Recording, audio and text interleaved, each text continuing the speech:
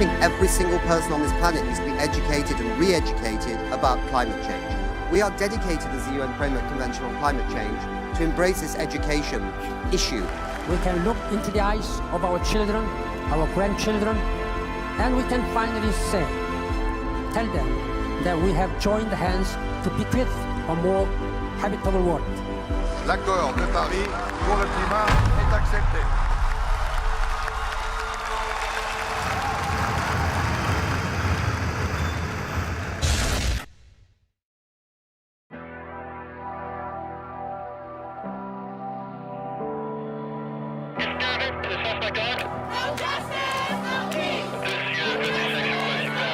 State Congress voted to ban abortion.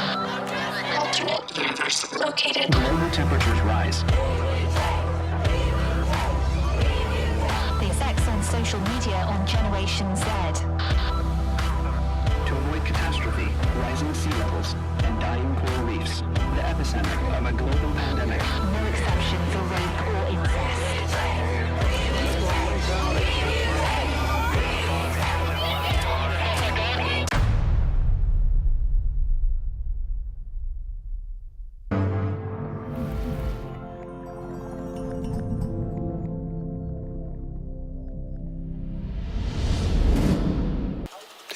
Welcome to an impromptu morning show here right now, where we don't have time is in Belém, but we are actually this time in the Amazon rainforest.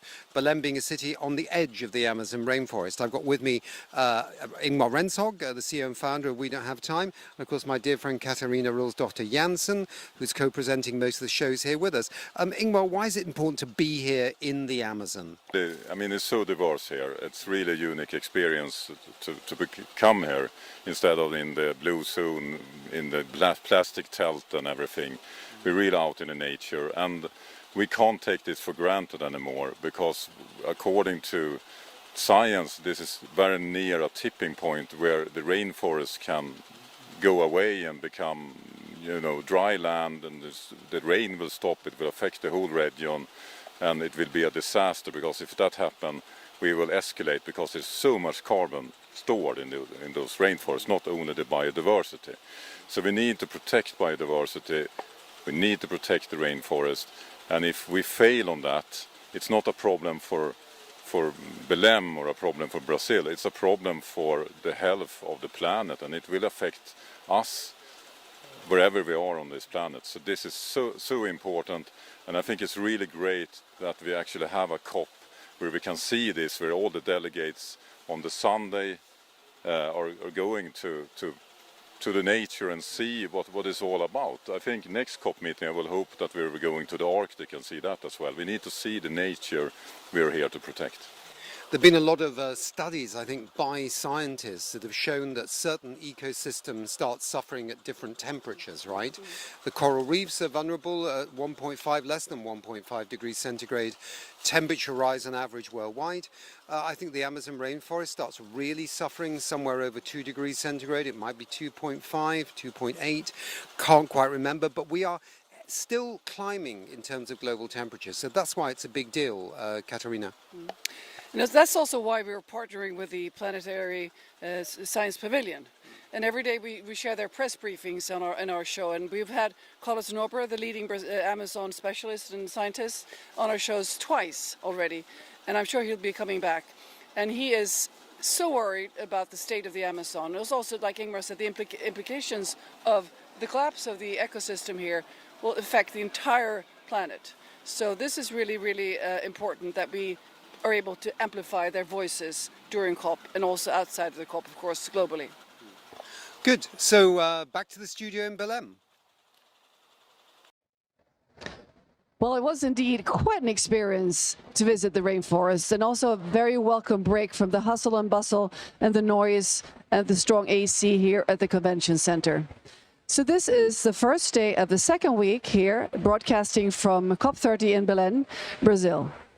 And it was a rest day for the COP, the people at the COP yesterday, but there was so much happening outside of the venue yesterday and also Saturday. There was a big march of 70,000 people, the People's Summit. It was the biggest display of civil engagement since COP26 in Glasgow, actually. And it included Indigenous people, farmers, and all sorts of trade unions and unionists, and also representatives from many NGOs. So it was a big event. In this context, good news is indeed happening here at the COP. So according to our partner Mission 2025, $9 billion is now committed to sustainable agriculture and restoration. And it is prognosed to reach 210 million hectares of land and also 12 million farmers in more than 110 countries. So this is the week where things will heat up in the negotiations, and where you see some countries backpedaling, pushing the brakes, and some countries really pushing for stronger wording in the final documents. And we will, of course, be following the negotiations closely. But first, let's get our broadcast underway. As the first COP week is behind us, one of the most widely shared stories is the story about the fossil fuel lobbyists. And the reports claim that there is massive amounts of fossil fuel lobbyists here at the COP, and they're infiltrating the talks. And it does indeed sound very unsettling when you hear it, right? But can it really be that many? And what kind of influence do these so-called lobbyists really have on the COP negotiations and the impact here, on the outcome? So to dig into this, I'd like to introduce Ingmar Rentzhog, the CEO and founder of We Don't Have Time. He has been doing some research on this topic. So Ingmar, please join us. Thank you, Catherine. Boy, it's windy here, the AC. It's very windy. We should move the studio permanently to the rainforest. So. Yes, that would be much more, well, stickier, but also more lovely, of course.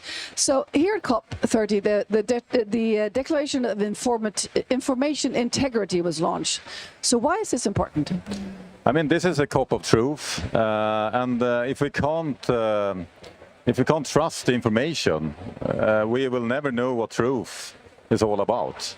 And it's so important. I am so glad to see Sweden among 12 countries, Brazil, Canada, Denmark, Finland, France, Germany, and some others, Netherlands, Belgium, that have signed this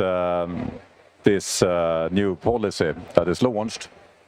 And it's all about that we need to be able to trust the information provided. Without that, we will not know what the facts are, and we don't know the difference between facts and opinion. So I think that's really, really good from UNFCCC, and I'm very proud to be Swedish, that we are not only part of it, but we have been pushing for it as well. So Ingmar, how transparent is the UNFCCC about participants this year? They're getting more and more transparent for every year. So today it's very easy to see. They publish the names and the delegates and a lot of information about who is actually invited here. And I think that's very good, because this is an important meeting, and UNFCCC needs to be as transparent as possible. And there have been a lot of improvement here. So here it's not only UNFCCC launching this information integrity, they're also living as they preach. Of course, there's room for improvements. Everyone can improve in this matter, but I would really like to give the host here a compliment for providing the information. Mm-hmm. Thank you, Ingmar. The Kick Big Polluters Out report stated that we have 1,600 fossil fuel lobbyists here at the venue with badges. So what is your reaction to this? I mean, first, as everyone else, I became upset. We have seen those numbers through many years now. It's increasing and increasing. This meeting should not really be about pushing fossil fuel. It should be about pushing for a fossil-free future. But after my first reaction, I also seen this story everywhere. It's like in all newspapers. And it's getting people really upset that are not here, because we that are here, I mean, have you seen a lot of fossil fuel lobbyists sneaking around? They're not really visible, are they? No, they're not. And that should also be the truth. I mean, the fossil fuel lobbyists they seldom want to reveal themselves, but really, is it 1 of 25 working for an oil company or a company that receives money from oil to push for a fossil fuel future? It's not what I see at others' COP. It's definitely not what I see at this COP. So I found the original report and I started to read about their methodology. And it's all about how you are defining a fossil fuel lobbyist. For example, if you work in a big bank, that some part of the bank are lending money to fossil fuel companies. Even if I work with green bonds, for instance. You are a fossil fuel lobbyist. If you're a member of International Chamber of Commerce, we have had members of International Chamber of Commerce at this stage pushing for green transition, pushing for a fossil-free future. You're a fossil fuel lobbyist. So it seems that this study is kind of guilt by association. If you can be, have some connection with fossil fuel, you're a fossil fuel lobbyist. And I mean, come on, that's not information integrity. And if you want to dig deeper into this study, it's not really 100% transparent in how they have done it. So Nick, they are using UNFCCC transparency to do a study that is quoted in world media, and they are not completely transparent of the methodology themselves. I think it's problematic. Of course, there are fossil fuel lobbyists at this meeting. I don't think it's that many. I don't share the same definition of a fossil fuel lobbyist. I mean, in the end, it's not about who you are; it's what you do. If you are doing the right thing, should you really not be able to come here if you're working for a bank? All companies, all countries, they are somewhat schizophrenical. If we can take the host, Brazil here, they are doing really, really good at cutting deforestation. On the same time, they're drilling more oil. But on the same time, they're quite outspoken about that we need to get off oil. So we need to think a moment here. Who is actually... Why is this study quoted in so many media? No one is calling it out and trying to say why is what that? I'm saying. Why are no other big media outlets questioning this and really digging deeper into it? Because I think it's a way that if you want to be on the right side, it's easy to push a story that, upsets people. You're doing your job. And if you're a newspaper that, don't really like the climate agenda, if someone are criticizing the most impactful climate meeting to be meaningless and influenced by fossil fuel, they love that. So they have no motive to question that study. So this is why it's so important to have information integrity. And make science great again. It's not about saying that climate scientists are always right. No, it's about, don't mix facts with opinions. Wishful thinking in any direction is not good. We need to be very clear on the facts, and that's so important because there's also another perspective here, and that's actually, all the panels we have, all the pavilions, I haven't seen any oil pavilions, but maybe there are some OPEC or something there that's been on previous COP. But all the panels here, all the talks and discussions, they are very much about creating a fossil-free future. And if it's some fossil fuel lobbyist hiding in the dark, being anonymous, listening to us, isn't that a way to actually communicate to them? Well, they will learn that the renewable energy transition is already. We won that battle more or less. For once, the green lobbyists, people like you and me that are pushing for a fossil-free future, we are the majority. For once, all other days in governments, the fossil fuel lobbyists, they are in Brussels, they are in government buildings, they are having meetings, closed-door meetings. But this 2 weeks, is for us. So I don't see, we need, in order to make something great, we need to see what the problem. And the problem with the COP meeting is not those fossil fuel lobbyists sneaking around. Of course there are some, it's not as many as 1,600, at least the way I reasoning. But the real problem here is the governments representing their agenda for prolonging the fossil fuel use. That's the problem. Let's focus on that. So Ingmar, in this report, it's also stated that 531 carbon capture lobbyists are present at the COP. So what do you say about this? Yeah, that's even more absurd actually, because I mean, carbon capture, many people don't like it because for a very long time it has been used as an excuse to just keep drilling oil. I had this conversation with the climate minister in Norway, and they asked, why are you drilling more oil? We are going to capture it, no problem. I mean, if they're doing that, that's great. If they're saying it but not doing it, it's not great. And of course there are some carbon capture lobbyists that are here just to say that we can continue to burn more oil. But I would say that those 500 people that are here from the carbon and capture lobbyists, they are here to showcase their solutions, that they actually are doing it. There's a lot of projects out there, and we need to scale that, because if we are listening to the science, in the IPCC report, we need that. We will not make it if we're not also using carbon capture and storage.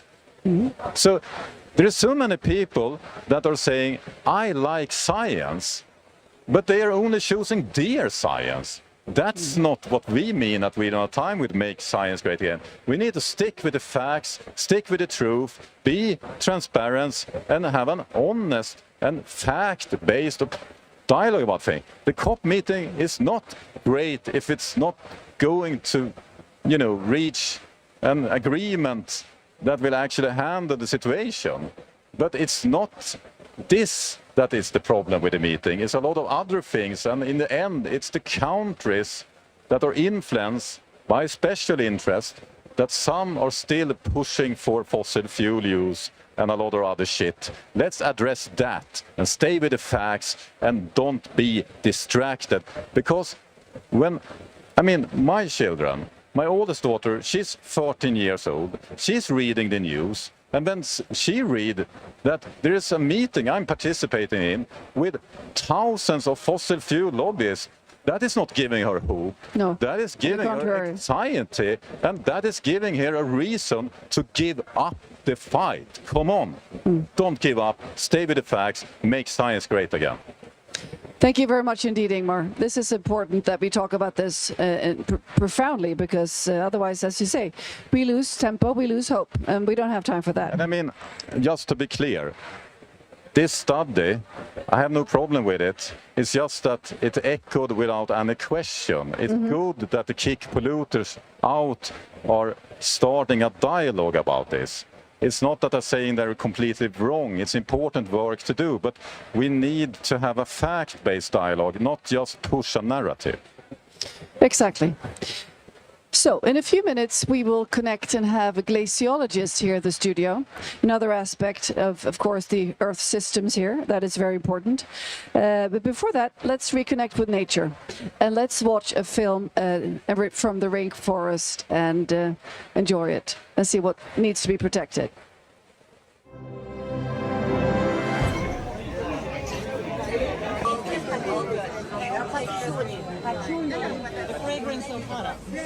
Isso aqui, uma batatinha dessa, cada batatinha dessa é um pé, da crepioca.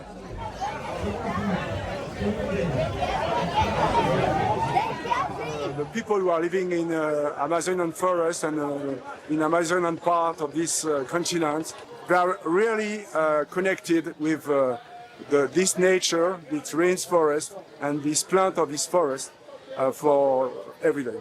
Pega e não me larga. Significa stay with me, don't leave me, Well, everything. So you can buy, you lick, and have the food.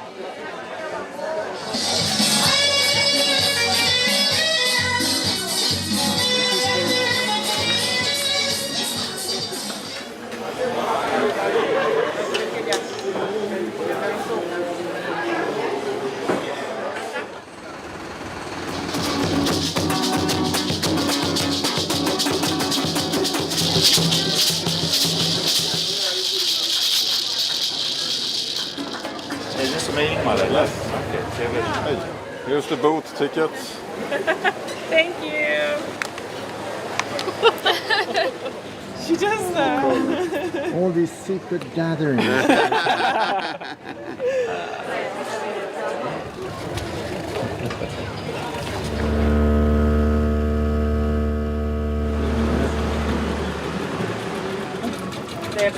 On one trip to the Amazon, I ended up staying in a treehouse. And now if I say treehouse, this is not what we may have built ourselves when we were kids, but 20 meters high in one of these majestic trees in the forest. And you have at night all kinds of animals coming, monkeys jumping on the roof. It's very noisy actually. You hear a lot going on. And you don't quite know because you're not familiar with it. So it's an interesting experience. You feel you lose control a little bit over what's going on. Well, when you're back down again, every meter you make is actually really heavy. It's heavy on your breathing. It's heavy as well because you have a whole cloud of mosquitoes behind you having a feast. And it's just very interesting to take a step and think back and disconnect from our daily life in a very urban environment. There's a Brazilian word, reforest your mind. It's both yourself and nature.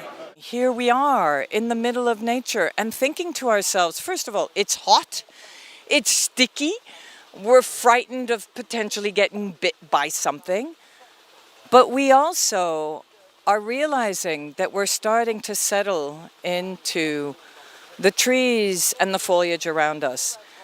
We come from nature, and nature is us. And yet we are being told that we have to deny the impact of our impact on nature, that we have to deny the importance of nature through the geopolitics and the power games that are playing out right now as all of us are here at this COP30. Did we as humanity divorce nature? Was that a mistake we did a long time ago? And do we need to reconnect to nature and realize we're not just dependent on nature? Well, maybe that's the wrong thinking. We are nature. As we all relate to our closest family, because we're sort of done that way, what if we expand that circle to not only include our friends and family, but also a larger circle, so everyone is included, and then we all become one? It sounds like a grandiose idea, but perhaps that is the case, that it's only presence that we're longing for. And if we have that connection, I would also go from seeing a sense of controlling and owning my world around me, in whatever sense it could be, owning a room, owning things, showing up, and go to a sense of belonging, that I am part of all this, and everyone around me, including the weather, including all the animals, and including everyone, is a part of me. And then that makes me feel whole. So I think that is where we could go in order to solve this climate crisis. Okay, everybody, make science!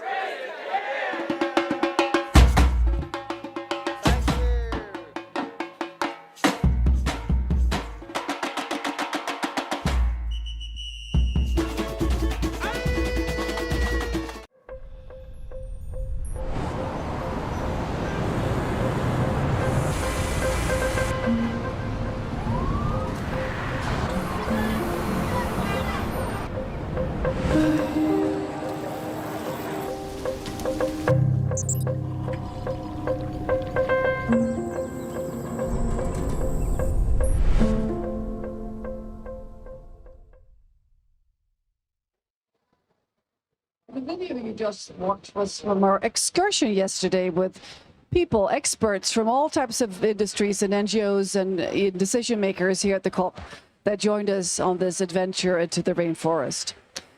Speaking of adventures, now next to me I have a real adventurer. He's an explorer and glaciologist and also CEO and skier and you're CEO of the company Sustainability, and you're also a member of Researchers Desk.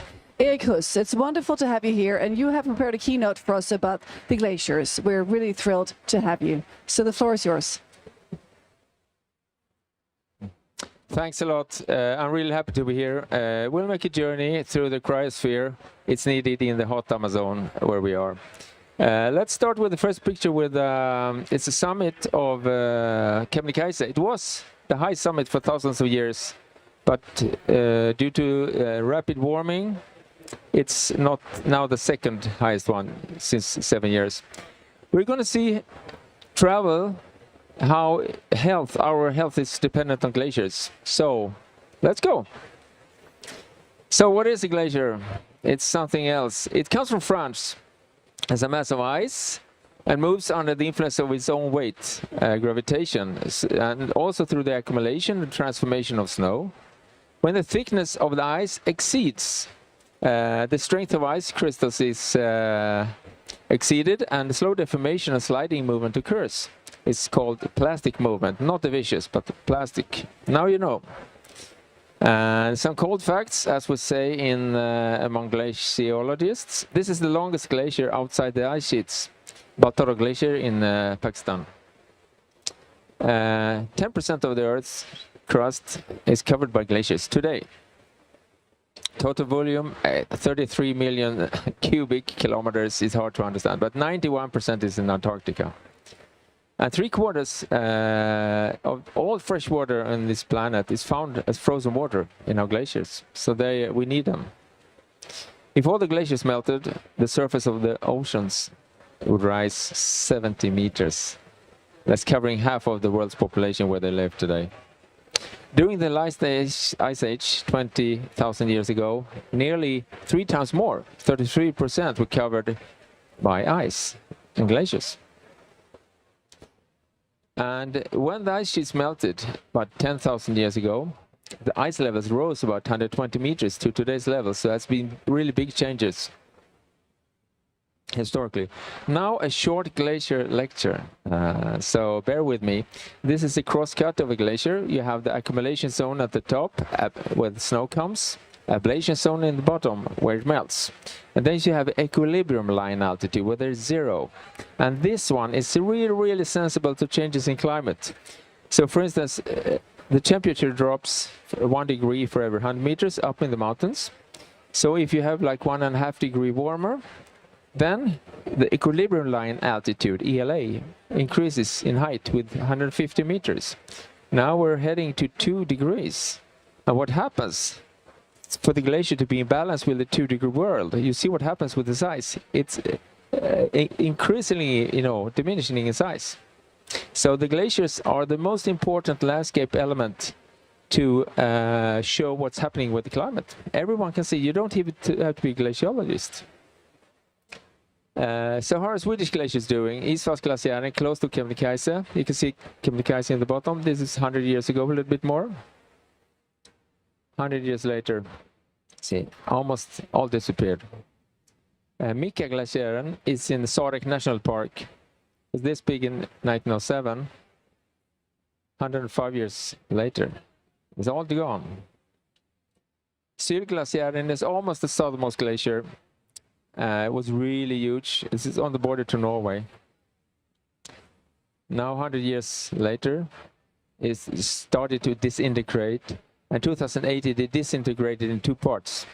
And what happened last summer, 1/2 of it just rushed down. It lost grip of the mountain, rushed down in the valley. So all the climbers and trail hikers, they had to beware, they had to warn everyone. It never happened in Sweden before. And some views from the Alps. This is Gurgel Glacier in Austria. You can see the difference, just 100 years, or less than 100 years.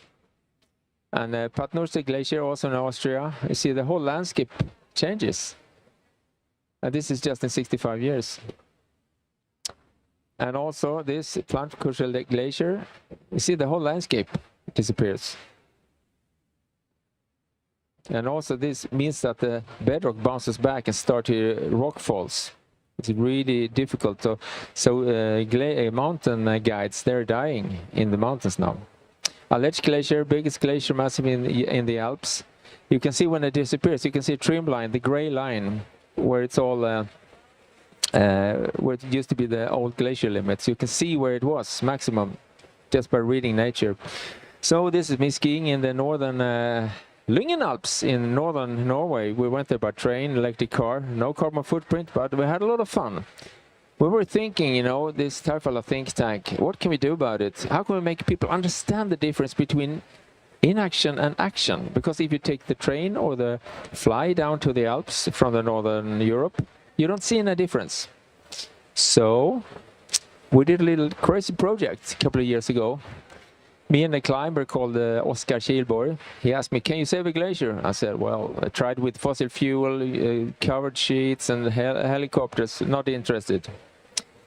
We made a project called CPR on the glacier, you know. So we constructed wool sheets out of, you know, surplus wool that was going to be burnt. We took it on kayak wagons and dragged them all over the mountains. That was quite an effort. And then we covered a piece of the glacier. After just 4 weeks, you can see how much it protects. This is between action or no action. So it's really efficient, and you could actually on this one you could Reuters, they heard about this news, and it was 19,000 news all over the world of this crazy project. So there's an interest in these crazy projects. But we wanted to make it bigger, so we found this Ekman Glacier and close to Korsa in the northern Abisko Mountains. We covered it, we wanted to cover it, and we collected the Swedish ski team, financed by Vattenfall, a Swedish energy company. There was girls and boys, but we couldn't get up the wool sheets. The snow was too soft, too warm. So what we wanted to show, climate change just happened to us. That's crazy. So we try next year. Well, glacier status globally. What happens? In the latest 100 years, Scandinavia lost 35% of its glacier mass volume. Alps lost 50%. But Himalayas, we don't know because it's so big. But they will lose about 180% until 2100 in 75 years. And what does this mean? Well, this is a graph of what's happening since the latest 48 years. What you can see down on the right-hand corner, well, you can't see, but 89% of the Antarctic melting happened in the latest 7 years or 9 years. If we zoom out globally, you see that it's accelerating. During 48 years, 41% of the changes the last 9 years. So it's not slowing down, it's accelerating the melt. And if you look at Himalaya, it's called the third pole, except for Antarctica, and then the Arctic. It's a huge resource of water for many people. About 2 billion people are dependent on the water from glaciers during droughts, half of the year. Globally, 4 billion people are dependent on glacier water, but every second person on this planet. Now there's flooding because of glacial lakeout flooding. It destroys infrastructure, hydropower stations, agriculture and villages.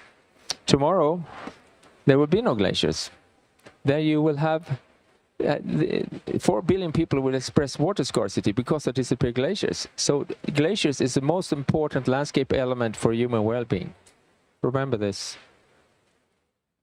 Just an example from 3 years ago, that was Pakistan. They had 75% more monsoon rain, an extremely hot spring. And then it was 3 times greater melting over 7,000 glaciers. They have most glaciers in the world. And 1/3 of the country covered underwater for months. That's, up to 6 meters water. So 35 to 40 million people were climate-related refugees, and all this was climate-induced. And in Antarctica, do they really melt?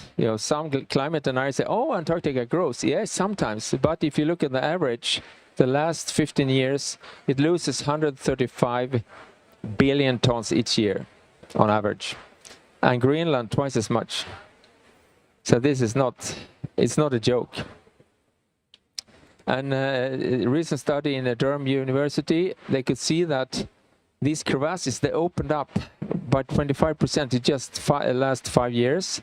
And that means that more meltwater come into the glacier, lubricates, and it melts faster. So water and warm winds is really dangerous for glaciers.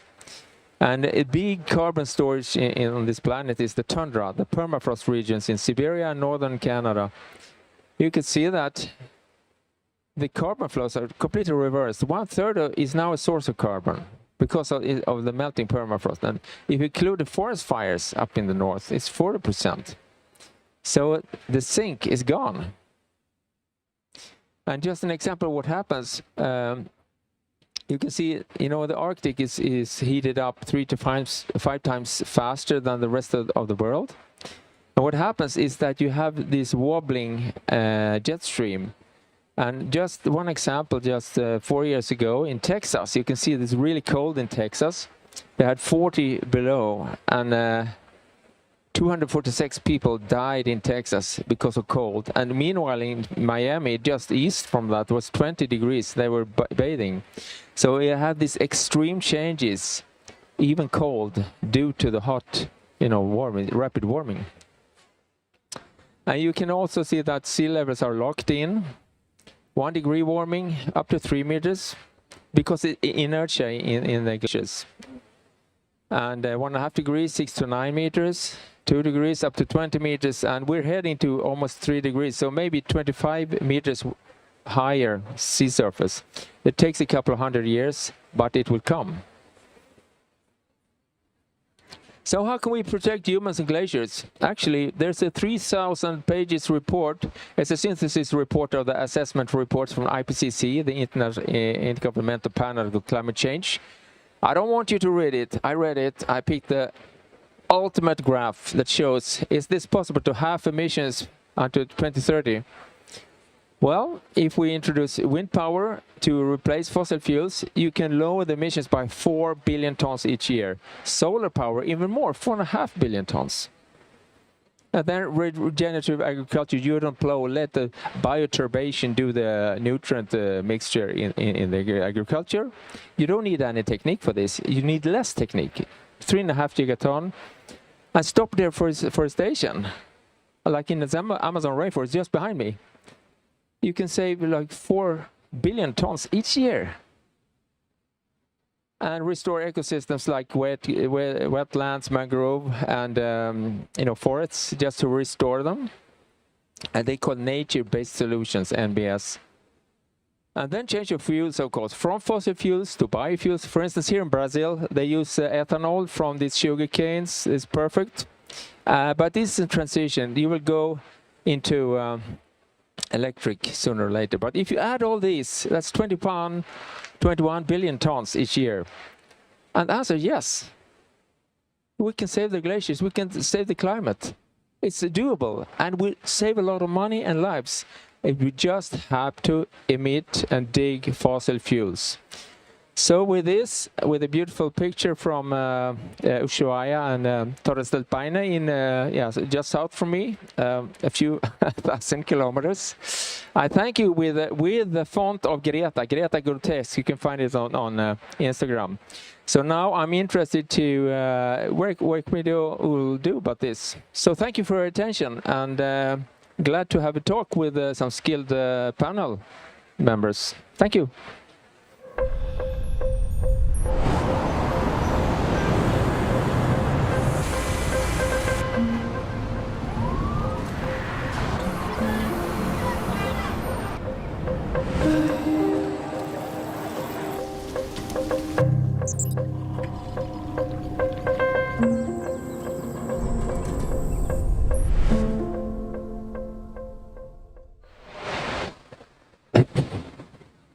Well, thank you so much, Erikos. That was a great, clear presentation, and of course, profoundly disturbing what you were telling us. And you're here representing the Researchers Desk and also Pavilion Center for Climate Research. It's important to point that out.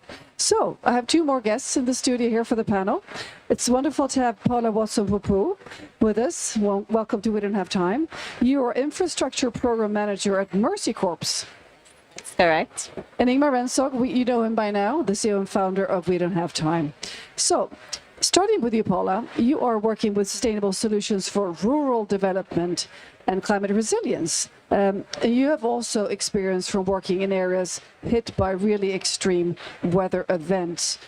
So just like Eric, you've seen with your own eyes the impact of climate change and also the crisis, of course, that the harm it does for human health. So please share a few examples for what you have experienced, Paula. Yes, thank you. I must say climate change is happening in the Caribbean right now. It's impacting us right now. It's not a future scenario. It's something that's happening to us. The World Health Organization has estimated that between 2030 and 2050, 215 lives will be lost yearly due to the impacts of climate change. We see that even in the Latin American region, farmers, agricultural workers, construction workers are disproportionately affected by heat stress. And just the other day, we had people here in the studio in a session with people from Lancet Countdown and also from the Wellcome Trust.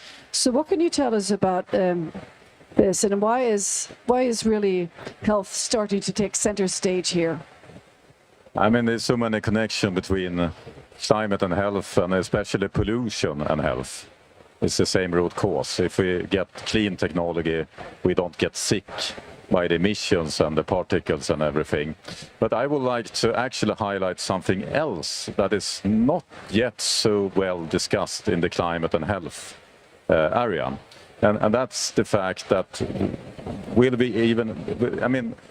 all know that, as I just said, health and climate are closely connected. That means that the more heat on the planet, the more stress on health system. That costs money. Healthcare is not, we need to fund healthcare. And if we listen to the insurance industry, there is a report that came out earlier this year from Exeter University together with the insurance industry that says that if we're continuing on the warming path we are on right now, we are actually risking 50% GDP losses in 2 to 3 decades. In that scenario,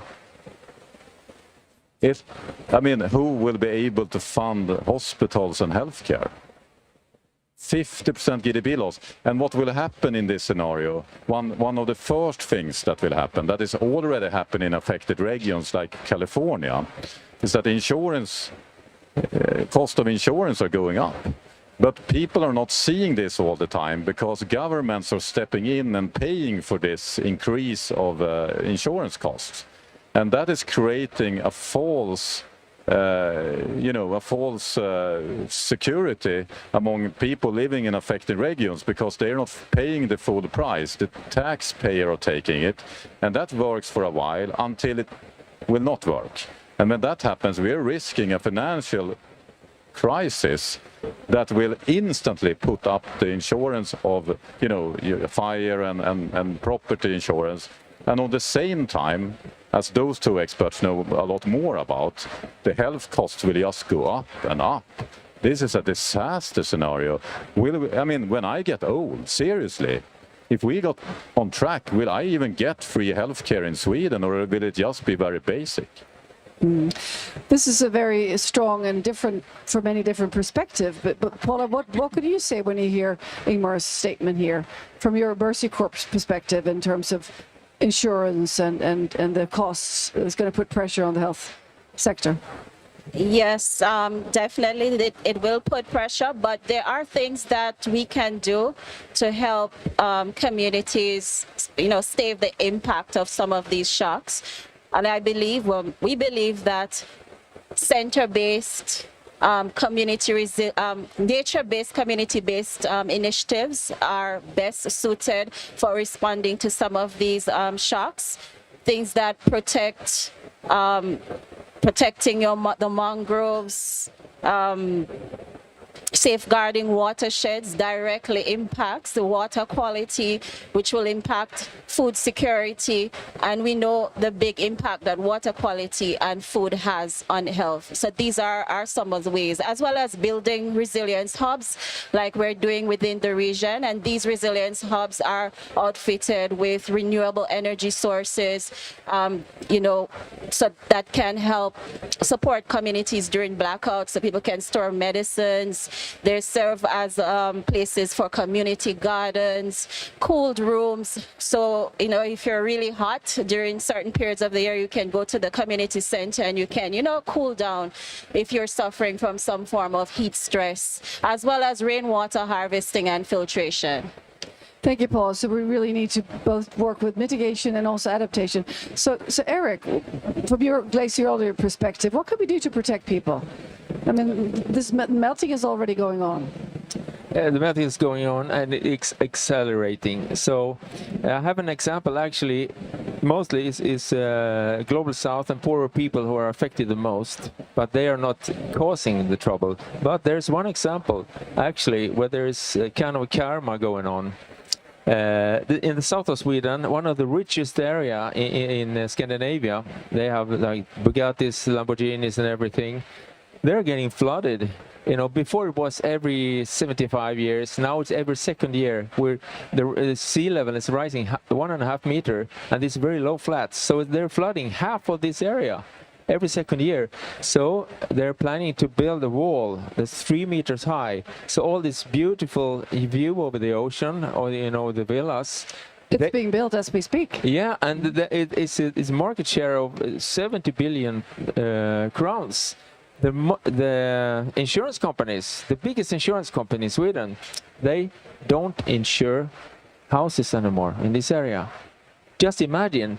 Find the irony that the richest people in Sweden cannot insure their houses anymore.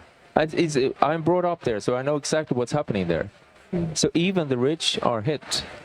So nobody can escape this, and it's happening now, not tomorrow. It's. Thank you, Eric. And many of them are protesting that their view is being destroyed too, which is another story. Yeah. So Ingmar. Perhaps they can build it like a glass wall. Or you can have TV screens looking at the Earth, how it looked when they were young, before we started to destroy it. I don't know. That's a good idea. But I would like to agree with you that there's so many things we can do about this. What I was talking about is if we're not acting, if we not get this under control, it's still things that will happen, but not that worst case scenario. And we need to get into the public debate, into the governmental debates and into policy making, that the cost of acting, adaptation and mitigating now saves so much cost later. This is not a matter if climate will cost us. It's a matter if we are willing to take the bill now when we can manage it, or Indeed. if we are going to take the consequences when it's so expensive so we can't afford it. That's what it's all about. And health, I mean, health have previously not been so, the health system is very much built on fixing it when you get sick. So I think we need also to get the health system to be more better at, you know, fixing the problem before we get sick. And there's so much things to do there, and it's also happening a lot of things. I've lost the name of the African country that actually have banned import of fossil fuel cars. And the reason they're doing it, perhaps someone here knows the name of the country. I think it's Ethiopia. I mean, it's not a rich country, and they're doing that. It's quite bold, right? And the reason they're doing it is to protect public health. It's not for the climate. It's to protect public health, because the emission from the fossil fuel, old cars, are actually killing people.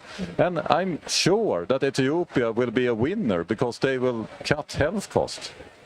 Thank you, Ingmar. Paula, so what do you think needs to happen here? Should we focus on policy, finance? Which are the most important levers here? Definitely all of these are important: finance, regulations, policies. But I would say the most important thing is finance. Communities, they know what they need.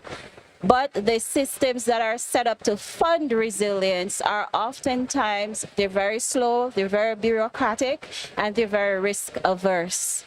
We also, as I mentioned, we need to build centers where people can learn about disaster risk reduction, disaster risk management, maybe how they can insure their homes, maybe how they can manage their health in these types of situations. And I believe this is why our Resilience Hub initiatives are important, because they are like centers of excellence for the community, and even helping the community to advocate for what they need, because none of this makes any sense. It doesn't make sense we build stuff for the community. We have to build with the community, because the community knows, they know what they need.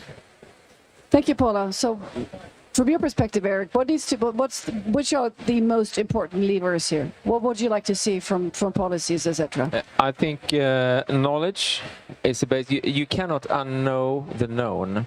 So the more educated you are, policymakers, the public, the schools, if we know what is the risk and what's the chances of doing something better, then you can choose. Like the enlightened customer, without knowing you do the wrong, you can be completely unaware. Most people are unaware. They are not evil, they're just unaware. Make people aware of the choices, enlighten yourself. It doesn't cost anything, it doesn't weigh, your brain doesn't get heavier of this knowledge.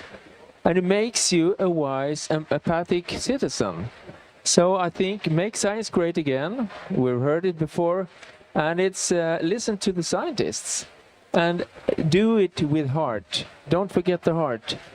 And use these transitional skills for sustainable development. It's all there. It doesn't cost anything. So it's so much for free, but you have to be open-minded. Then you will save the glaciers as well. You will also save the health of all the people downstream. There's 4 billion people affected.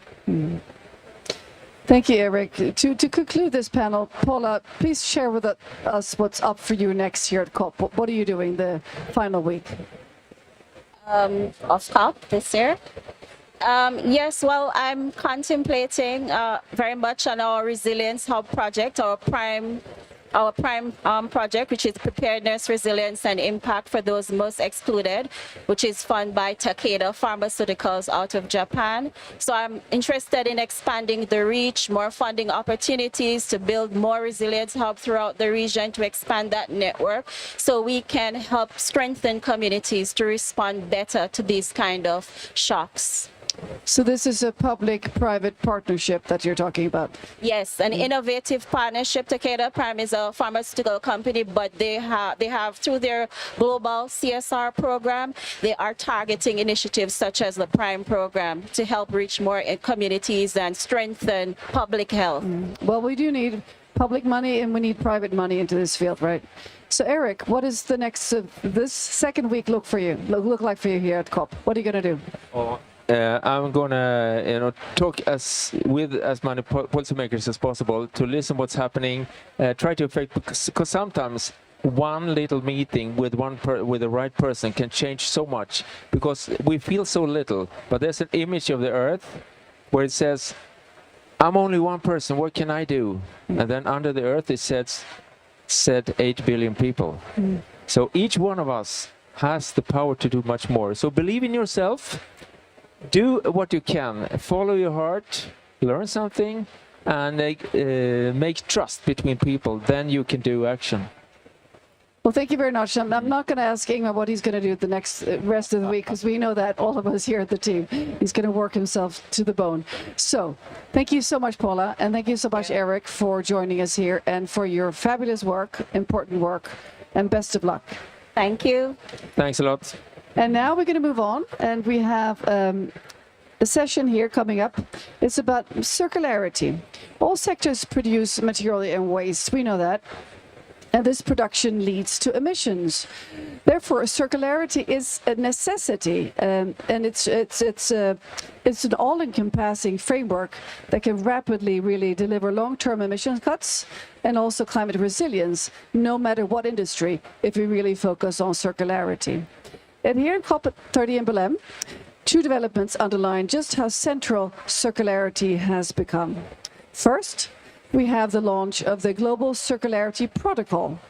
This is the first framework helping businesses measure and manage circularity across their value chains. Secondly, the Circularity Economy Now initiative. It is highlighting how cities and also communities can transform waste into solutions. Together, they show that circularity is now a core pathway to accelerating the climate transition, and this is really great news. So today we're highlighting circularity in a special two-part session from our studio in Stockholm.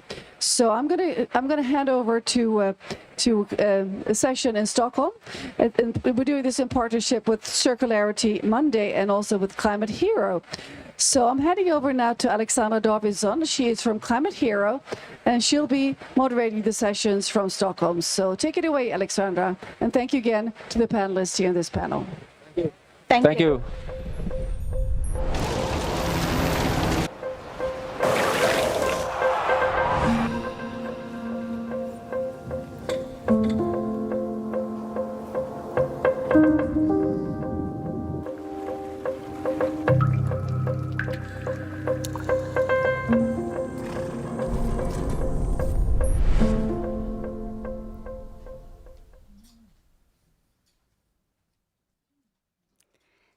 Thank you, Katarina.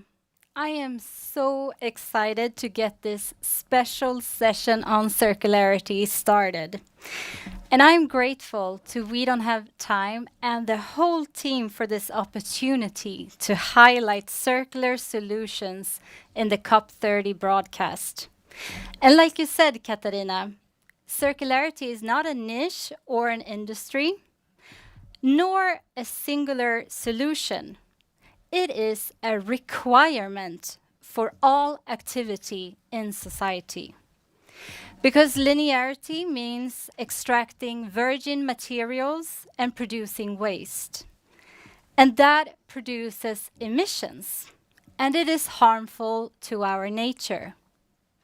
So we must make our entire economies circular. And that is precisely the reason why Circular Monday was funded in 2017 in Sweden. As you know, this session is done in partnership with We Don't Have Time, Circular Monday, and Climate Hero.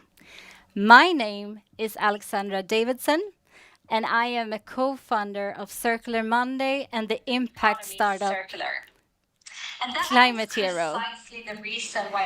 Excuse me, some technical issues.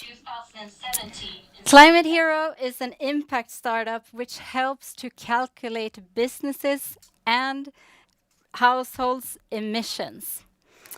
And consumption-based emissions is the largest part of households' emissions. And that is the reason why Climate Hero is organizing the global campaign Circular Monday for the third year in a row. And Circular Monday, it always happens the Monday before Black Friday. And this year it happens in 1 week, November 24th, and it serves as the complete opposite of Black Friday.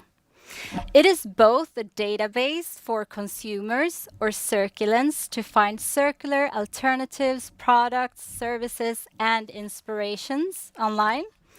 But it is also a social media campaign that creates awareness around circularity. And more than 1,400 businesses, organizations, and influencers have officially joined the campaign. And last year we spread to over 40 countries and we reached over 41 million people worldwide. This year it evolves to a circular week, with today's broadcast around circularity marking its start.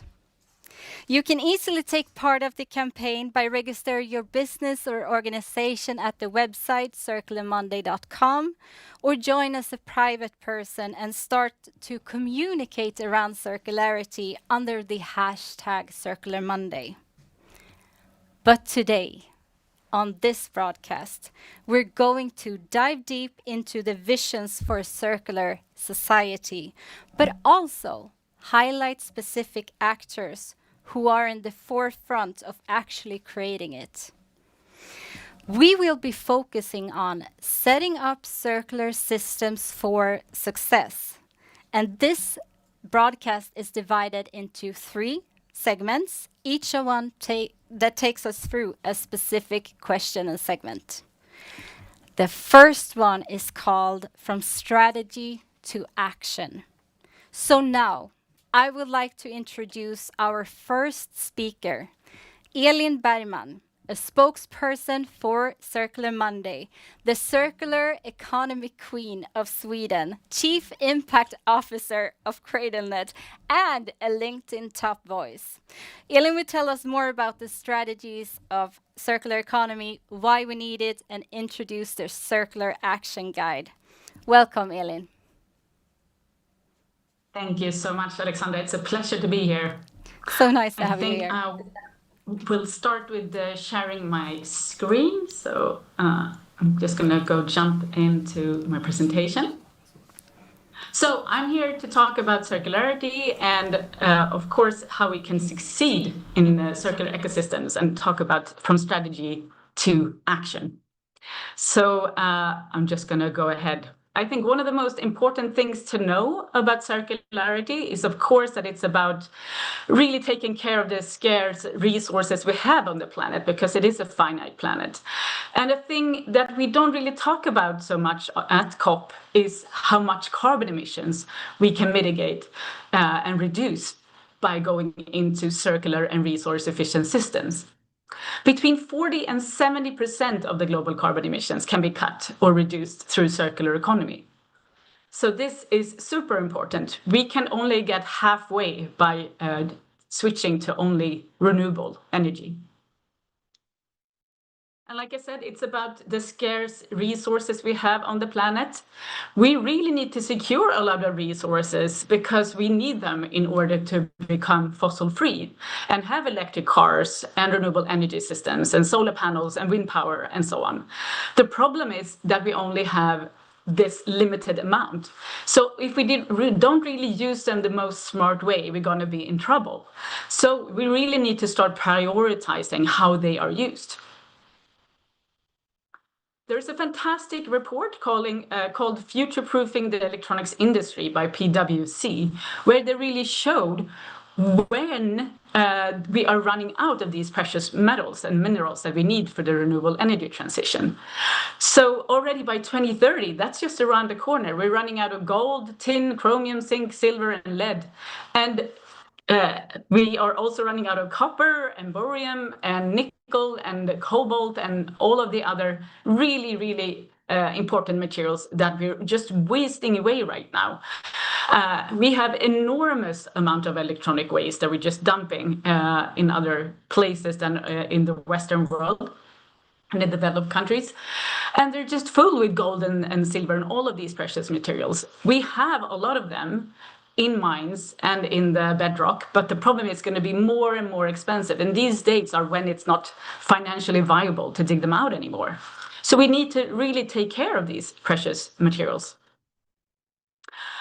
There are some really good strategies going on already. There's a recent Bain and World Economic Forum survey of 420 global manufacturing leaders that are saying that 97% of them are already implementing circular solutions, and they do that for a broad set of reasons. But sustainability, including profitability and competitive advantage, is some of the strongest reasons.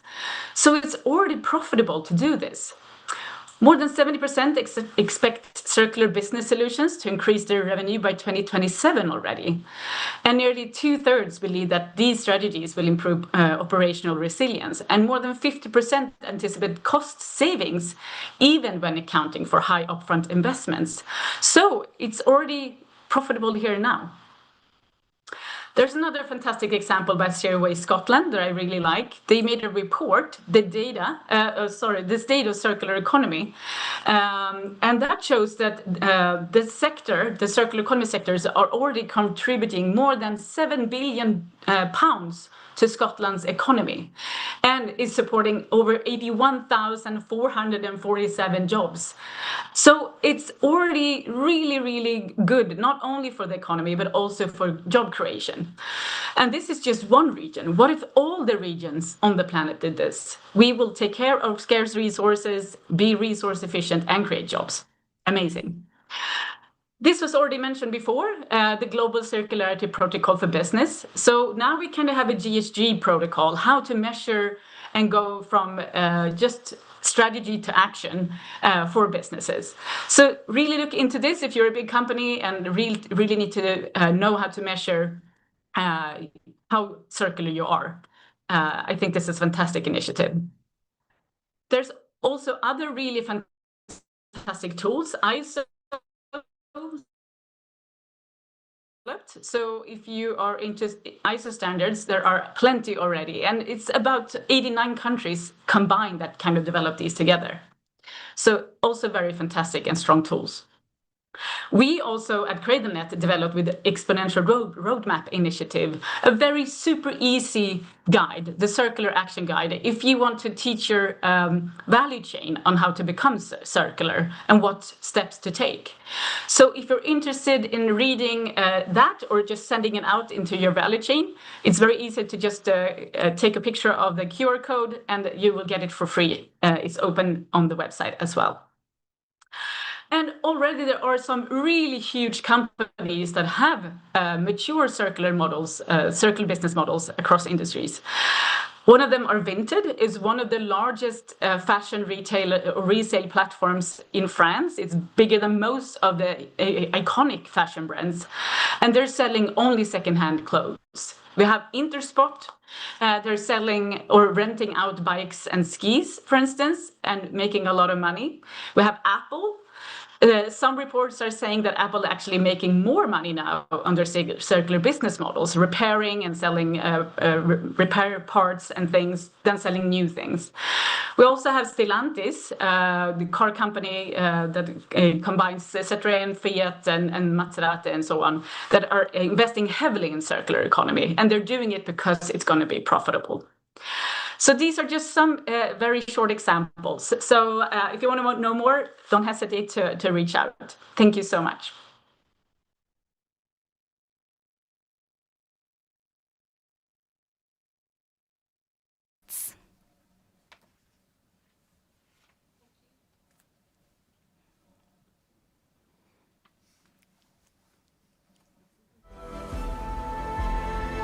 I think every single person on this planet needs to be educated and re-educated about climate change.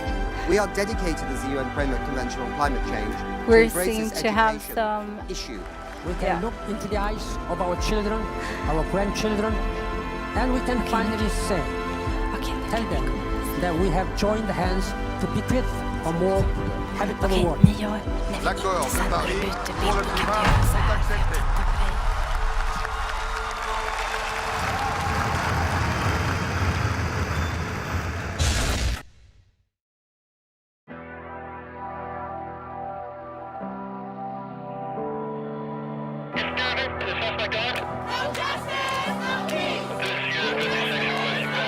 State Congress voted to ban abortion. Alternate universe located. Global temperatures rise. The effects on social media on Generation Z. To avoid catastrophe, rising sea levels, and dying coral reefs, the epicenter of a global pandemic. No exception for rape or incest.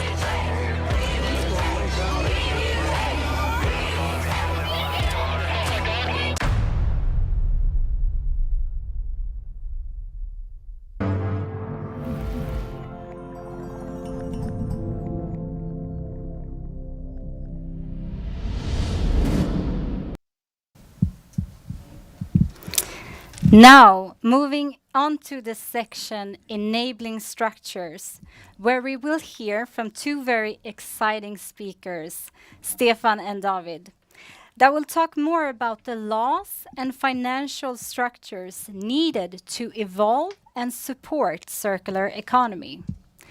And first, we will hear from both speakers, 4 minutes each, and then we will have a short panel discussion with both of them here on stage.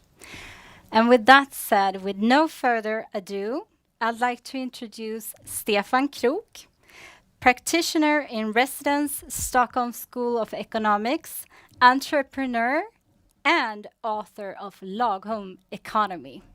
Welcome. Thank you so much, Alexandra. So I'll stand up here.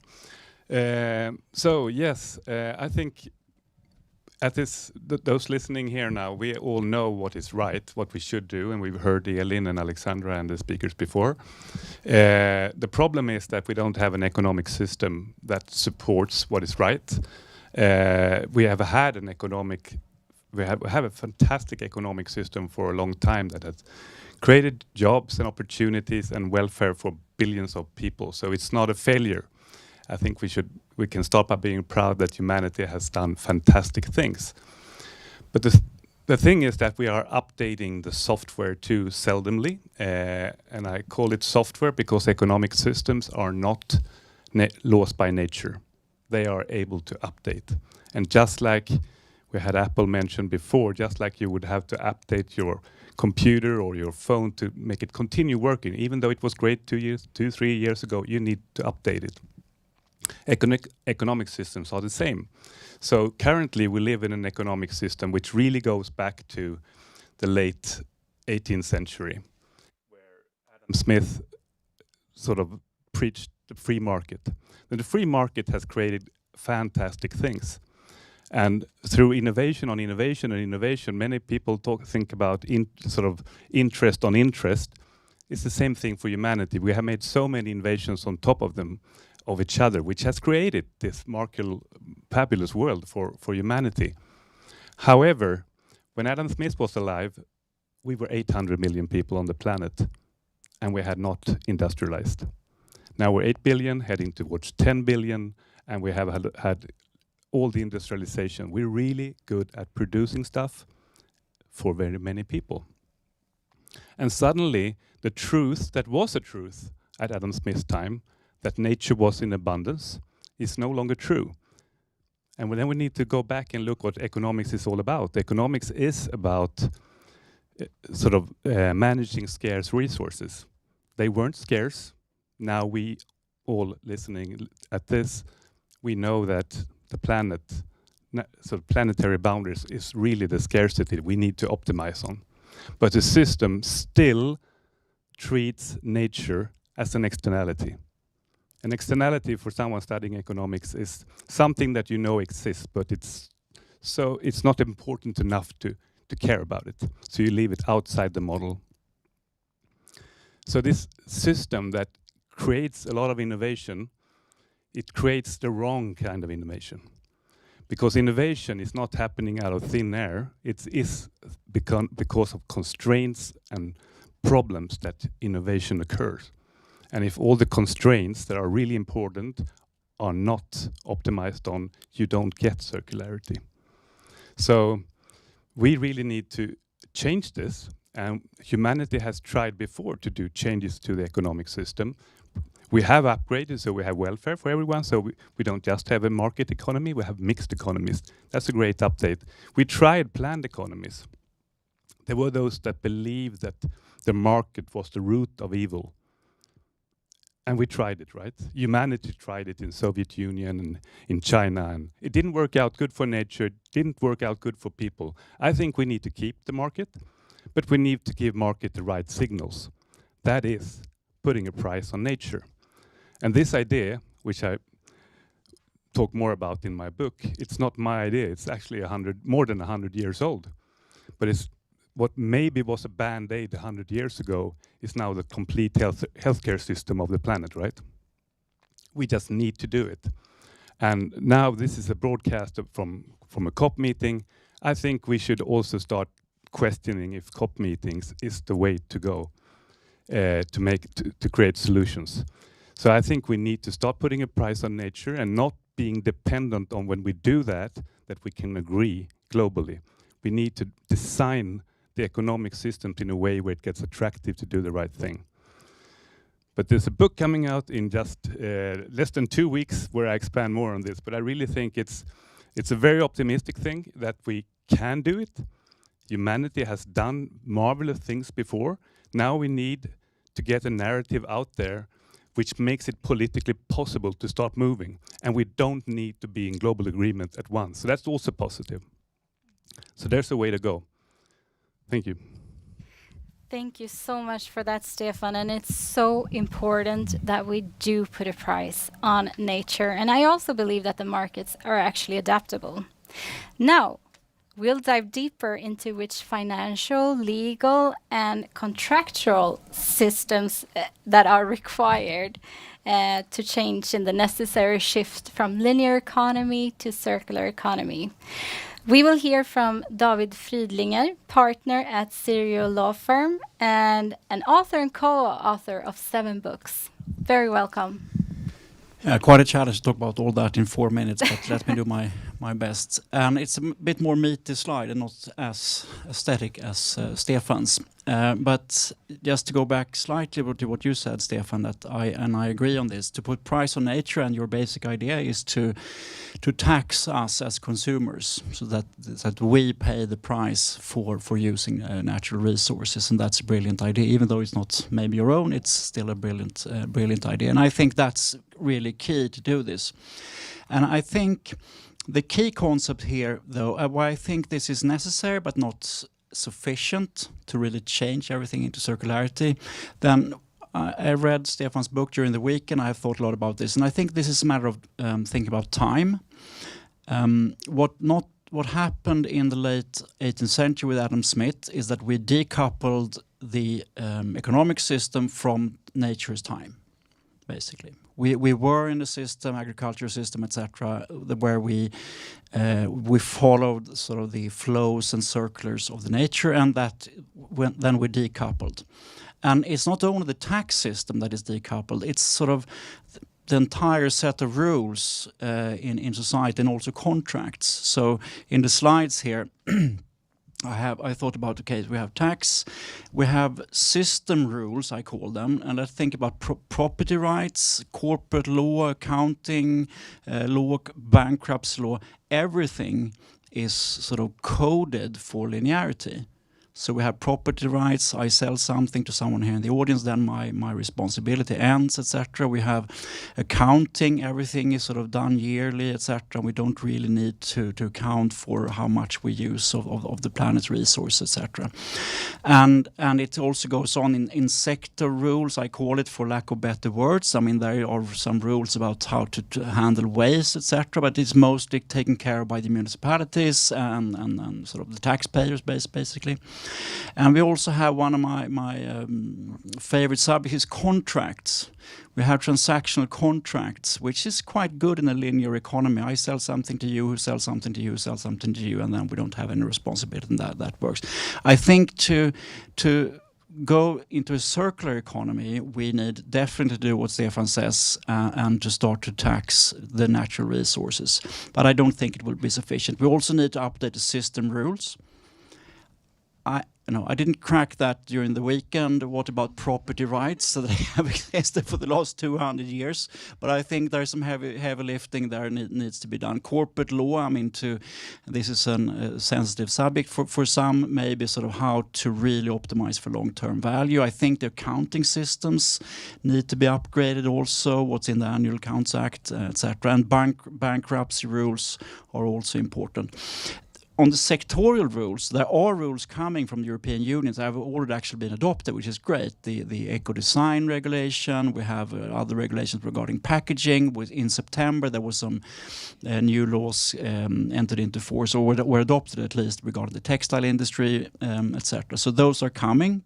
I think that's great, but I think also when I see those circular systems, for example, in textile, I'm thinking about the contracts. This is a much tougher coordination exercise, for lack of better words. than just to have a linear economy. Much more players need to coordinate their actions for this to be sufficient. So I think there's another kind of contracts that are also necessary, which I call relational contracts, where we focus more. So we have a relationship, and within that sort of strong relationship, we can manage a more complex system, etc. So yeah, this is what we do. And now we can talk more about this. Tax, I think, when I think about it, probably the most fundamental thing, but there are many rules also that needs to be reshaped, sort of to recouple the economy into nature time. Thank you so much, David, for bringing our attention to this. I mean, this is not something I at least think about. You know, when I speak about circularity, all of the systems, etc., that might need change in order for it to work. And I would like us to discuss how laws and financial structures need to evolve to support circularity. I do understand that we have just a small amount of time, but is there anything that comes to mind, like Stefan? Well, since David had such a complicated slide and a complicated message, I think, and it's amazing that you read the book and have been expanding on it over the weekend.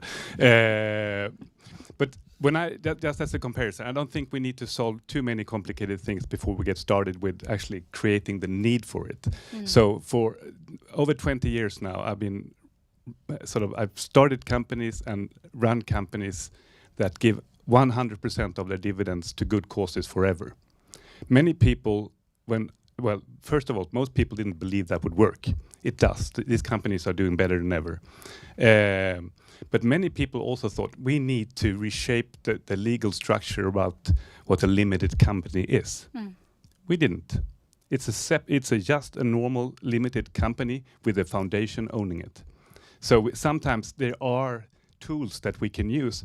And I think some of the complicated things we will, as a sort of cliffhanger soon, we will listen to Syre in a little while. And as I understand it, and maybe I'm wrong, but you have to pay attention and I will learn as well, to recycle polyester makes it 25% more expensive than using virgin materials. Raise the price, and the complexity of orchestrating that will create new opportunities for different companies solving those problems. But it's difficult to orchestrate the whole value chain when everyone is losing money. So I think put a price where it belongs, so we get balance with nature, and then let people innovate and do business.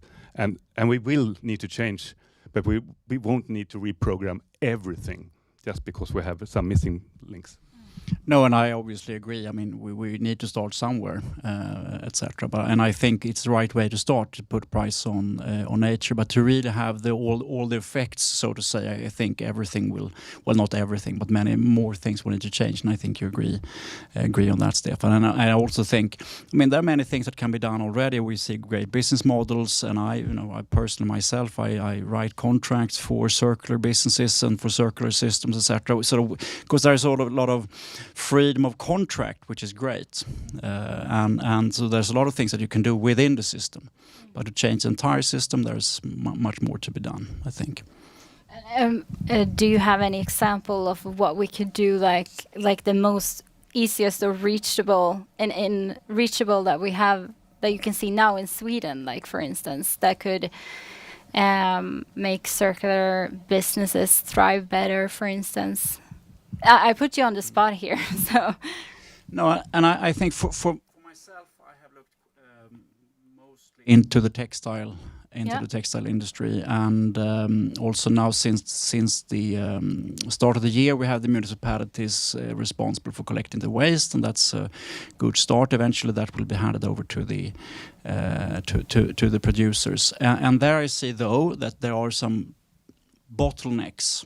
So of course you sell it, and then you need to collect it, but then you need to recycle and reuse, etc. And those bottlenecks needs to be fixed. And I think this is also where I see it's a complicated coordination problem also.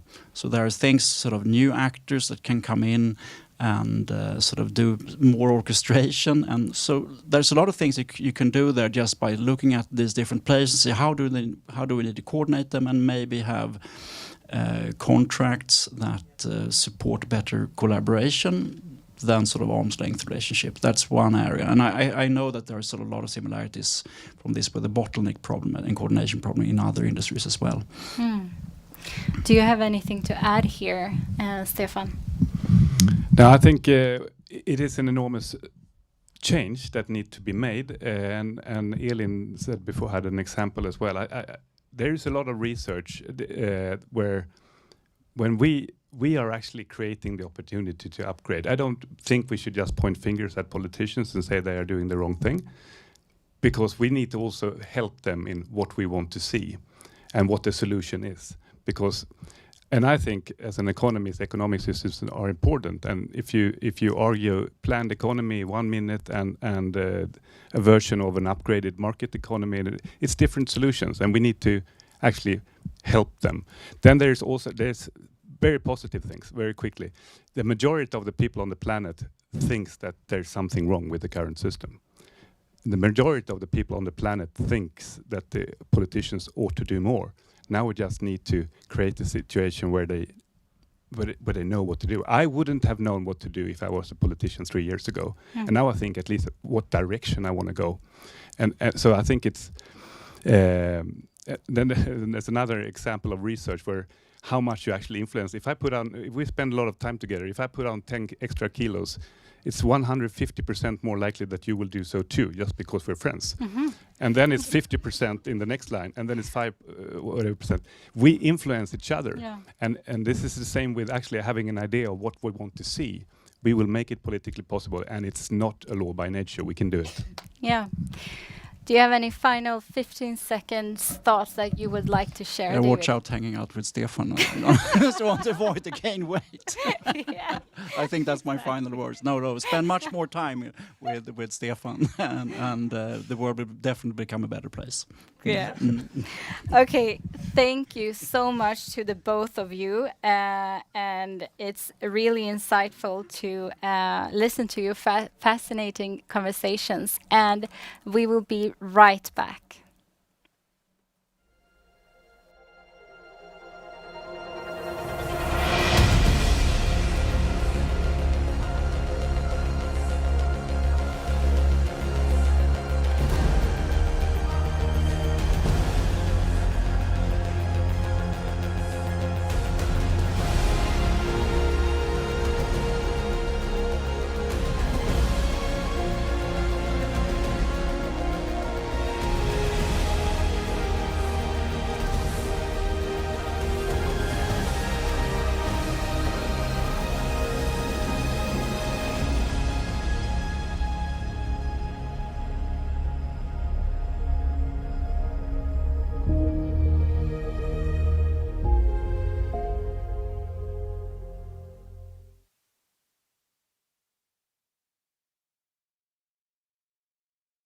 Pivoting now to talk with some new guests, Sara, Dennis, and David here. And this section is called Transitioning the Linear. We all know that each and every one of us need to make this transition towards a circular economy. So in this section, we'll get to see how 3 different companies work towards a circular economy from their own perspectives and angles. We have 3 speakers with us who each get a 4-minute spotlight on the stage before uniting here again in a panel discussion. But before I introduce our first speaker, we will watch this interesting ad.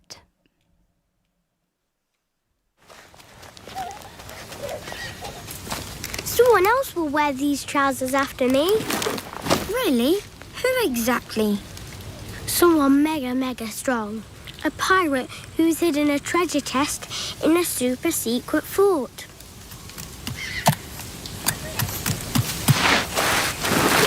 But this jacket's going to a super fast firefighter who puts out fires in very dangerous places.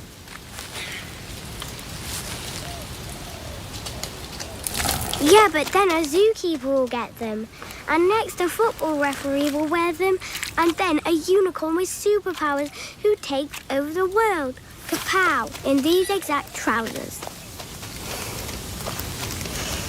Yeah, that's cool.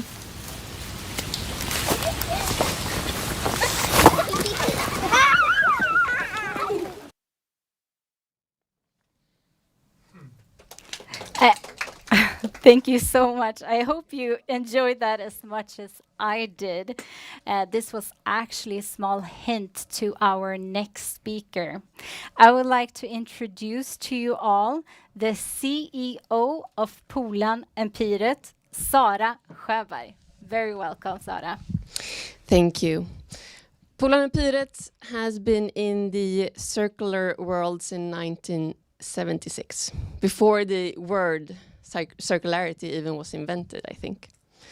So for almost 50 years now, our focus has been durability. We were founded to let women be more active in the workplace. And how could we do that back in 1976? Well, by doing it easier on the household, right? So it's easier to wash and easier to hand down. Siblings, friends, and neighbors. And to be worn by at least 3 children has been our motto even since. And now,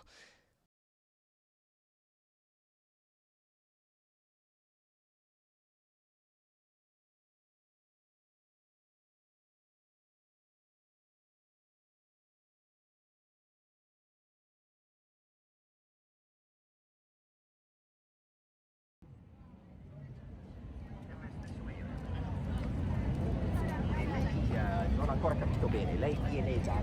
Allora, lei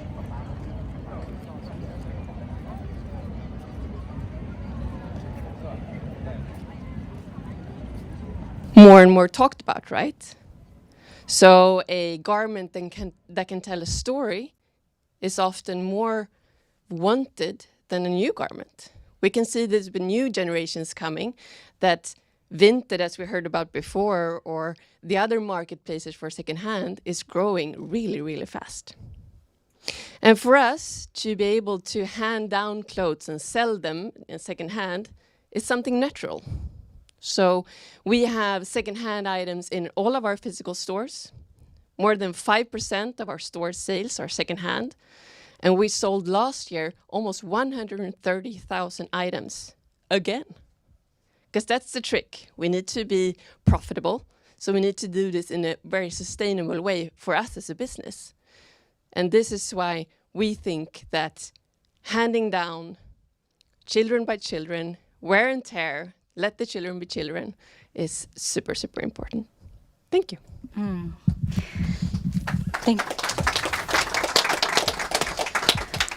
Thank you so much for that, Sarah. I absolutely love that you added a 4th line and that we look upon our clothes, you know, that they are actually telling stories. And I believe many people could recognize themselves in that. Now, let's hear from Dennis Nobelius, CEO of Syre, and what they are doing to help companies transition to a circular economy. Stage is all yours. Thank you very much. So I'm Dennis from Syre. I will actually start to spend a few seconds on my fellows here.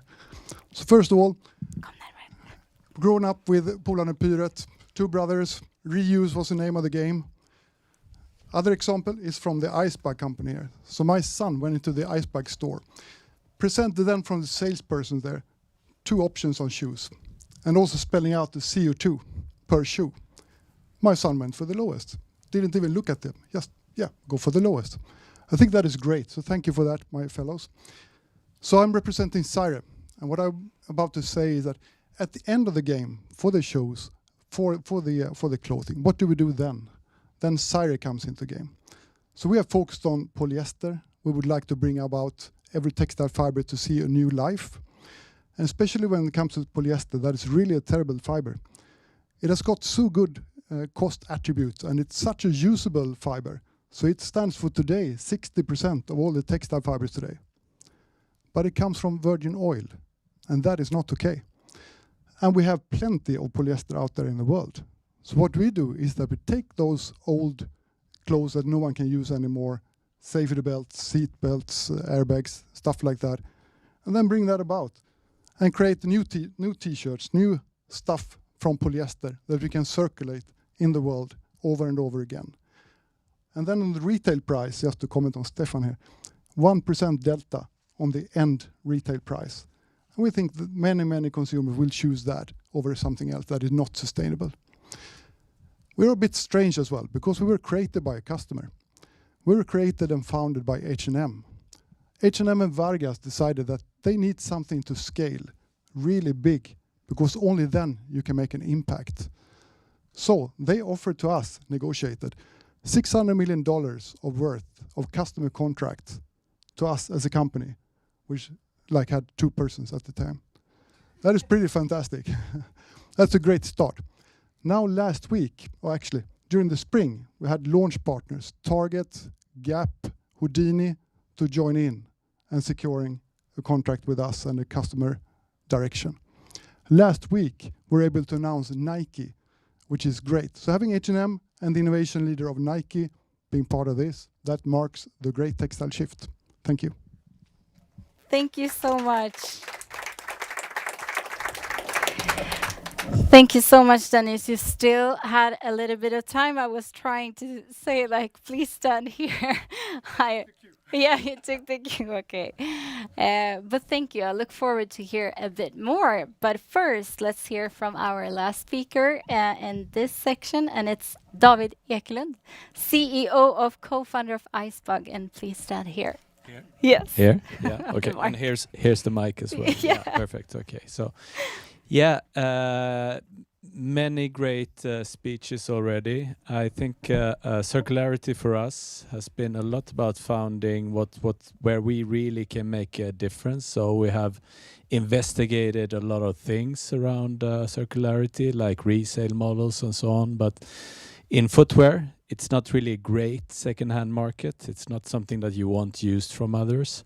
And when we have been fast in changing to completely recycled materials, it has often come with a trade-off that the durability has been less. So we really try on the product level now to hit this sweet spot of actual resource use and emissions cost per use. So if it adds to the durability, 30-40%, to add in 10% virgin oil, then in this system, it's still a better thing to do. And I think also for us that the overall thing we look at in circularity is not having as much circular loops as possible. We are really following what happens in the footwear industry, but as of now, footwear is a very bad product to recycle, because there are so many materials that don't really recycle well. So what we are really looking at is how do we make products that extend, so make longer loops, and generally also, which is something we don't maybe always discuss enough. So how do we move towards designing sales processes that don't trigger overconsumption? Because the consumption, the shopping is what really causes a lot of stress into the system. So that's something which is not very visible of what we do, but it's a very important part. Like never having flash sales, never trying to create this false sense of scarcity, this lower price or discount, it ends tonight at $23.59. But instead, making people buy products that they really are going to use. Thank you. Thank you so much for that, David. And we do have a panel today with 3 of you with a little bit of extra time. So we have around 10 minutes to discuss together. And I would like us to discuss briefly how can linear industries transition effectively, and can they? Sarah, would you like to start? I think all speakers have been on this topic before today, and I think the basic thing for me is that we need to produce less things, right? So we know that to be able to do that, we need to produce durable things that last. In that way, we can then encourage the consumers to use it over and over again. And when I'm done, I can sell it or hand it over to someone else. And that's, to me at least, the core thing, that we in the textile industry, we need to be responsible for this. To be able to change the system into a circular system, we need to take our responsibility and create things that lasts. Anybody want to jump in? Yeah, sure. Yeah. I can just say that. So when you have done all that, then I think we'd be happy to take over that. But it needs to be profitable. Yes. To really get the scale and the impact there, I believe that the business needs to be profitable. And then you have legislation coming in, you have the brands coming in, you have the consumers coming in, and you have the pressure on us to be extremely cost effective. So I think when that plays, then you have an ecosystem that really will make things great. And you mentioned some numbers before, or percentages, like comparing. Yeah, I think you what we have clarify? done with one of the sports brand, for example, is that we did the full calculation and realized that it's actually, if you apply our scale then you have around 1% on the retail price at the end of the game, which I think is nothing if you compare to the value that you provide to the consumer. Yeah, and the planet as well, Yes. like polyesters. Yeah, and when it comes to the reduction of CO2, we expect between all the way up to 60 to 80% of reduction versus using virgin oil. Yeah. And we are here to stop the landfill and to actually decarbonize and de-waste the supply chain. Yeah, that's super interesting. I would love to hear a little bit more about where you are in this stage. But first, I would like to hear David's thought on the first question I asked, like, how can linear industries transition effectively, and can they? Yeah, I definitely think a lot of us can. Of course, there are certain obstacles, like also from the chemical side. When you use recycled materials, it's very difficult to control exactly what's in them. But I think we need to not wait for perfect, but start moving. It's a little bit like, can we all get completely circular? We don't know, but we'll see. But it's like the net zero. So what actually are we going to be able to do the last part? Not very sure, but get the first 50% done to 2030 first would be the most important thing to start with. So what we can do now that reduces resource use, that's the most important thing to focus on. Yeah. And is that what you're doing now at Icebug? Like, is that what you're focusing on right now, or are you open to share that? Yeah, absolutely. So we are kind of reframing. So what is our purpose and how do we serve that purpose best? And we are looking at this. So, okay, if we have 10 million people, how can we be somebody who is a solution provider towards giving them globally sustainable, flourishing life years? And for us, a lot of that is about empowering more people to get outdoors more, because we know that there are a lot of positive benefits relating to that. And that also means that this kind of static problem approach, so looking at exactly what we do now and everything just everybody just reduce the emissions we cause. We don't think that that's really the best approach, but rather looking at what sectors, what companies can really be solution providers that help people live better lives on a planet which is regenerative. Yeah, thank you so much. Dennis, would you also be open to share, like, where is it syre or sire? It works both. Okay, then I will stick with Syre in syre. Swedish and sire when we are abroad, because we're trying to emphasize the part, the reuse and recycle. Okay, I thought it was like oxygen, but okay. It is. But yeah, where are you in your process? I mean, first of all, we are almost done with the celebration of Nike from last week. But where we are right now is that we are securing product financing and looking into how to really build a big plant in Vietnam. We recognize Vietnam has got good green energy. Textile industry is in Southeast Asia or Asia, so we need to be present. And then we decided to go first for Vietnam.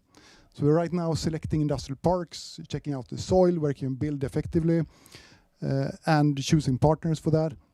So that's the stage we're right now, preparing for Vietnam and going big, and then of course securing funding and financing for that, where they then use the customer contract as part of that.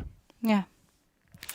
Thank you. And I'm also curious about Polan and Pyret. Like you were mentioning that you sell a lot of clothes, like 136,000 last year. But like, what is your next goal? What are you focusing on now? I mean, the work you're doing is great, but would you like to share? Sure. So we want to expand our footprint to more customers. So we are growing our e-com, but of course that is not on the expense of less durability or less secondhand. So we can see that our secondhand part of our sales is growing every year, even though that we have a bit fewer stores this year where we can hand in and sell our secondhand. We can see that people are actually enjoying a lot to both go to the store every week and look, so it gives us store traffic. They then get a voucher to buy something else from us, so it drives loyalty for us. And then, of course, with the lower price point of our own products in store, that is also a new customer acquire, because you can try our products for a lower price, and then if you like it, maybe you buy a new one next time or still a secondhand one. So we try to live our brand by being circular. It's not something that we do on the side or a separate thing, rather to tell the new customers about how we view quality, premium, and durability, really. And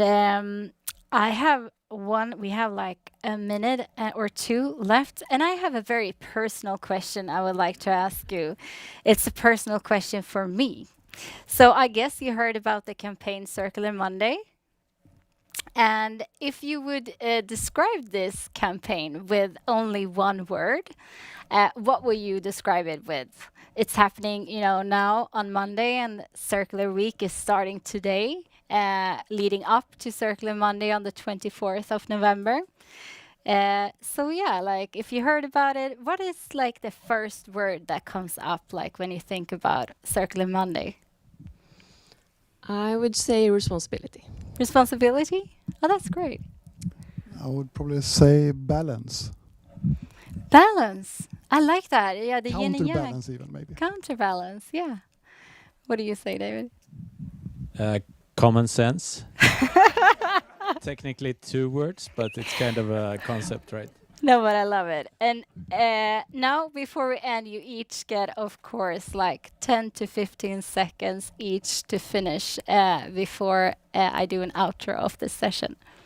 If there is anything else you would like to add around circularity?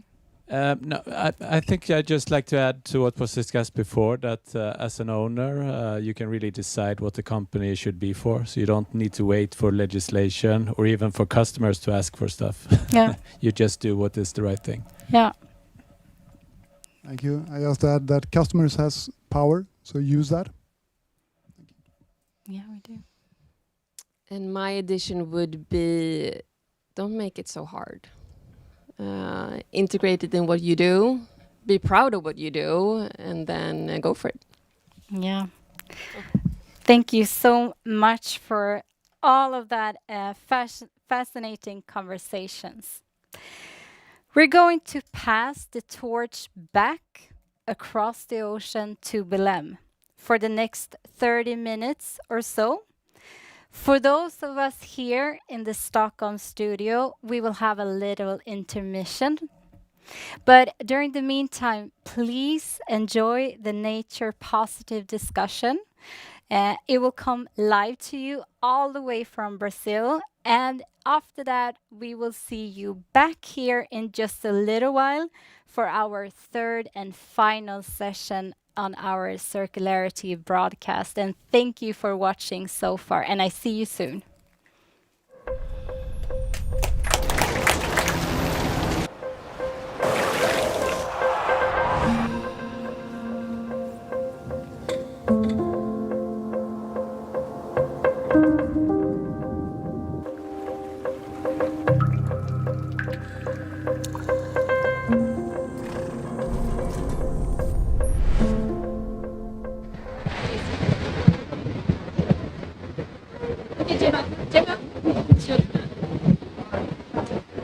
Hello and welcome. welcome. Thank you for being with us. We are today here for the latest in our episode of the Nature Positive Dialogues.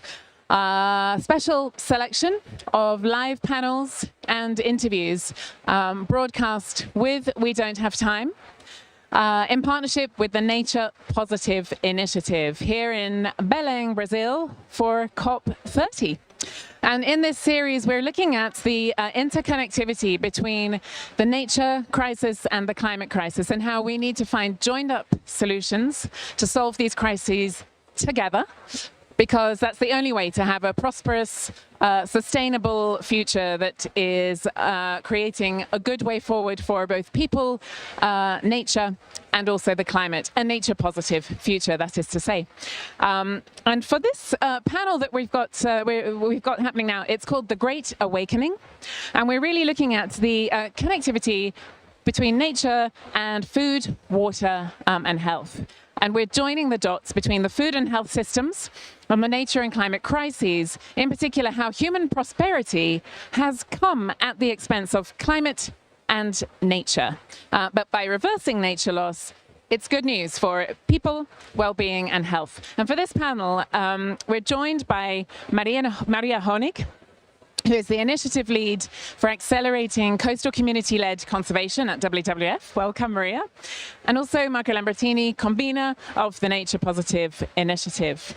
And Marco, I'm going to turn to you first. So as audiences, I think by now know, we published in June a book called Becoming Nature Positive, Transitioning to a Safe and Just Future, really looking at the broader genesis of Nature Positive, how the movement came about, and then looking at it through the angles of science, society, business, finance, and governance.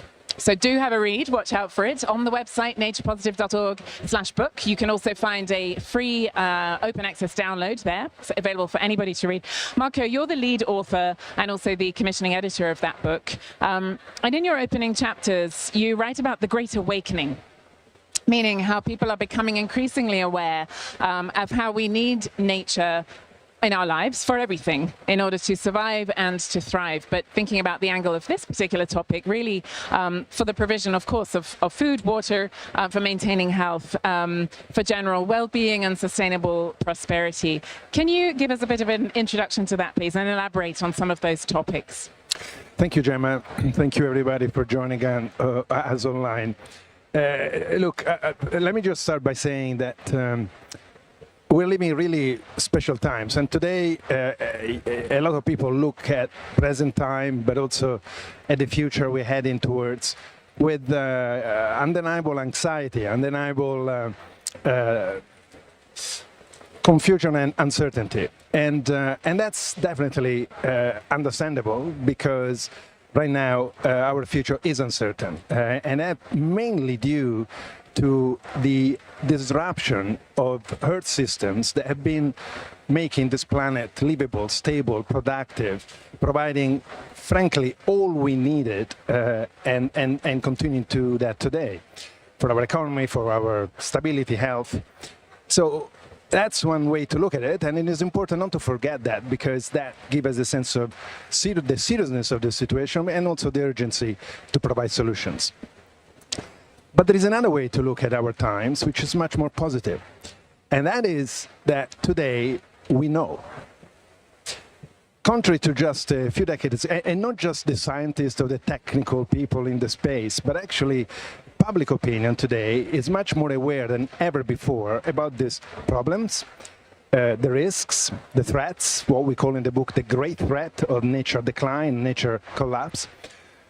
Nature and climate, of course, but nature includes climate in my view, so I use the word nature in a holistic way.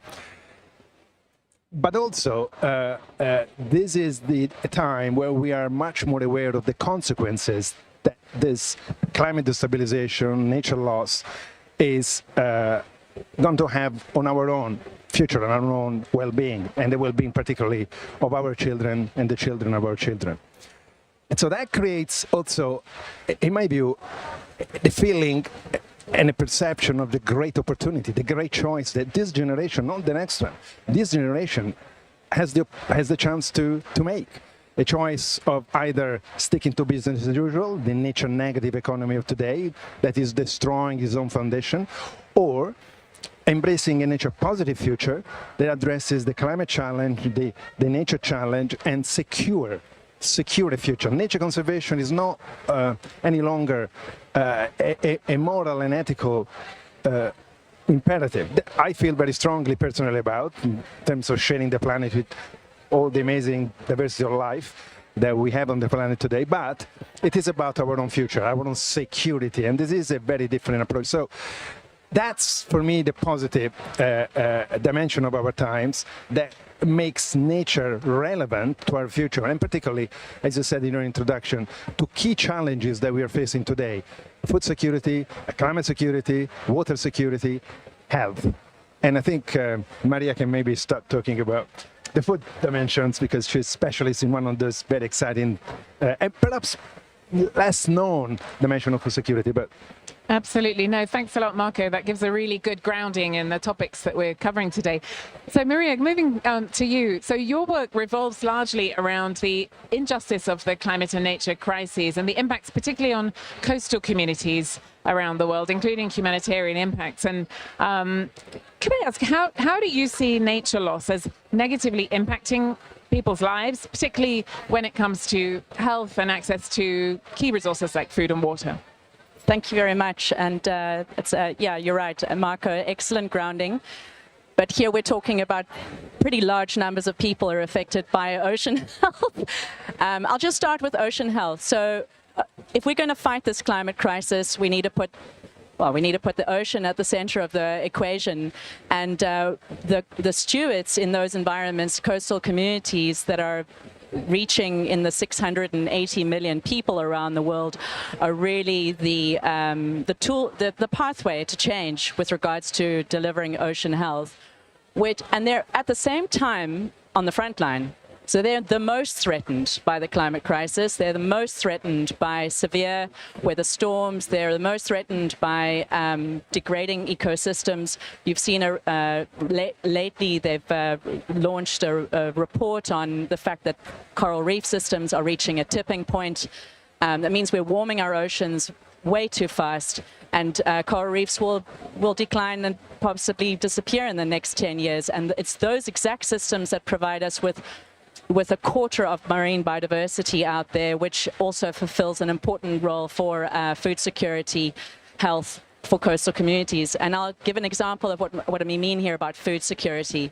So blue foods, or aquatic blue foods, which make up 20% of protein needs of people, 2.3 billion people around the world, and the essential micronutrients, 6 of them specifically, which are essential to fetal growth for people living along the coast. So if we're going to annihilate these systems, we're potentially affecting the food security and nutrition of hundreds of millions of people around the world.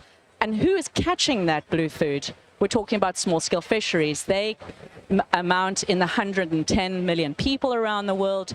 They catch 40% of total blue foods out there, and they are and they're effectively the most important source of that protein for everyone else who's living around the world. So you can see everything's connected here, and if we're going to allow this this pending crisis, climate crisis of the ocean, to continue, coupled with a poverty trap, coupled with degrading ocean systems, we're going to see hundreds of millions of people's lives threatened around this. But there are solutions to it. Why? Because those exact same people are traditional stewards of those exact same ecosystems. They have a vested interest to make sure that we're going to deliver the change that's needed in all of those places. And they already have the solutions at their very fingertips. And an organization like WWF has been working alongside these people. We're talking about 320,000 rights holders around the world for decades.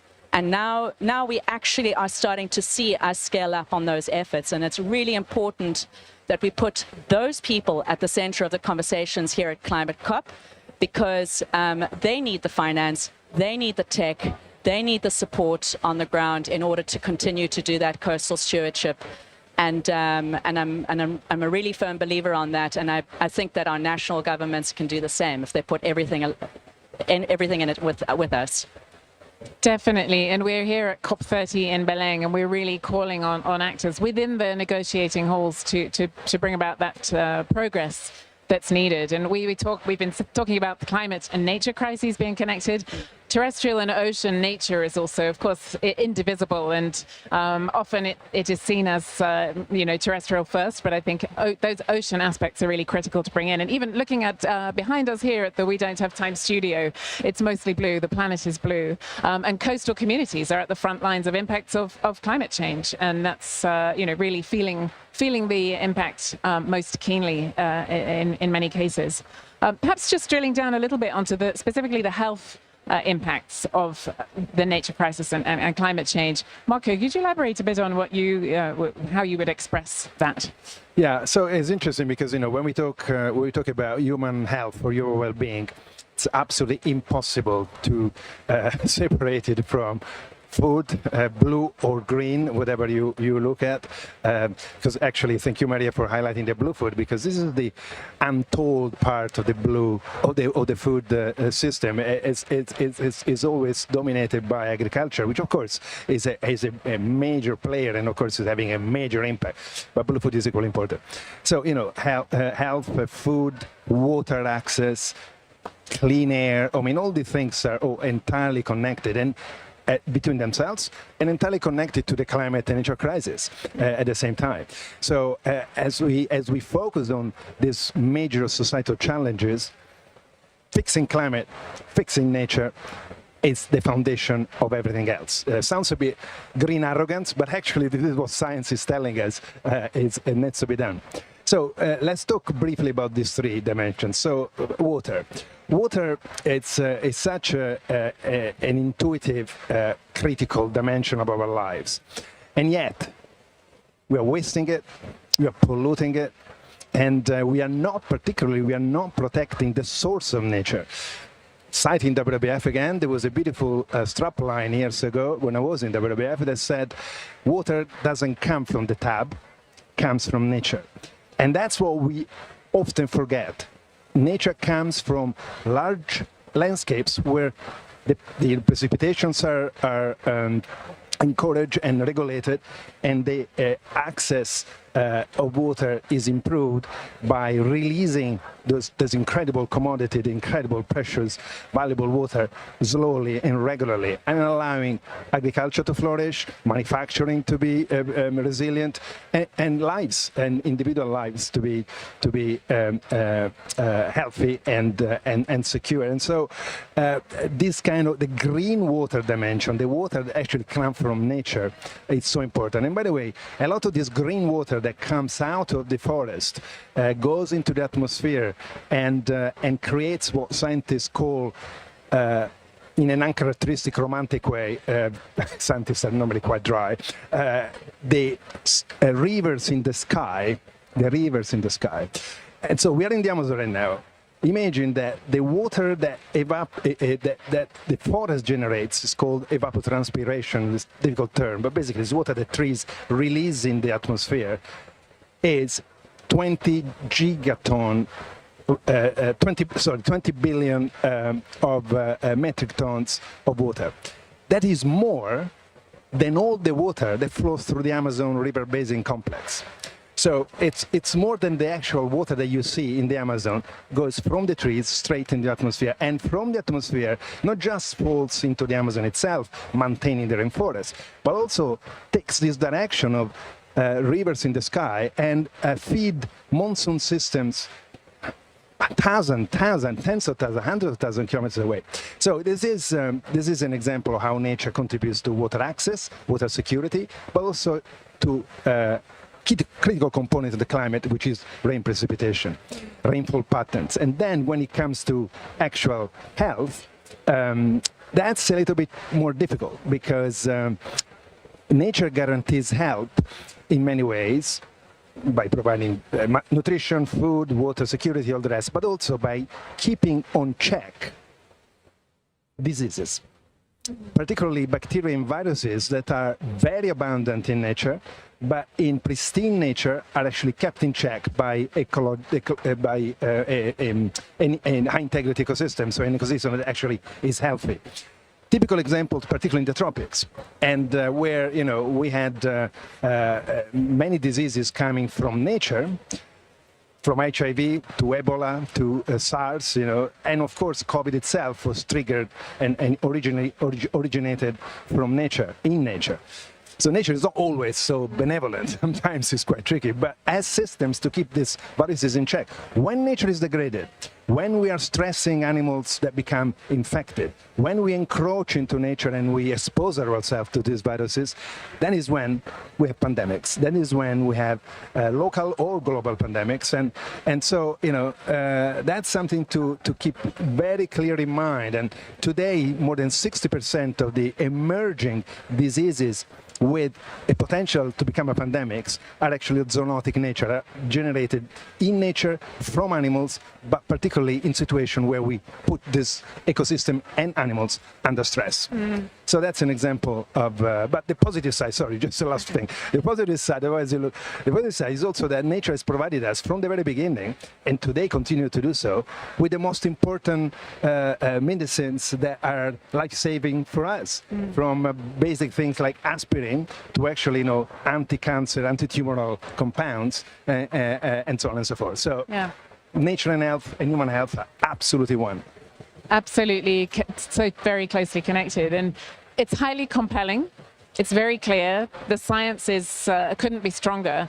But my broader question, just reflecting on that, and I'll come first to you, Maria, is how can we convince decision makers and wider audiences that of these facts, and that we need to take action and we need to change and shift towards a nature positive path that is much more sustainable? How can we do that? Yeah, that's a really that is the question of Climate COP, right? I think that firstly we need to demonstrate that something's working, right? Proof is in the pudding.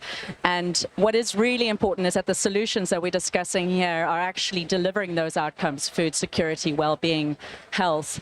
And in this report that we'll be launching here, Coastal Stewardship, which is enabling nature-based solutions, or making sure that nature is delivering those positive outcomes for us through protection, through conservation, through a locally led adaptation, is bringing about those changes. And I mentioned earlier that coastal communities are at the forefront of this effort with us at WWF. The solutions that are demonstrated in the report have proven that of the 178 sites that we're working in, a quarter of those are starting to deliver food security and economic well-being outcomes, which is really important. The fact that we can actually show that to government means this needs to be done this way, and this is how we'd like to do it.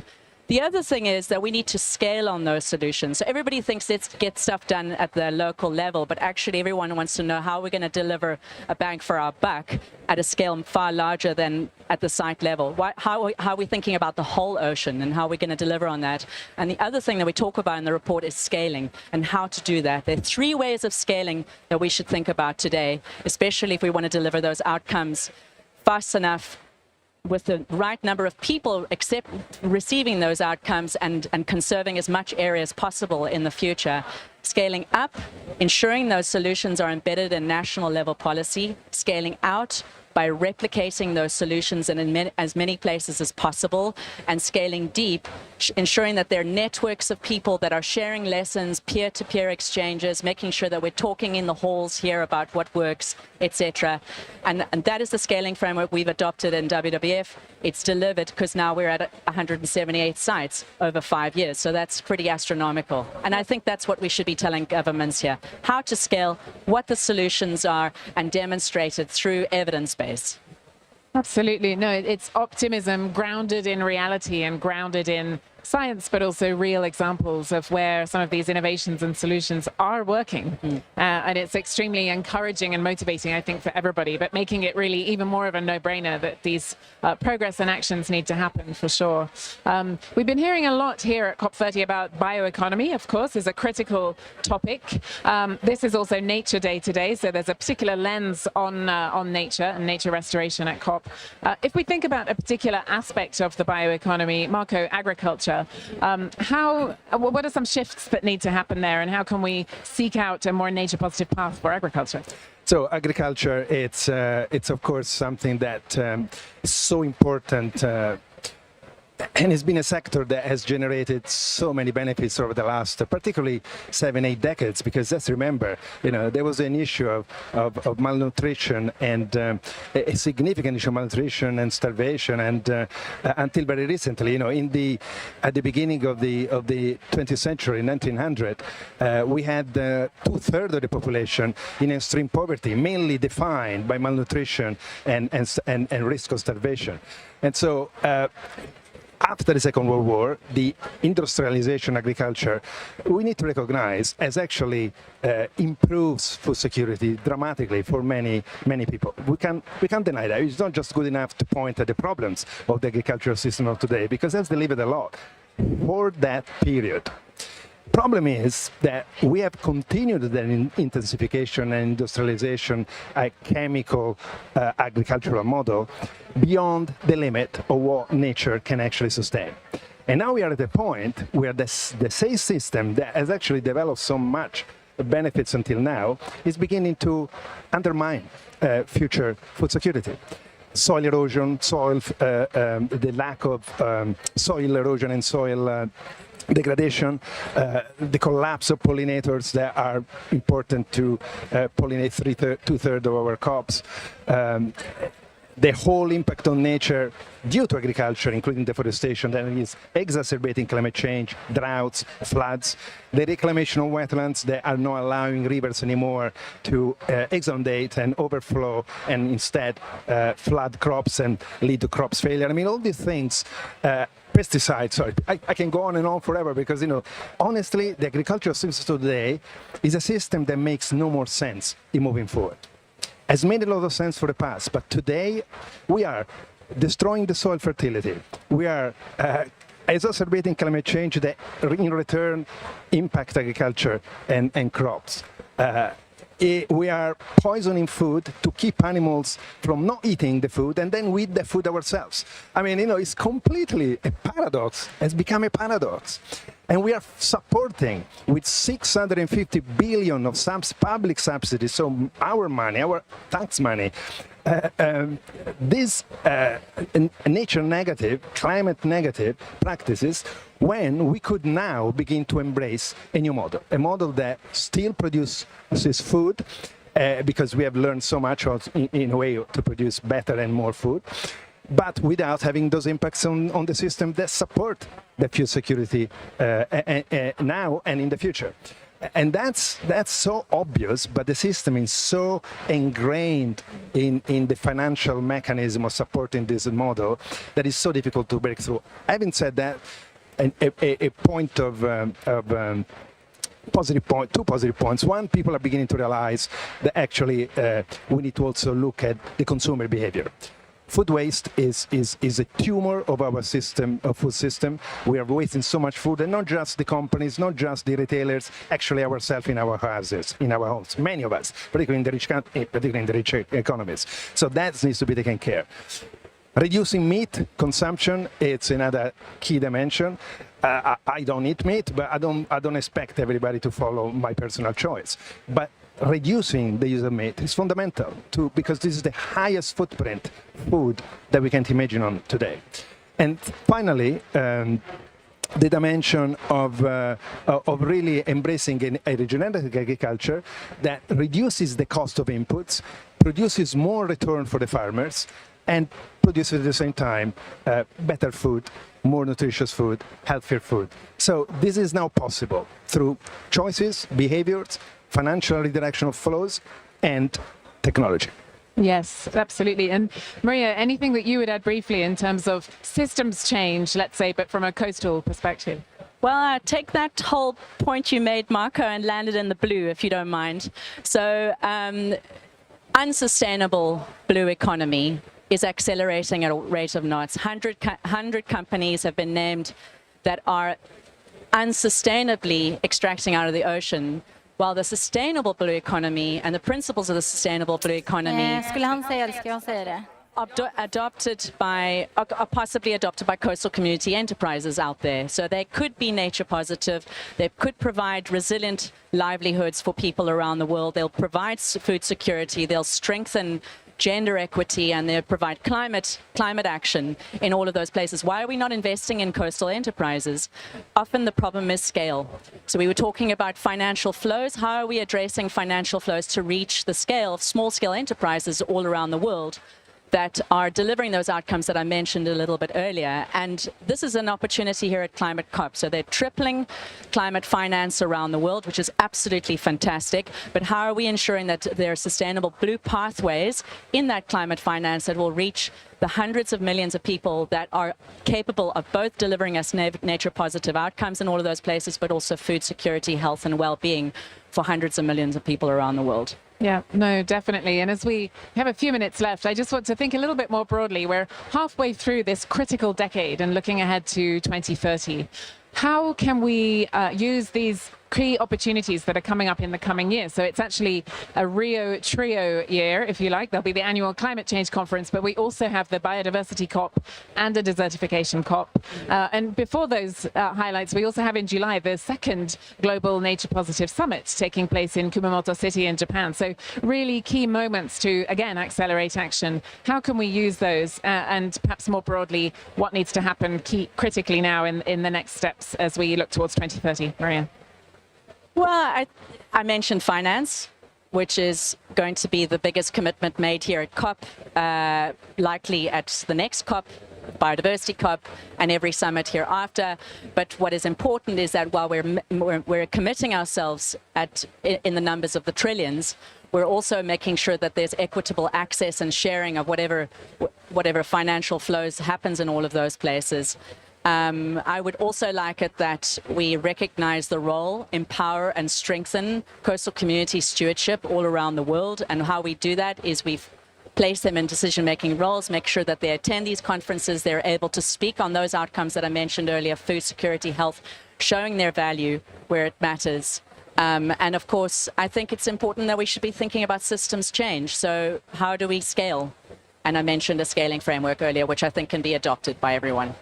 Fully agree. Marco? Yeah, I'm going to call out a few elephants in the room because honestly, from this conversation, I think it's pretty clear that we know the problems, we know the solutions, and we know what needs to be done and deployed.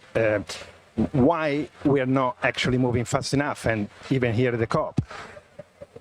First, because I think privileges, vested interest in the status quo are pushing back, and they're powerful. Petrochemical, agrochemical, they don't want the transition because the transition will move those benefits away from the current system. First big elephant. The second elephant is actually us, consumers, individuals. I don't think we're still clear enough about, and this is a responsibility of our community as well. We're not making this transition personal and persuasive enough. Transitions are complicated because moving away from a system that in the last 70 years has brought so much progress to humanity, so much progress for humanity. There was an article saying there's never been a better time for humans. And although there is a lot of inequality, the majority of people on the planet are better off today than they were 100 years ago, even in the poorest region. And so, can we create a persuasive narrative that makes individuals and people want it to change, understanding the limits of the system of today and embracing the perspective, the ambition, the mission, and the new way of living, the new way of running the economy that is needed. That's for me is because at the end of the day, if society doesn't want to change, we won't change. And so we don't need to wait for apocalypse to hit us, because by the way, science is telling us that that will be too late. So we need to actually take action now. But in order to take action now, we need to translate those kind of big concepts into real life, personal life. That's what Maria was saying. The local enterprises, people there are struggling with their lives to send their kids to school, etc. So, making personal in order to overcome all the obstacles that the current economic systems has created and is creating and is trying to preserve. Believing in a nature positive future is the first step, and that needs to happen in our minds. Definitely. Thanks so much. Well, we're nearly out of time. Thanks to Maria Honing from WWF, Marco Lambertini from the Nature Positive Initiative. Do watch out for our next episodes of the Nature Positive Dialogues. We've got more live stream panels coming and also some interviews. Do watch out for those. Marco just mentioned narrative and how we reach hearts and minds through important storytelling around nature. We have a very important announcement, which is that coming up early next year is the new film, Becoming Nature Positive. The trailer is out. You can find it on naturepositive.org/film, and we're about to watch it now. So really, it's important to reach different audiences in this way. We mentioned the book as well. It's available to download and read for free. But just coming up now, just have a little look at this trailer and be inspired. Nature. It gives us everything we need to thrive. And it is our greatest ally in the fight against climate change. Becoming nature positive is our pathway to a safe and prosperous future. The only way we can build a people positive future is to secure a nature positive one. Yet we are destroying nature faster than at any other time in our history. And the effects on humanity are profound. Humanity has become a weapon of mass extinction. And ultimately, we are committing suicide by proxy. Our assault on nature threatens the foundations of our future. We cannot continue to grow, consume, and not expect any consequences. All the science we have today shows that we are in danger, but we have not yet lost it. The window is still open to turn back. We are facing the greatest choice in the history of our species. Continue with business as usual and put the future of humanity at risk. Or transition our societies, our economies, and our future to a nature-positive path. We have created these systems, and that means that we can change them. Nature positive is not a vision. It's something that we have to do. We are the ones who hold the pen and can write the next chapter in the history of humanity. Can we build a better future where both nature and humanity thrive? This is the promise of a nature-positive world.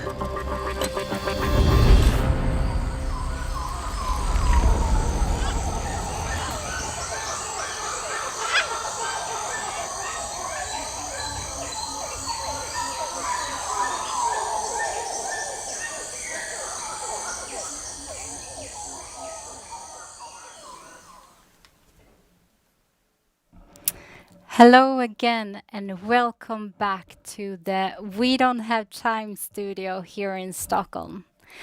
I really hope you enjoyed that fascinating panel from Nature Positive. And now we are going to continue our discussion and broadcast around circularity. As I said before, this broadcast is organized in a partnership between We Don't Have Time, Climate Hero, and Circular Monday. And in only 1 week, we are celebrating the world's largest campaign for circular consumption, Circular Monday on November 24th. But today marks the start of Circular Week that leads up to the 24th. And if you do have a circular product or a service as a business or an organization, I really invite you all to sign up to become a buddy in the campaign and be part of celebrating and spreading the message of circularity. And if you're an influencer or a change maker talking a lot about circularity, we also invite you to be part of the campaign. But if you just want to support the campaign through this from today and to the coming week, please talk about circularity under the hashtag Circular Monday in your social media. And don't forget to officially join it as well.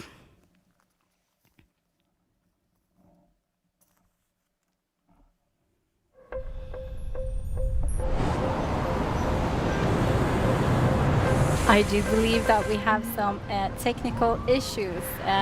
We are trying to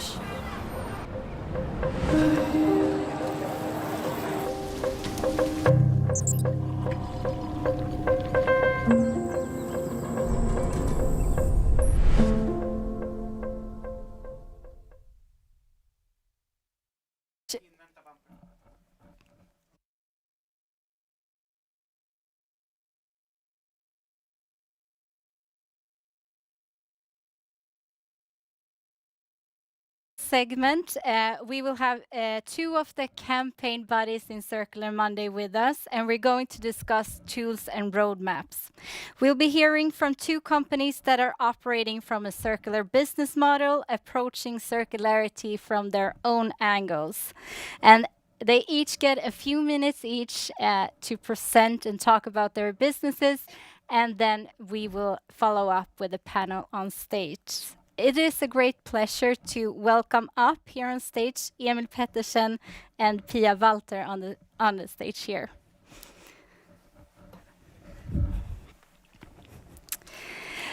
And I have the great pleasure to let you start with your minutes, Emil Pettersen. You are the founder of Reparel AB, and you will share a little bit of Reparel's journey and data-driven credibility and green claims, correct? Yeah. Nice. Want me to start? Yeah, please go ahead. I've always learned that never start a presentation with a diagram or anything like it, so I'm putting on a diagram and I will keep it there the whole time I speak. My name is Emil. I'm not a textile guy originally. I'm an economist. I was working 15 years in IT industry, developing platform for society like smart cities and telematic systems for public transportation. By lucky happening, I ended up in the textile industry working for one of the big textile producers in the western part of Sweden. It took me approximately 15 minutes to realize that this industry have never been reinvented. Where I came from, you had to reinvent your own job every day, otherwise you would find it, and the processes outshipped to India within 3 months. So I started thinking about what can be done, what could be improved, and a lot of the answers I got is, well, there will be a better system for this next year or in 5 years, or we're working with something, so we don't alter the business philosophy at the moment. We're waiting for the next step. So 3 years I managed to stay in that kind of positions until I found out that I just have to organize my own textile company and learn the industry from the ground, because if I'm gonna dismantle the business model, which I found fairly ineffective, I needed to understand where it could be trimmed, which variables to look at. What we found, and we're going to talk about roadmaps, but the most important thing before you start making a roadmap is trying to use the actual map and figure out where you are. It's no need with a compass if you don't know where you are when from the beginning. We had some hypotheses. We decided that we would use only a few different yarns. And as you hear, starting a textile industry, I took it down to the yarn, and so to try to figure out what can we do there. We choose to use 3 yarns. One is PET, which was talked about regarding of syre. PET can be made from recycled drinking bottles. It can also be made from lesser worth material. It's more complicated and it's more expensive, but it's possible. We found a supplier of what we call ocean waste yarn, which is yarn recycled from plastic picked up from the ocean. The other yarn we decided to use was recycled tires recycled by pyrolysis. Where you have the pyrolysis oil, you make that to yarn, and then you can make whatever you want. As long as you have the yarn, you pretty much control the narrative. The third yarn, because when you're making things that people should wear, you want a natural fiber. We ended up with buying Tencel, the natural fiber made in an industrial plant, but we decided to use Tencel from Lenzing in Austria, because if you're going to use a yarn that's made from chemical processes, well, it's important that the process is regulated. So these are the only 3 yarns we decided to use. Being a small company, you have to make some more assumptions.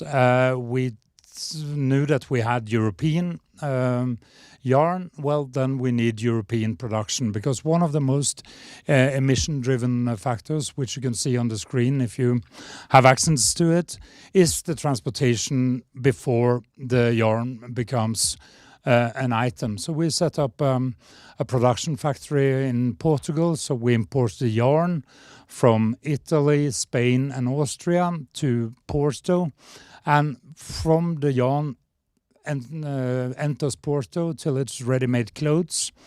It moves less than 40 kilometers. This is obviously driving the expenses using European production, but then again, shorting down the emission, shorting down the cost for transportation goes directly to the bottom line. So we can always discuss whether sustainable or more expensive raw material is feasible or not, but for us, we found that what we lost in one place could be found on the other one. Then we took help of Climate Hero to make an LCA. An LCA is one way of measuring your environmental factors. There are lots of discussions going on regarding different fabrics, different ways of doing things. LCA is fairly scientific, and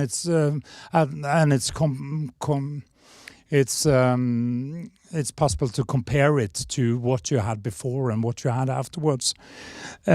And when we did the math by the help of the LCA, we saw that what was actually good for the environment, lesser emission cost, European controlled production where we could control that we didn't have any spill-off from the production, more dedicated workers.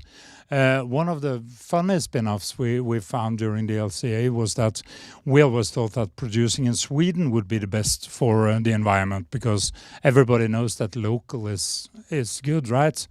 We learned that it's always local somewhere, and taking fabric from Spain to Sweden to make the garment here, and you're also transporting the excess material. So if you want to do great things, you have to find the closest route from the raw material to the ready-made product.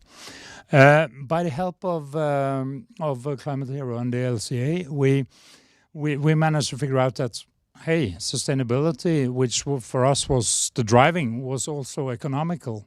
That was what paid for the extra expenses. And the fact that when you have an LCA going to consumers, which for us in Reparel is mostly businesses,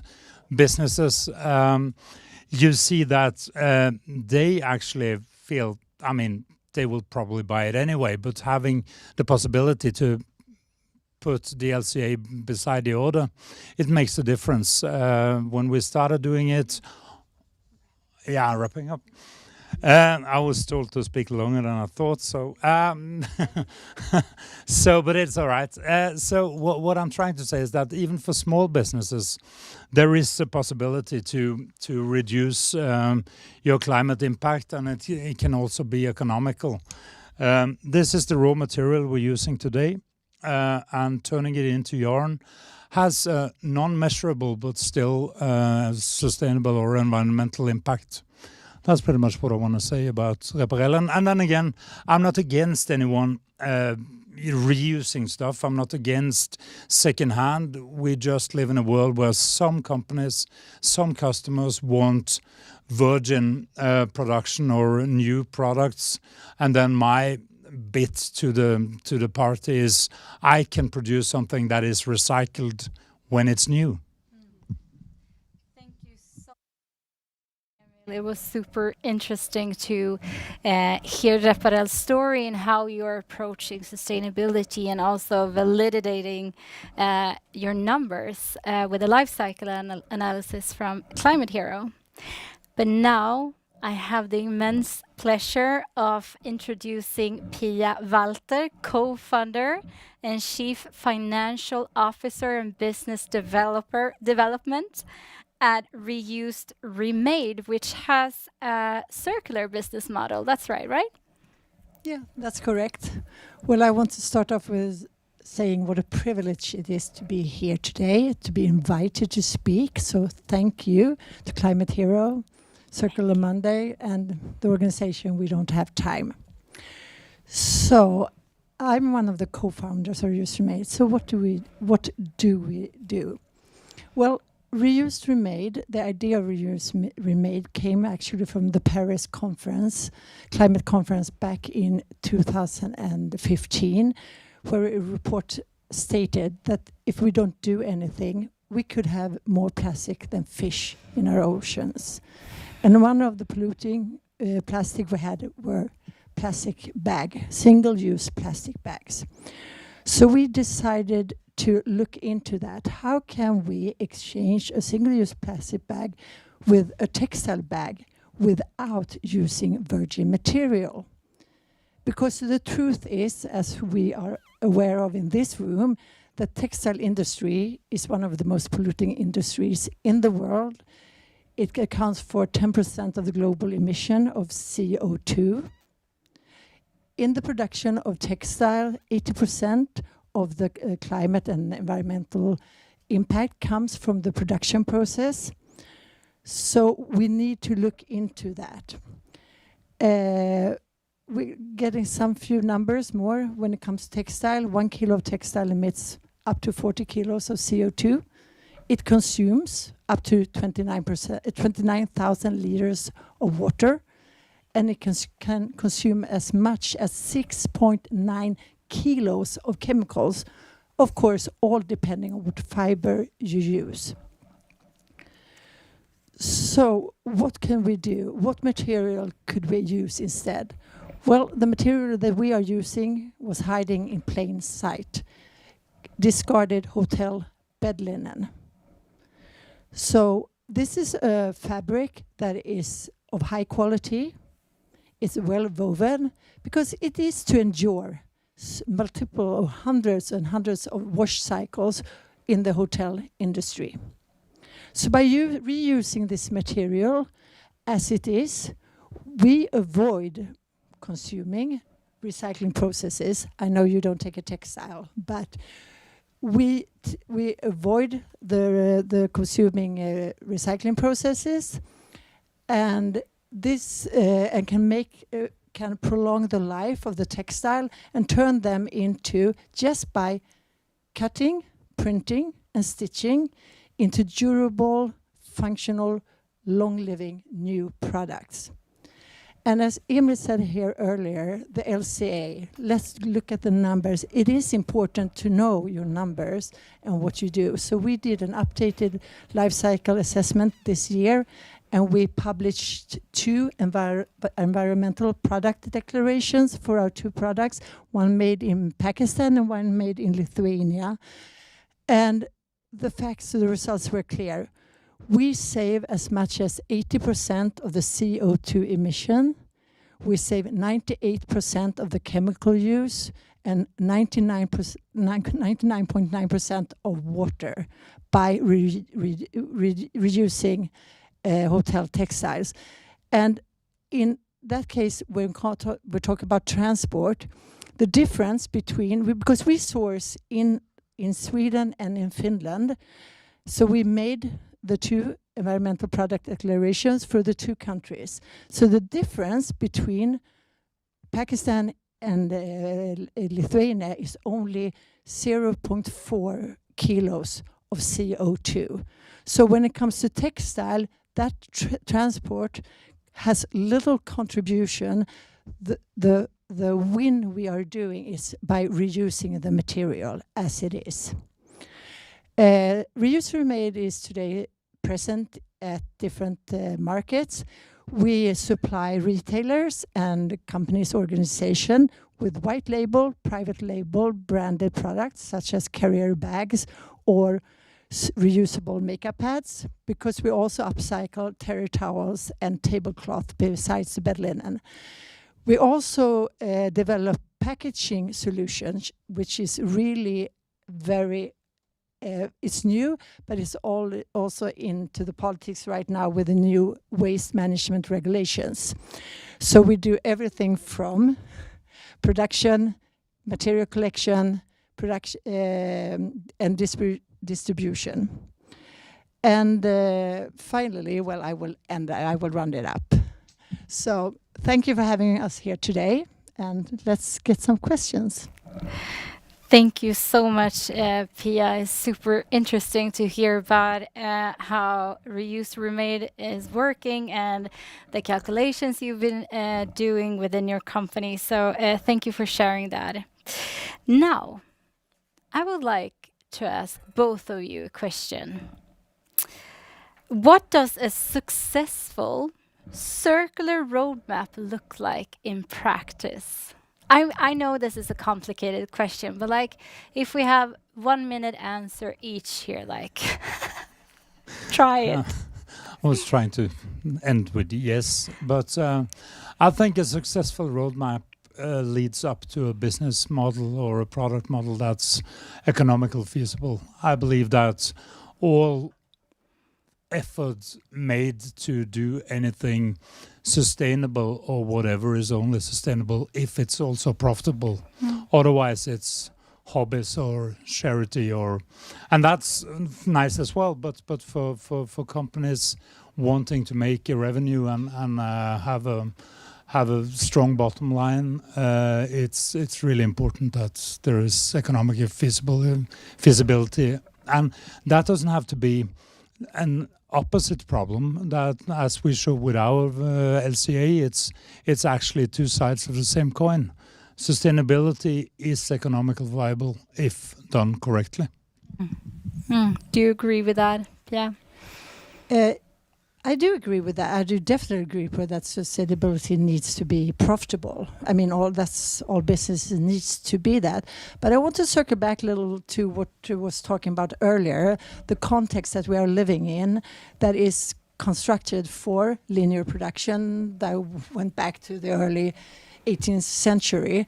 So I think that we need to get some help from society as a whole in order to really transform from a linear to circular for circular business models. And I also believe that it's within our power to do so, and it's within us as consumers or business makers to do that, to take the baby steps, because we can really make a difference. There are a lot of businesses, a lot of products and services that actually can be reused over and over and over again. So I think it needs to be profitable, but we also need help from the context. And you wanted to add something here. We decided before the debate that we should agree about everything. So I agree totally. But one of the problematic things with the sustainable debate is that it's so biased from medium income to high income Scandinavian or North European standards. I mean, discussing an LCA or discussing reusing clothes or linen or whatever, well, that's maybe a problem for us, but there is approximately 5 billion people in the world who doesn't have a problem with too much clothes. So in addition to that, we have to find circle models that are scalable and can be applied globally, because otherwise we're just solving a problem here. And it's nice, we feel good and we make money and stuff, but I think that seeing acknowledging the global south and the Asia is incredibly important as well to be able to restore what we've done so bad with the world. And connecting more with nature again. I would like to circle back a little bit to what you were raising about, like, we need some help to make circular business models more sustainable and profitable. Is there something tangible like that you as a business owner can point out right now, like this needs to be fixed or taken care of, or however you would phrase it? Okay, well, looking into what's coming ahead when it comes to extended producer responsibility for textile, which is great, I believe, taking responsibility for the waste, but making sure that it aligns with the Eco Directive as well. So actually that reused materials does not get double charged because they are reproduced by material already existing. With the VAT system, you mean then? Yes, or? So if you have a responsibility for producer responsibility for the textile and put it on the market once, and then you redesign, you upcycle as we do, and then you get charged one more time for the same material. It must be that it's aligned with the Eco-Design Directive, so that it is excluded from double taxation, so to speak. And the same goes when it comes to the waste, because we are working with packaging solutions. Today we look so much on the recyclability, which is great, but it's still for a linear business that we want to do. But also, since it only looks at the recyclability and not where the material comes from, means that what's the initiative to recycle paper, recycle plastic, recycle things if we have the same fees for it? So that's what I would like to see when it comes to the EU regulations. Yeah. Thank you so much for sharing that. And I will ask the same question to you, Emil. And what if you can limit your answer to 1 minute, like something tangible? I believe that all initiatives are good by default, most of them. I believe that if everyone did the best they could with the possibilities they had today and woke up tomorrow and tried to fine-tune it and do it better, I think that would be the solution, because it's not producers' responsibility solely. It's not governmental or consumers. It's a united responsibility. So do the best you can today and do it better tomorrow. And please stay and sit down, but thank you so much for sharing your insights with all of us today. And I also would like to thank all of you here in the Stockholm studio, for all of you who have been watching online and joining us, and a huge thanks to all of our brilliant speakers and for all of the insightful conversations that we've been having here today during our circularity broadcast. And I think if I had to summarize what we have been hearing today, it would be this. The circular economy isn't just about doing less harm. It's about creating systems that restore, regenerate, and reconnect. We've seen that when businesses, cities, and change makers work together, circularity becomes more than a concept. It actually becomes a movement, quite like Circular Monday. From strategies to systems to stories, today has shown that the future is already being built, one circular solution at a time. And now it is time for all of us to join in on this. Circular Week and Weekend is happening right now, and it leads up to Circular Monday on November 24th. And it is the world's largest campaign for circular consumption. We help to create more circulence, that is the future sustainable consumer out there. We show them tons and tons of businesses that actually produce those products and services that they need, but in a circular way. Visit circularmonday.com and register your business or share your circular story on your social media under the hashtag Circular Monday. Because together, we're closing the loop and opening the future. Thank you.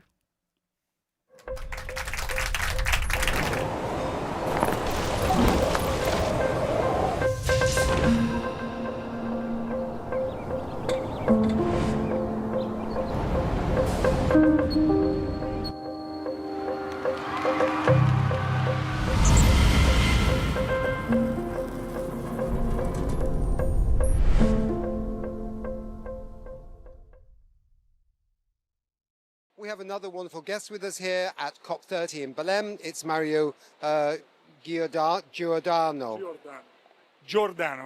Perfect. That's really better. Global Head of Public and Government Affairs at Signify. Mario, briefly, again, we always have to ask this question because the whole world still remembers Philips as lighting, but they forgot that, in fact, it's changed, hasn't it? It's changed now to Signify. What's Signify's core business? So Signify is the new name of Philips Lighting, of course, as you mentioned. We are the global leader in lighting. We provide energy efficient and connected LED lighting to consumer and professionals all around the world. Lighting is everywhere, you know. And I would say that we are here also because lighting has an extraordinary potential, is one of the quickest, most effective, and unfortunately also one of the most overlooked way to reduce energy consumption, to reduce energy costs, but also to reduce emissions everywhere in cities, in buildings, in our homes. So it's a great potential, and we are here to make sure that this potential is unlocked.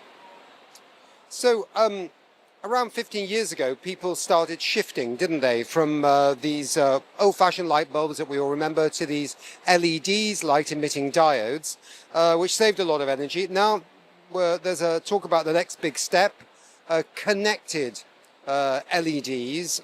Tell us about that, and why is that important from an energy climate perspective? So every year, every quarter, LED is more and more efficient. And thanks to connectivity, this efficiency can go higher and higher. So you can, thanks to connectivity and energy efficiency, you can reduce up to 80% of the energy consumption. In 2024, almost 90% of our sales were LED. And there are still millions of light points that we can still upgrade to LED, and thanks to the connectivity also increase the efficiency of those everywhere, as I mentioned before, in cities, in our homes, in the industrial sector. But only by adding the connectivity you can achieve those level of efficiency, and at the same time by using softwares, cloud services, sensors, you can also collect data. Those data can be used to increase the way we used our spaces, so making predictive maintenance, occupancy optimization, and also collect data that can be used by softwares or artificial intelligence to improve more and more year by year the way we are using lighting and electricity in all the built environments. So connectivity is basically wiring the lighting systems into a kind of grid of some description where people can track the data and things like this. I mean, just for an ordinary person, how do you explain connectivity versus non-connectivity? So I would say a non-connected light point has a light point that has already expressed its own potential in the switch from conventional to LED. Okay. With connectivity, the sky is the limit, meaning that you can adapt. Okay. Because you can get data, you can upgrade, you can change also the way you are using the lighting. For example, in a building, based on the presence, based on the habits of people, you can connect with sensors. You can connect also to building management system, so to the backbone of the buildings. And through that, the building can somehow learn how to improve the system itself. Right.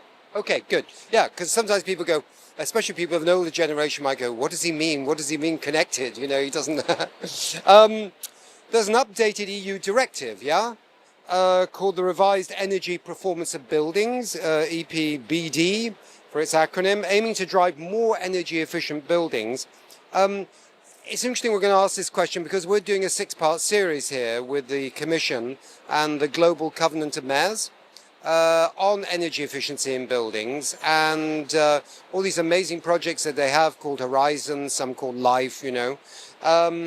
So I think this Energy Performance of Buildings directive, in a sense, fits into this series that we're doing. So tell us more about this directive and how it can help drive more energy efficient buildings and your, in a sense, role in this as Signify.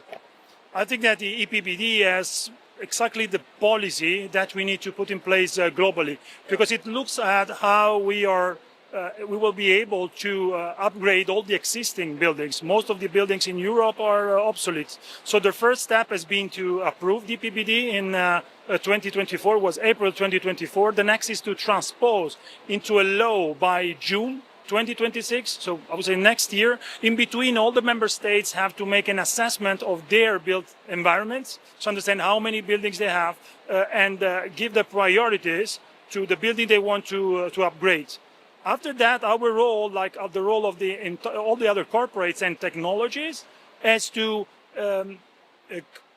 implement the available technologies, because we are talking about technologies available on the shelf, so things that can be implemented today to increase the efficiency of buildings. In our case, for the lighting, is not just retrofitting from conventional to LED or from obsolete LED to energy efficient LED, but it's also to connect the LED to the backbone, so to the BMS, the building management system. So to make sure that air conditioning, lighting, natural light, humidity control can all be combined and increase also the quality of the environment, of the built environment. So try to imagine that you can be more productive, you can increase the value of the real estate and make the real estate more resilient also for the next challenges we're going to have.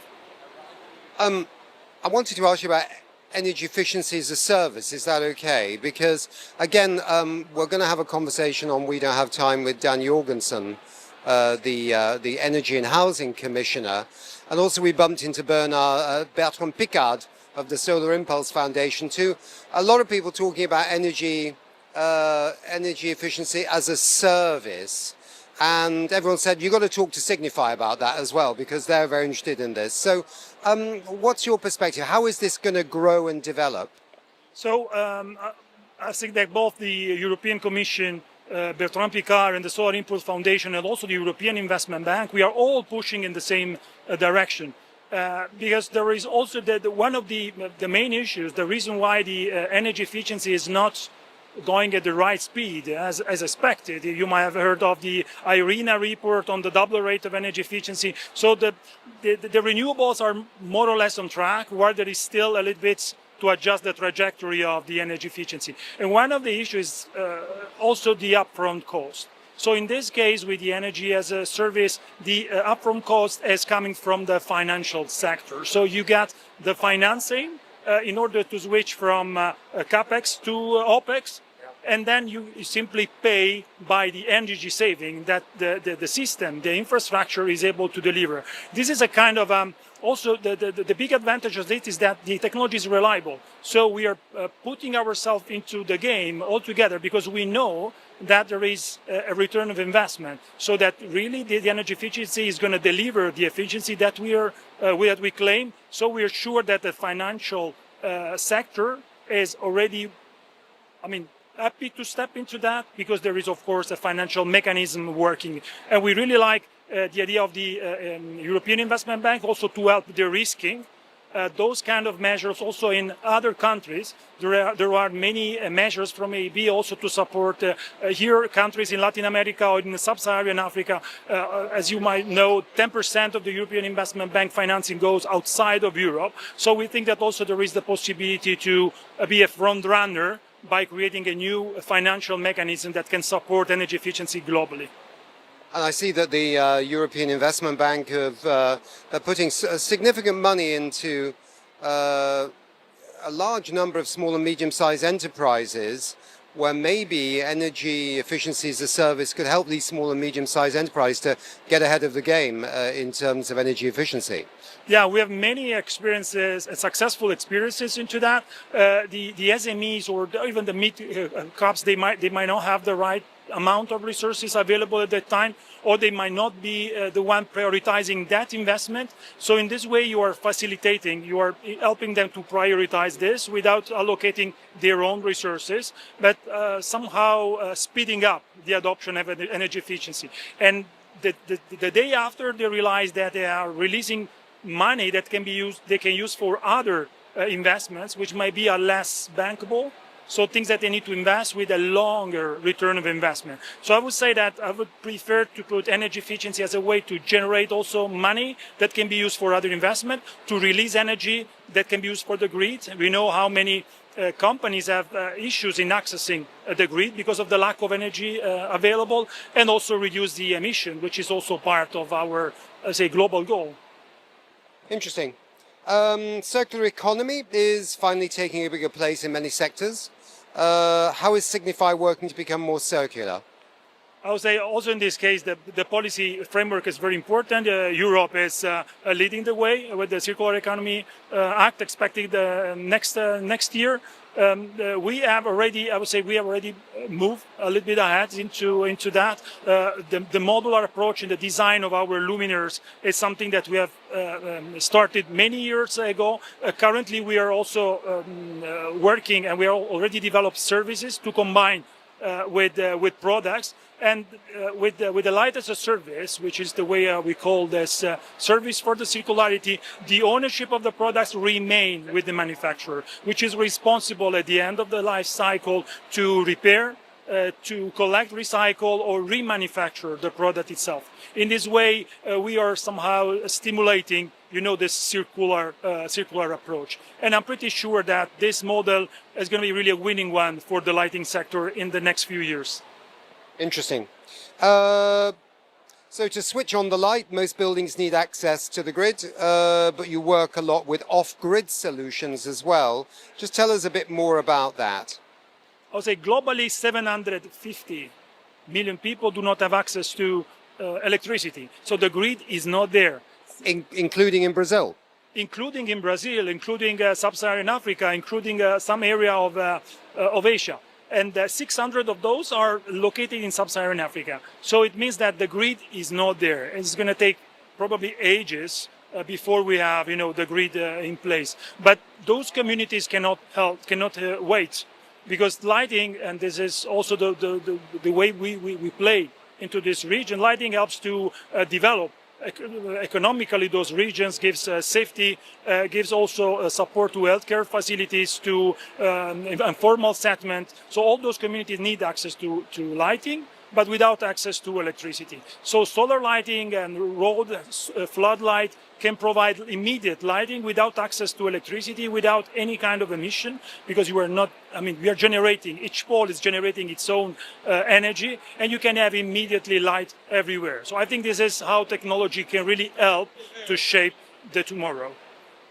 We're just coming to the end. You're on a net zero pathway. How's it going? Just briefly, I'm sure it's going very well. Yeah, having a climate transition plan, it's like having a North Star for us. We have reduced our emission by 61% compared to 2019. Imagine 50 million tons of CO2 avoided. And we can do this through some action. I would say this can be also some suggestion for the other corporates here at COP, also working on this path. First of all, access to renewables. We currently have only renewables electricity contracts, and half of these renewables are coming from virtual power purchase agreement. A great tool, very effective. I would suggest really to look into that to other corporates. We have also starting to electrify our our logistics, also adopting some plant-based fuel.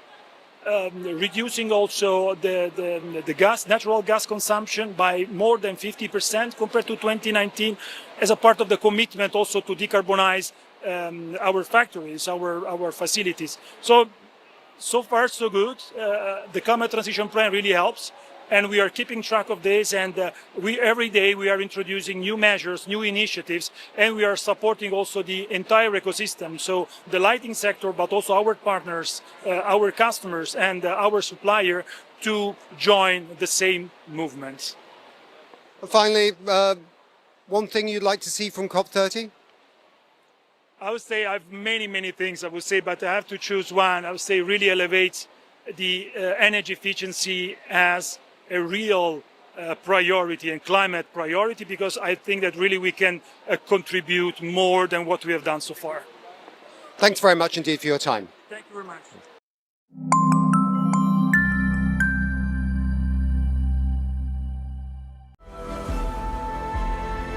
I think every single person on this planet needs to be educated and re-educated about climate change. We are dedicated as the UN Framework Convention on Climate Change to embrace this education issue.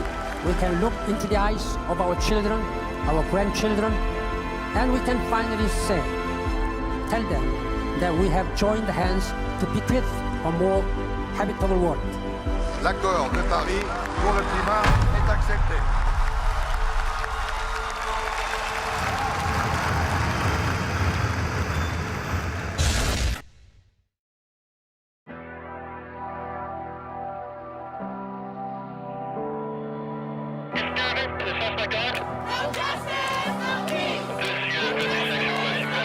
State Congress voted to ban abortion.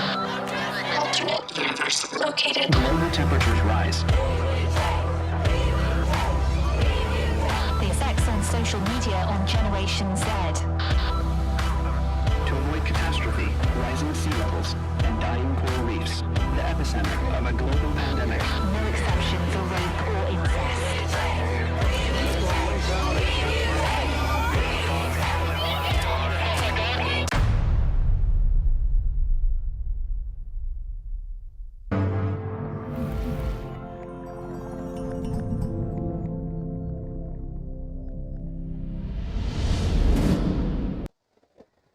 Welcome back to the Climate Hub here at Belém, Brazil, COP30. It's wonderful to have our audience with us here during our broadcast. Today we're going to turn in this session our focus to something that really touches all of our lives, and that is food. Because there is so much in this intersection between food and climate that is crucially important. Roughly 10% of the climate emissions globally are connected with food. There's so much food waste going on and all the other aspects of food and the production of food. So this is, of course, a problem, but also an opportunity that we can have fairly rapid change if we really push hard. So very glad to be joined in this session with Claes Orsholm. He is CEO of Savantic, and he's joining us from the Stockholm studio, and he's going to tell us about some of the solutions he has been implementing. So over to Stockholm and to Claes Orsholm.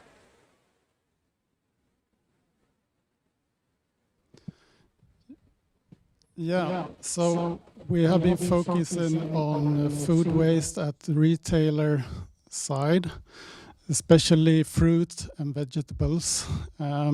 Since there's a requirement from us consumer to have fresh and ripe fruit in the stores, there's a huge logistic challenge for the retailers to provide fruit that are ripe and fresh. And that comes with a price of a huge food waste. So Claes, from everything you see in your work, where on the chain do we, if you can elaborate, where do we lose the most food? And also, why is it such a stubborn problem for retailers and also for producers? Yeah, the majority part of food waste is at the consumer side. But the waste at the retailer side is also quite a lot and contributes to the climate emissions. The reason why it's a big challenge is that we consumer, we expect to have fresh and food in the stores, and we do not like when the shelves are empty. And that's a logistic challenge to meet that requirement that has a high price of food waste. So Claes, as I understand it, you have been working with this issue from the retail end. Could you tell us a bit about what you're doing and what solutions you have been working on? So again, we have been focusing on fruit and vegetables since they contribute a lot to the food waste problem. And the challenge is to predict how long a fruit or a vegetable will last, when will it be ripe and when will it be overripe. And the parameters that affect this lifespan comes from production to transport to logistics and out to the store. So for instance, the weather conditions when it's harvested or how it has been transported affects how long the fruit will be fresh. So we have been focusing on collecting data from the history of a fruit, combining that with data from sensors like this one, an AI nose that can smell how ripe a fruit is. And by using AI, we can make very accurate predictions of the lifespan of a fruit or vegetable. And that's an important input in planning and optimizing the logistics of handling the fruit and vegetables that enables reducing the food waste. This is really cool, Claes. And also, AI is connected to this, of course, but AI is only as good as the data that you're putting into it. So how big of a how big of an issue is data accessibility here when it comes to really fighting food waste? And are you the only solution that has thought of collecting data this way, the way you're doing it? Yeah, I think this branch is kind of immature when it comes to data and AI. So data is usually scattered a lot and quite difficult to get hold of. It's distributed among many different actors. So yeah, it's been a challenge to collect data and put it in the same place. The quality or the availability of data is good. If you have the data, you can actually do quite good predictions of the lifespan of fruit. But I think it's a key to add sensor information as well to it, and it's a challenge to modify processes and educate people at food reception, for instance, to learn how to use sensors in their processes to make data with good enough quality to make these predictions. But in total, if you manage to gather data and put them in the same place, combining with sensors, there's a good case and good probability to make predictions on this. If this would be implemented widely, what kind of impact could it have on the food loss globally?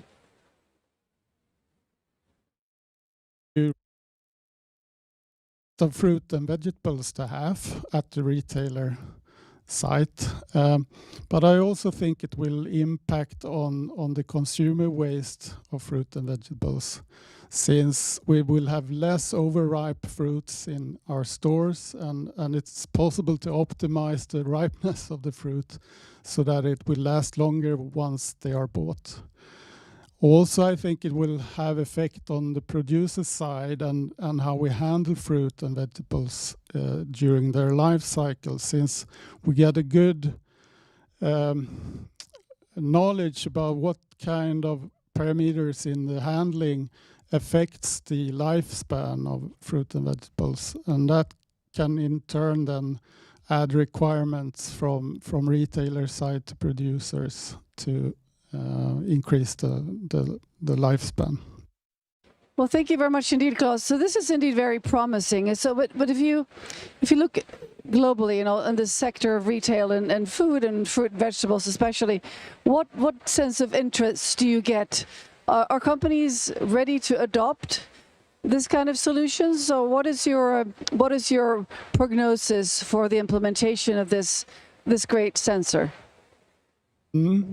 I think that retailers, they know this problem. It costs a lot of money, and they know they have the problem. They also know that the current tools and the current processes are not capable of solving this problem. So there's a knowledge that data-driven methods and AI is needed. However, I think these kind of organizations are very immature in using data and AI. That's a threshold that we need to help them to overcome. And I think that it's probably required that we develop products from these kind of prototypes to make it available to companies that are not capable of doing R&D on their own.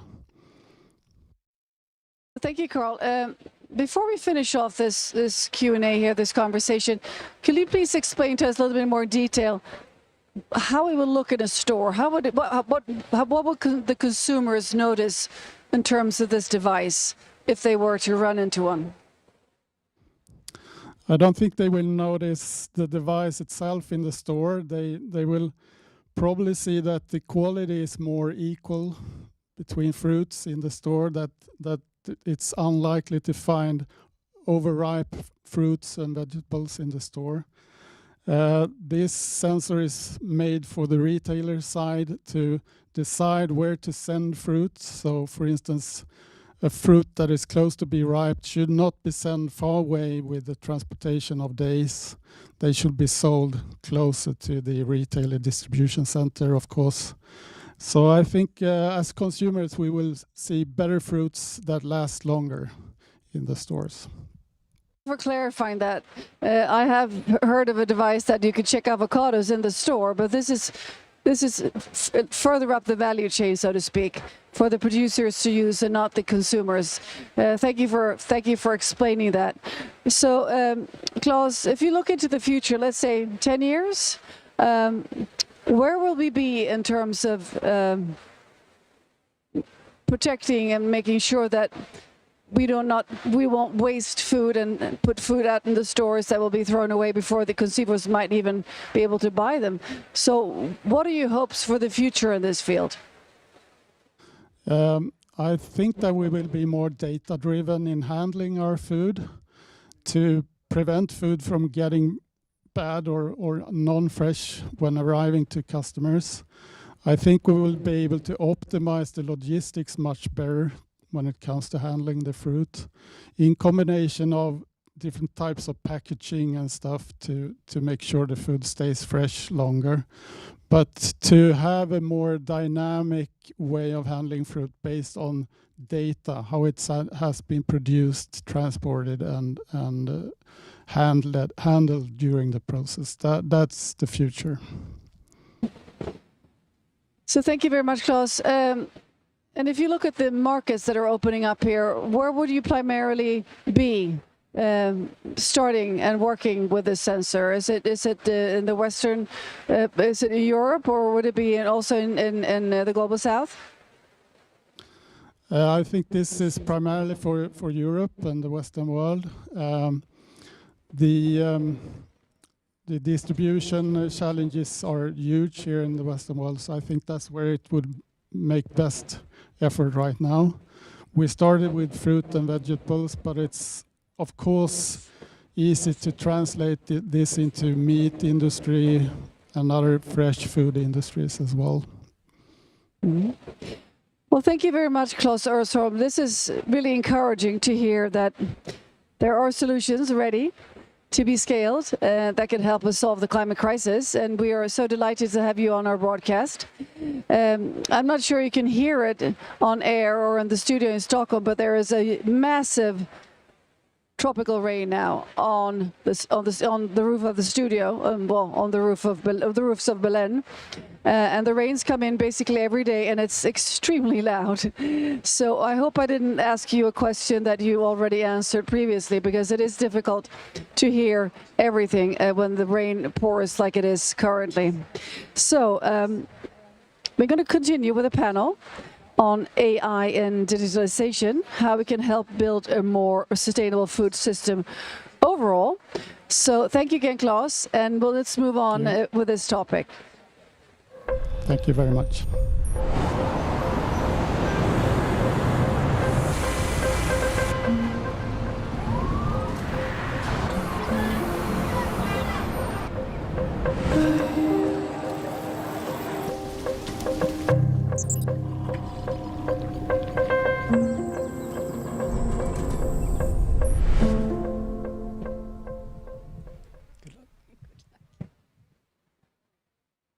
Hello, welcome back to the COP studio here in Belém, Brazil. And we have some wonderful guests lined up here for this panel discussion.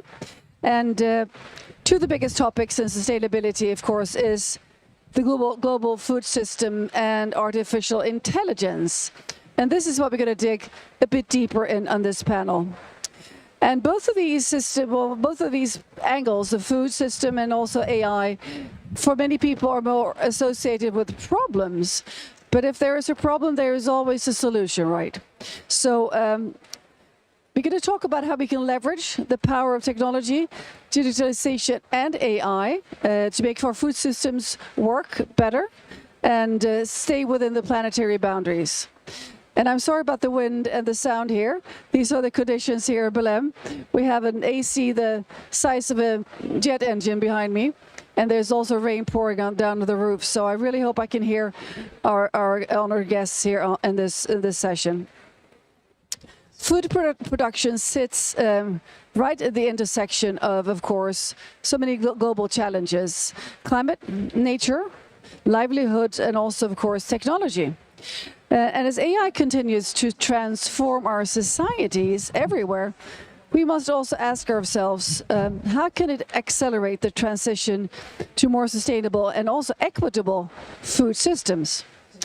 So to help us answer these questions, we have some guests that I'm delighted now to introduce. And calling in from our Stockholm studio, let's see if we can get a visual of the guests at the Stockholm studio. That will be Pia Brantgärde Linder. Yes, great. I see two guests. She's president in Munter's Food Tech. Wonderful to have you in our studio in Stockholm, Pia. Thank you. And next to Pia, we have Owen Gaffney. And Owen Gaffney is co-founder of the Exponential Roadmap Initiative. That is one of our great partners here at COP30. And we assume, calling in from Brazil, but he's not in Belém, not at the COP. Maybe you have been already or coming back, but you are elsewhere in Brazil. Ricardo Santin,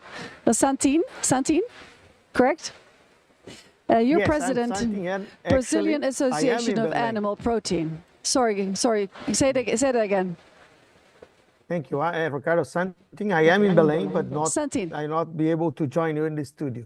You Thank are you so in much. Berlin, but just not here at the Yes. convention center right now. Sorry. Okay. Yes. Great. So I hope you can hear me loud and clear in this windy and noisy condition. So to start us off, Pia and Owen, perhaps you can set the scene for us a bit. Why do we need to address sustainability in the global food system? And what does this have to do with the COP? Owen, would you like to start? Yeah, sure, and great to see you. Well, the food system is, about a third of all greenhouse gas emissions. So it's a huge component of the challenge that we need to reduce emissions really rapidly. But it's not just the scale of it. When we look at the climate models and how fast we need to reduce emissions to stay, as close to 1.5 as possible, the models show that actually the food system needs to change the fastest. That we need to be net zero with the food system in the 2030s, as early as possible within the 2030s. So it's absolutely, this is sort of ground zero for climate, is the transformation of the food system. But there's so much waste in the system, so there's so much potential for transformation. So that's the good news there is, a lot of the solutions to reduce emissions are there. But the bad news is that it's just it's slow to change. There's a lot of inertia in the system.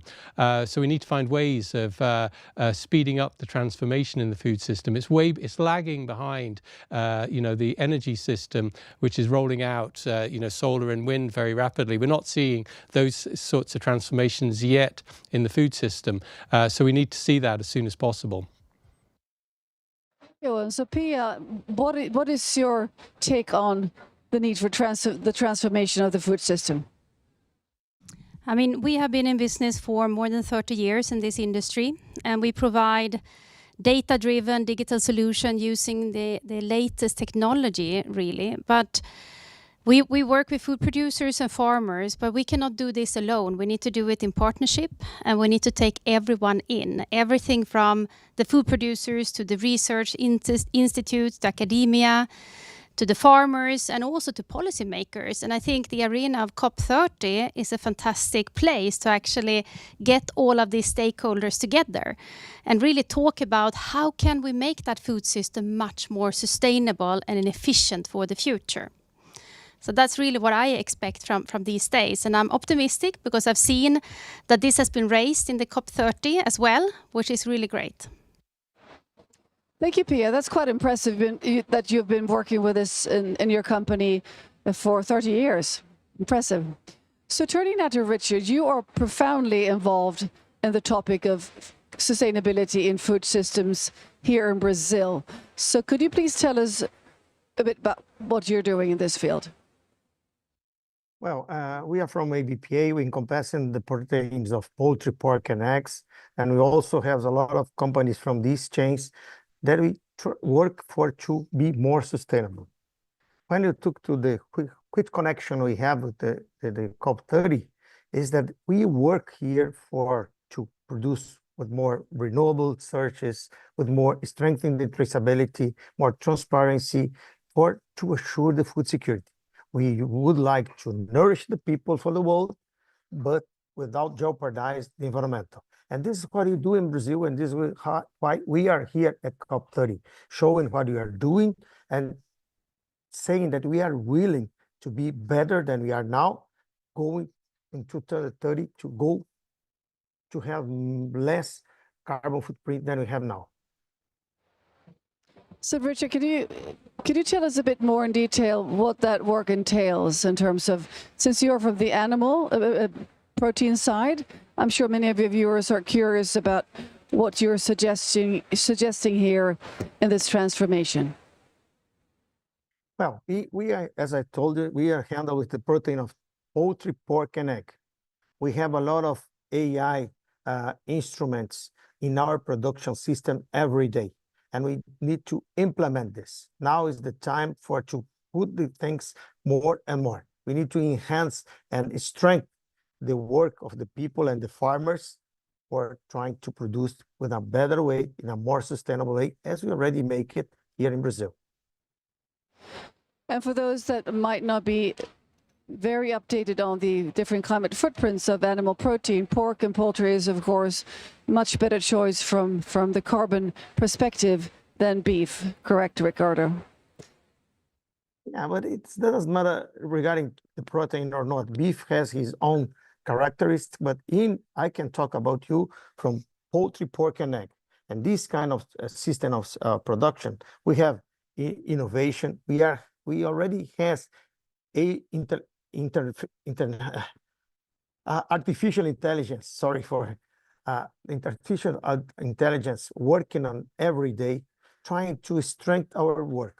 We want to make and optimize the feed conversion, the animal health, the welfare, and reduce the emissions per kilo of protein, and of course, improving the transparency to show the people that we are doing our best with technology, improve the climate action in favor of the sustainability. Thank you very much, Ricardo. Turning now back to Pia, from your perspective, you've worked with technology and the food industry and innovation for many, many years. Is this a question of a need for innovation, or are we done with that? We just need to implement everything? What do you say, Pia? I would say that is both. It goes hand in hand. I think we have a lot of technology already today available to really drive efficiency. Ricardo mentioned optimization, the importance of really getting the data inside the supply chain, and that is exactly what we are doing. We are providing a lot of data that we capture from the supply chain, from many parts of the supply chain, and then we drive waste reduction. But of course, innovation is also super important to continue to drive. And new technology are coming out. AI is also a new technology that are used a lot in the supply chain. And actually, the food and agriculture industry is the least digitalized industry among many industries in the world. So I think the opportunity of using technology is fantastic. And I think there is so many more opportunities to make this industry much more responsible. But if we work together, because we need to work together, as I said before, that is really key for us. Also, the other company was here previously on the panel, Savantic, who talks about AI. It is all about working together in a supply chain. We are using the whole way up to the supermarket, where they take care of the retail side. Thank you, Pia. Turning back to Ricardo, what would you say are the biggest challenges for the people on the ground? I mean, the farmers and the production people from the animal industry here in the front lines. What challenges do they have that you can help them with technology and AI? Well, as Pia said, from the side of the producers, we've seen every day that the farmers are ready to do this. We work with this. The people is already making this, and they are ready for the transition. They are the first one to feel in their own properties and their own lives the climate impacts. They know sustainability is not longer an optional situation. You need to work this, but the farmers need more things. For instance, clear incentives, practical tools, and also fair markets for this, because they are implementing renewable energy, they are recovering land, investing in animal welfare, adopting low carbon production system. But what they ask for this is, in the process, is that he not be blamed, but be supported to enhance the situation. And the AI and all the technologies can help us to produce more with less. And this is what we are doing here in Brazil. What is primarily needed here from the COP, for instance, the negotiations here? There is much talk about food systems and also, of course, other types of regulations. What would you like to see in place that would make it easier to implement your solutions and to help the producers?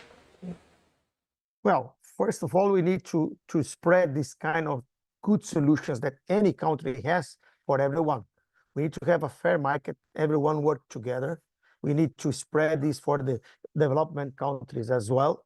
And we need finance. We have the finance to pay for these new technologies. This is what I think we need to do now.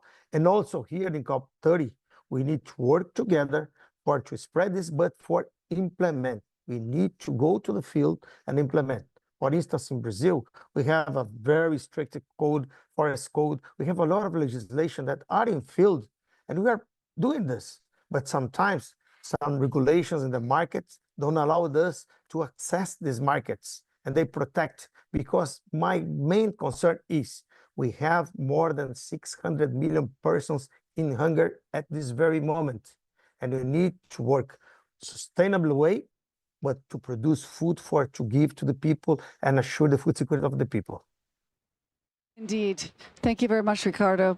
So turning now to Owen, there is much talk, of course, of AI being a risk for sustainability, consuming massive amounts of energy and also in some regions massive amounts of water, of course, in general water, but more and more depending on where the servers are placed.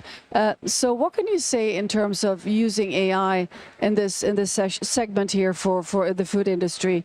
What risks do we have to be aware of, and what is your take on the implementation of these technologies? Missed the start of that section. Were you asking me this? Sorry. So it's a little bit of a glitch here sometimes in the connection here. So I'll just rephrase it.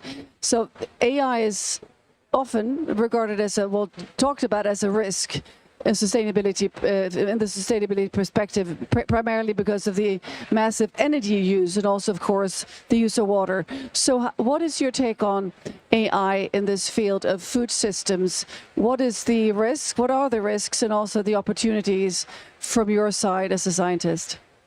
Well, yeah, 100%. I mean, the huge risks. I mean, people talk about the potential of AI in all sustainability sectors, but it's at the moment we're not seeing how we're going to steer at a massive scale the AI sector to be developing tools and products to reduce emissions as opposed to increasing emissions. And as you say, the sector itself is increasing its own emissions in a very worrying way.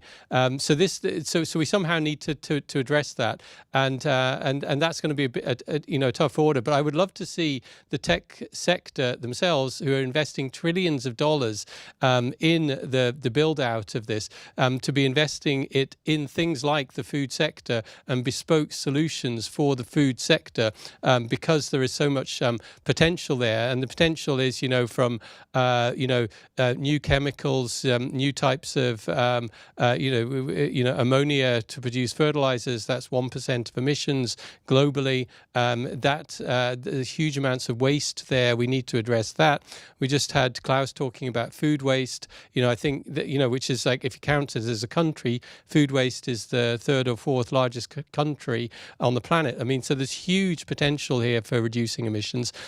We just need to find ways of directing the sector at the AI sector at this, the technology at it. It's not entirely clear how to do that. We're seeing some great examples from Munsters and others, but we need to really find ways of scaling this up 10 or 100 times over the next few years, so these solutions are, become the new norm. So let's open up the discussion, and any of you could answer the questions that we have left in this session. So, is there an inherent sort of contradiction here between animal welfare and the implementation here of technologies? Because very often when we think about animal production, we think of huge industrialized feedlots or just industries in general. So what can you say about this? Is there a conflict, and how do we look at animal welfare in this transition? Who would like to answer? I could start. I could start, yes. People often imagine that efficiency means industrial scale without no compromise. But animal agriculture is different. The good animal welfare and no emissions goes hand by hand, because the farmer is feeling this every day.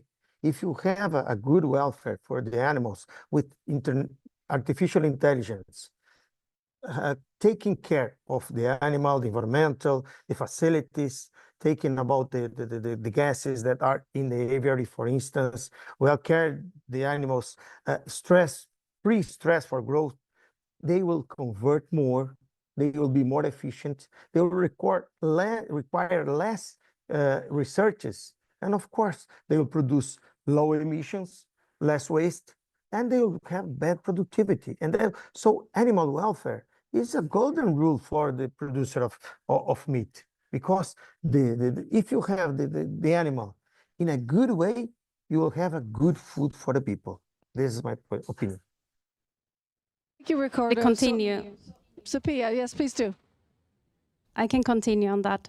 I think what Ricardo said is I agreeing with him a lot. I think animal welfare, you can use technology today to actually work with both things. You can become much more resource efficient, but also be very, very caring for the animal welfare. And I think in this industry, a lot of companies and farmers are already doing that today, and we can do even more for the future. So for example, I can give some concrete examples on actually what you can do with technology. So for example, with our control systems, which we have advanced control system, one of our customers said, I mean, you keep our chickens alive.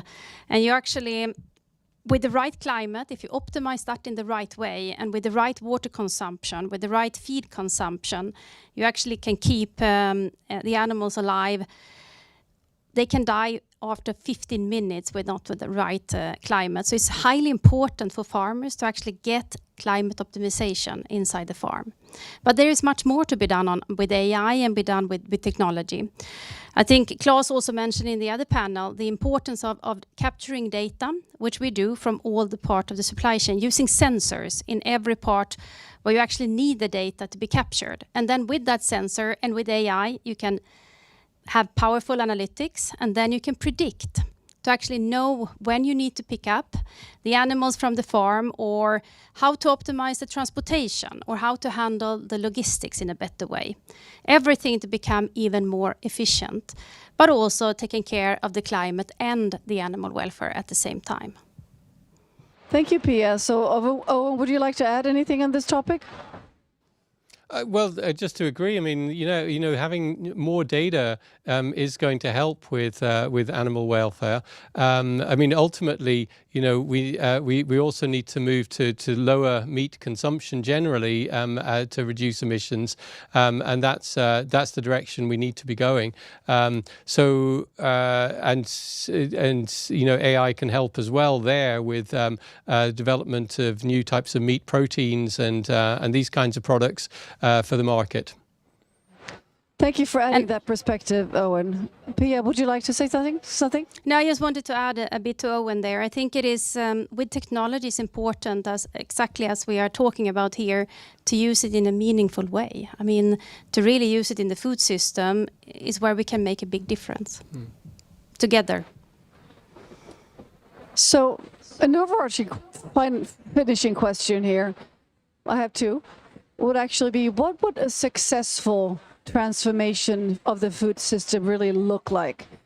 What is success defined from this aspect for you, Ricardo? For me, it is a system of production that is productive, of course, have the efficiency, inclusive, and climate positive.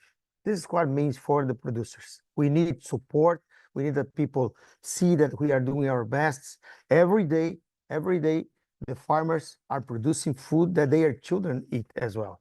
We need to be under science basis, because this is a challenge that we have. We need to look to the science, we use the technology, use the artificial intelligence and all the tools we have to produce more with less research. And so this system that we intend to put more in force, to implement more and more and more.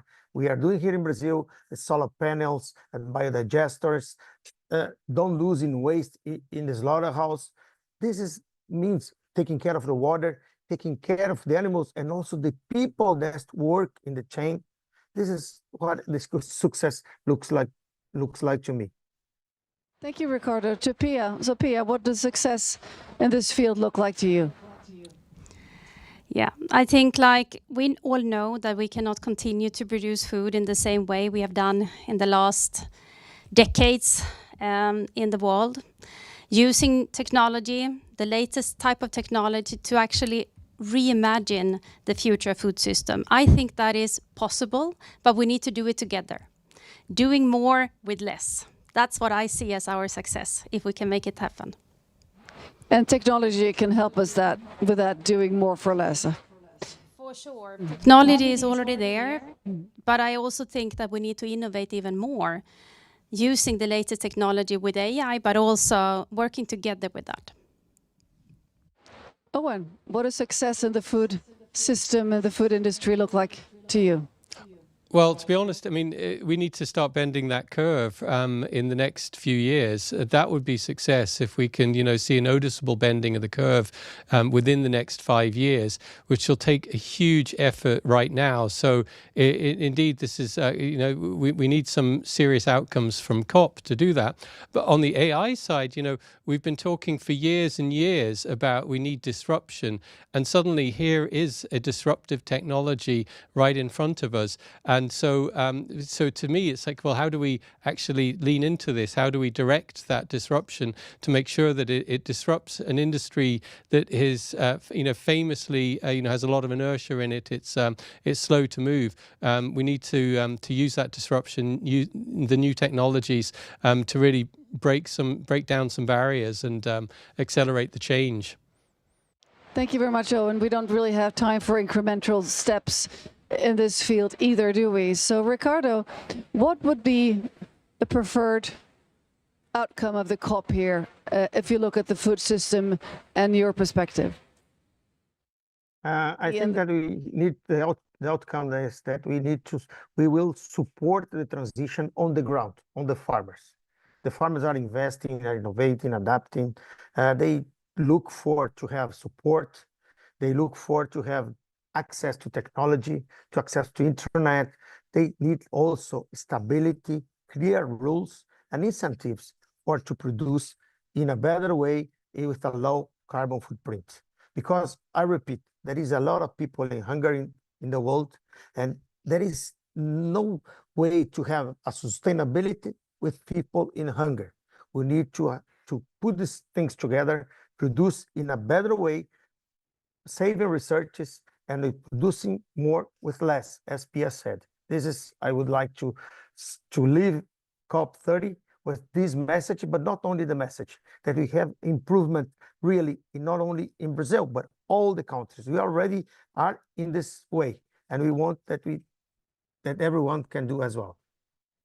And Ricardo, being from Berlin and the COP actively going on here in your city, do you feel that the food aspects are being brought to the table, really, literally here inside the COP and during the COP?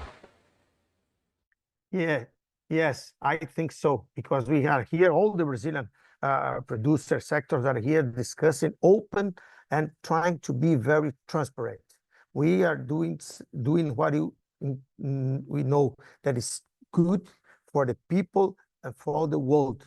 Brazil has a big market share of food produced in the world, and we need to cooperate with all the countries. Sometimes some places stop import products and make some rules that we are achieving here, but make it difficult to give the food in a accessible way for the poor people in the world. And so I think that we are here and we are very transparent. We are talking and we are showing what we are doing.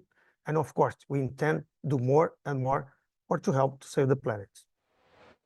Thank you, Ricardo. So, Pia, what message would you like to relay to the leaders here at the COP? We know we have many viewers on this channel, on this platform. So please go ahead. What would you like to relay to the decision makers? Maybe not in all of the negotiation rooms, but there are many decision makers here at the COP on different levels. What would you like to say to them? I think it's time for action. It is really important that we take this part super serious and that we actually do our part, what we can contribute with from different parts of the stakeholders here.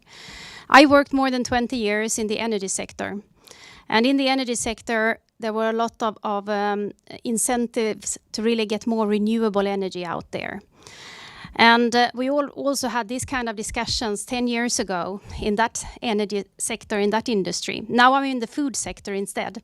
And I think it's time for all of us, including the policymakers, to actually talk more about how can we incentivize and give incentives to the small producers, to the farmers, to actually invest in digitalization and be able to modernize their operation. That is what I would like to get out of this. Thank you, Pia. Loud and clear. And Owen. Well, so, you're in Brazil, and, the Brazilian government has been very, very clear that, land use, the Amazon rainforest, protection of land and addressing food security and food systems is a real priority. So there is some potential here, to get momentum on it and to raise it up the agenda in the way it needs to be. But like Pia, I think, the industry, there's a huge economic opportunity for the whole industry to reform and to digitalize, to advance, to bring in new technologies. I would love to see 10 times more investment in disruptive technologies being spurred by COP30. I think that would be it's an opportunity. It's not it's a commercial opportunity. I think there's that level of potential there. It's not just about finding handouts. It's about investment in the future. Well, thank you very much indeed, Owen, and thank you, Pia, and thank you, Ricardo, and thank you everybody that was watching this session. Of course, you can rewatch it and share it with your colleagues and friends. And now we're going to move on because there are more important conversations. We have many going on here at Belém, and stay with us. I think every single person on this planet needs to be educated and re-educated about climate change. We are dedicated as the UN Framework Convention on Climate Change to embrace this education issue. We can look into the eyes of our children, our grandchildren, and we can finally tell them that we have joined hands to bequeath a more habitable world. L'accord de Paris pour le climat est accepté.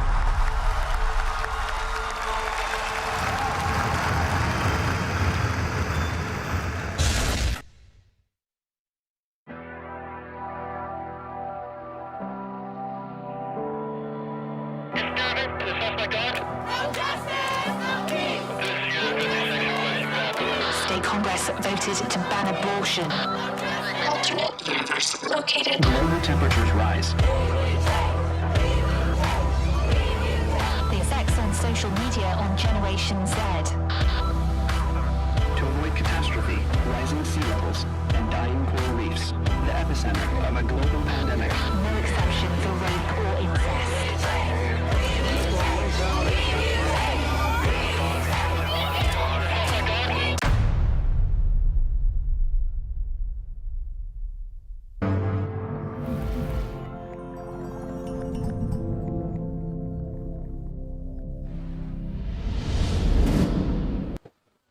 So Chile is often described as a global leader and is certainly among the global leaders in the transition to clean energy, and with good reason.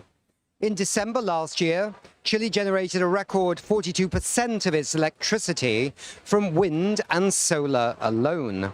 And graphs showing the rapid rise of Chile's solar capacity are often shared around the world. But behind the impressive numbers lies a critical question. Who actually benefits from this green power? Who is included and who is left out? Today's panel will explore the social dimension of Chile's energy transition, access, equity, and the real impact of the shift to renewables on communities around the country. Yesterday, the people of Chile went to the ballots and the polls for the first round of the presidential elections, so we're going to touch on that too. But just a few days ago, we interviewed Chile's current Undersecretary of Environment here at COP30 in Belém, in Brazil. So let's watch that first. Aquí estamos con el subsecretario de Medio Ambiente del gobierno chileno y vamos a preguntarlo sobre unas cositas sobre la transición energética en Chile. Mucho gusto, gracias por estar aquí. Tal vez te puede presentarte solo para nuestro público, decir quién eres y por qué estás aquí también. Bueno, mi nombre es Maximiliano Proaño, subsecretario de Medio Ambiente en Chile, lo que vendría siendo viceministro, y estamos como delegación chilena acá para poder, por un lado, mostrar los avances que nuestro país viene desarrollando en materia de acción climática. Estamos presentando nuestra actualización de la NDC, presentando también nuestra estrategia de transición socioecológica justa y también nuestro equipo negociador como país, como Chile, hemos decidido ser ambiciosos en materia de acción climática para poder también exigir, sobre todo a los grandes emisores, ¿cierto?, históricos, mayor acción y de esa manera lograr los objetivos que traza el Acuerdo de París. ¿Y cómo ha pasado hasta ahora? Bueno, hasta ahora recién estamos comenzando. La primera semana de negociaciones siempre es, digamos, más lenta, especulativa. Hay algunos aspectos que sí se están planteando, por ejemplo, en cuanto al financiamiento de adaptación, también en cuanto al trabajo en materia de género. Nuestra ministra de Medio Ambiente la próxima semana estará cofacilitando el grupo de género para lograr también acuerdos en esa materia. Y nosotros hemos estado en actividades también, por cierto, siempre estas COP son una instancia importante para suscribir acuerdos, alianzas de colaboración. Hoy día estuvimos, por ejemplo, con el gobernador de California. Gavin Newsom. Sí, justamente. Muy importante, ¿cierto? Primero que frente a la ausencia del gobierno federal en esta COP, los gobiernos estaduales estén presentes, sobre todo California, que es una tremenda economía y también que ha decidido ser ambicioso. Compartimos también y estuvimos firmando un acuerdo de entendimiento para en materia de información satelital para identificar las grandes fuentes de metano y de esta manera disminuirlas, y también en materia de reducción de emisiones en agricultura, energía. Por lo tanto, hemos también estado presentando justamente nuestra NDC y nuestra estrategia de transición ecológica justa. Así que en el marco de que van iniciándose las negociaciones, también aprovechamos de tener, por cierto, una serie de reuniones bilaterales y también suscribir acuerdos importantes como el MOU con California. Yeah. Así que una agenda bien completa. Sí, corriendo todo el día. Van a tener muchas pausas. Sí. Ya, bueno, para hablar más de transición energética, perdón, en diciembre Chile logró 42% de energía sustentable, eólica y solar, primaria. ¿Cuál es el estado actual de la transición energética en Chile?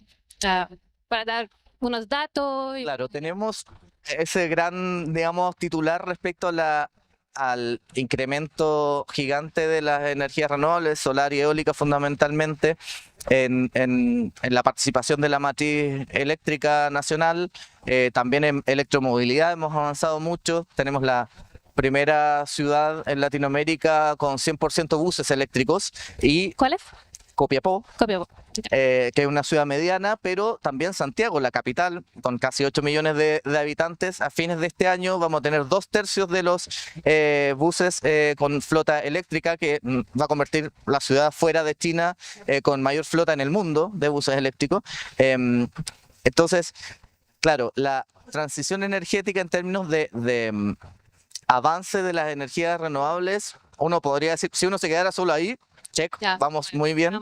La disminución también y el cierre progresivo de las centrales termoeléctricas de carbón también, pero por cierto, este proceso es mucho mayor y mucho más amplio, y por eso nosotros hemos trazado este proceso y lo hemos denominado como de transición socioecológica justa, ¿cierto? Que debe abordar también los efectos sociales de la transición, del proceso de descarbonización, los efectos laborales, por cierto, los efectos de remediación ecológica en los territorios que históricamente generaron energía, electricidad con combustibles fósiles, especialmente a carbón, donde los efectos para esas comunidades fueron muy nocivos y por lo tanto no es solo, bueno, ahora generamos en otras partes además, porque no es los mismos sitios donde se generaba ese con fósiles, ahora ahí se pone ahí se instala la renovable, y por lo tanto como también nos hacemos cargo de las deudas, digamos, del país, al mismo tiempo en que avanzamos en la transición energética propiamente tal, en este traspaso tecnológico, y que tiene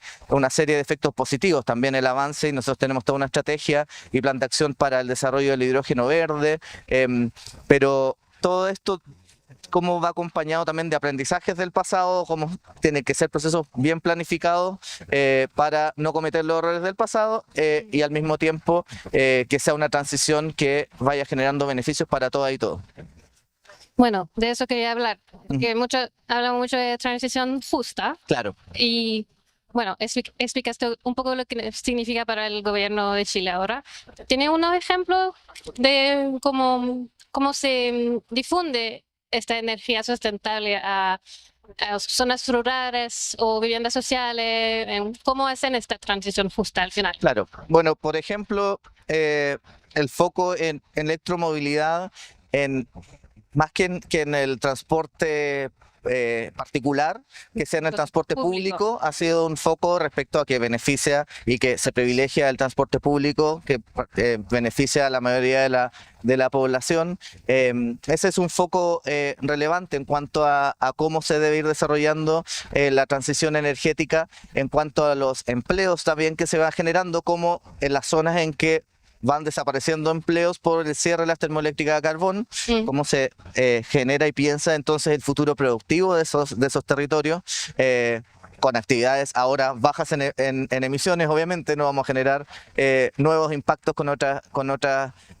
actividades, cómo se remedia también ambientalmente. Muchas veces aquí hay suelos degradados, suelos cierto, que también hay que remediar, y cómo se avanza entonces en trabajo decente, pero al mismo tiempo cómo se van implementando en estos territorios gobernanzas locales que se hacen cargo de ese proceso. Y por eso este año hemos presentado la estrategia de transición socioecológica justa, que plantea 10 años este camino, con medidas concretas, planes de acción para el proceso de descarbonización, que ya se viene desarrollando cierres antes de nuestro gobierno, y justamente el diagnóstico que teníamos era que no contaba con una hoja de ruta para abordar más integralmente lo que se estaba generando ahí respecto a los efectos sociales que generaba este cierre. Entonces, ese es un gran desafío. Algunas medidas, por ejemplo, concretas, es a través de una ley que es la ley de equidad tarifaria, que en las zonas que históricamente se generó con energías fósiles la electricidad, que esta electricidad hoy para los vecinos, digamos, de estas zonas tiene una disminución de alrededor de un 40% en sus cuentas de electricidad, como una forma de que antes se da la paradoja que incluso en esas zonas era más alto en promedio que el promedio nacional. Entonces era un sinsentido, y cómo de alguna forma también nos hacemos cargo de que esos beneficios en términos de justicia ambiental, ¿cierto? Que las cargas y beneficios ambientales se repartan más equitativamente en el país. Muy bien, y estaba hablando del cierre del gobierno. Viene la elección este fin de semana, otra vez el fin de semana pasado, cuando vieran este video. ¿Piensan que el gobierno que viene puede todavía implementar este plan, o piensa que va a ser muy difícil? ¿Qué esperas? Es muy bueno. Yo espero que gane quien justamente y nuestra candidata, que asegure y da continuidad, ¿cierto?, a las políticas ambientales, a las políticas climáticas que nos hemos comprometido hasta el momento, y algo que yo diría que nos enorgullece como país es que las políticas climáticas que hemos venido implementando se han convertido en políticas de Estado, ¿cierto? Y por lo tanto debiera seguir siendo así, pero la verdad es que tenemos, así como liderazgos globales, ¿cierto? Trump, Milei en Argentina, hay candidatos también en estas elecciones en Chile que también son negacionistas del cambio climático, que ponen en duda a la ciencia, make sense, right again, que por lo tanto sí hay un nivel de preocupación, por cierto, respecto a lo logrado y lo avanzado y lo planificado, que se ponga en duda y que se retroceda. La ley marco de cambio climático, que de hecho se aprobó en el gobierno anterior, nos ha correspondido implementarla y seguir también enriqueciéndola.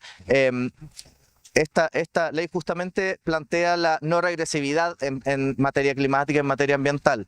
Es por ley. Entonces, al menos tendrían que cambiar algunas leyes si es que ganara un gobierno que ponga en duda aquello. Pero esperamos que no sea así, esperamos que podamos seguir continuando y desplegando el compromiso en acción climática que nuestro país ha mostrado hacia el mundo. Ya, gracias. Estaremos atentos. Sí, una mosca. Oh, un amigo insecto. Ya. Tomando el focus de la región Latinoamérica, estamos en la COP en Brasil. Es más de una década que no ha sido una COP acá, en el territorio, en la región. ¿Cómo piensa que se puede sacar una voz latinoamericana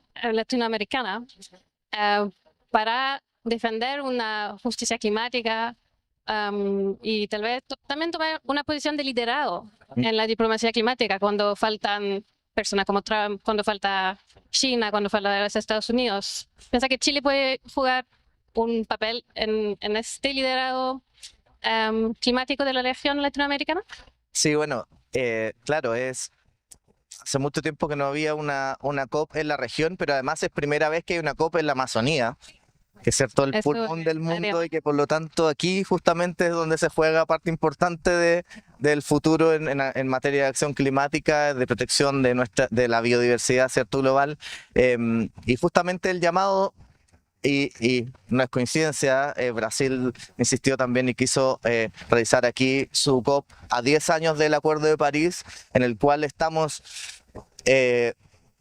tenemos una pequeñita ventana de oportunidad si es que somos más ambiciosos, si es que somos e implementamos también los compromisos que hemos venido tomando cada uno de los países de lograr disminuir de manera significativa los impactos del cambio climático y por lo tanto ahí como región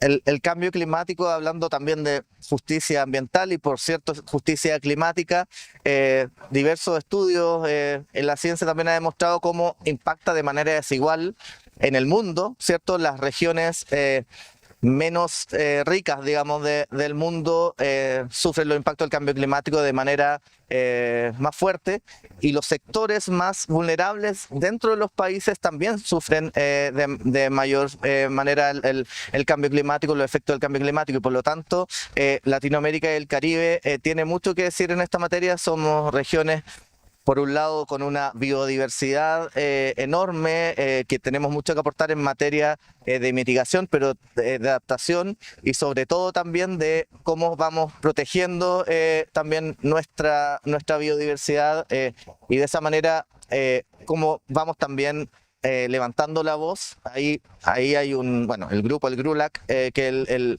el equipo negociador. Nosotros como país, Chile, lo que siempre nos ha interesado es lo que decía al principio, poder mostrar compromiso y acción climática para poder demandar acción climática del resto, sobre todo de los grandes emisores, no quedarnos, digamos, solo en demandar, porque efectivamente Chile en materia de emisiones globales es un porcentaje muy, muy pequeño, pero sí creemos que tenemos que poner nuestra parte para demandar y generar alianzas. Ahí la colaboración es fundamental y lo que como país jugamos es en estas alianzas que podemos generar también en las negociaciones para que en materia climática digamos, podemos en materia de acción climática avanzar más rápido, ser más ambiciosos y algo que Latinoamérica y el Caribe también, digamos, tenemos que demandar con fuerza en materia de financiamiento en adaptación y en materia de pérdidas y daños, que es un gran pendiente. Se han logrado ciertos avances en las últimas COP, pero la verdad es que como los impactos en nuestra región son muy, muy significativos y los sectores más empobrecidos, más vulnerables, lo sufren de manera especialmente fuerte, es ahí también donde tiene que haber un foco. Bueno, muchas gracias. Muchas gracias, Sara. Nos quedamos atentos sobre la participación de Chile en esta COP y bueno, el resultado también. Y muchas gracias por venir hoy. Muchas gracias, Sara. Un gusto.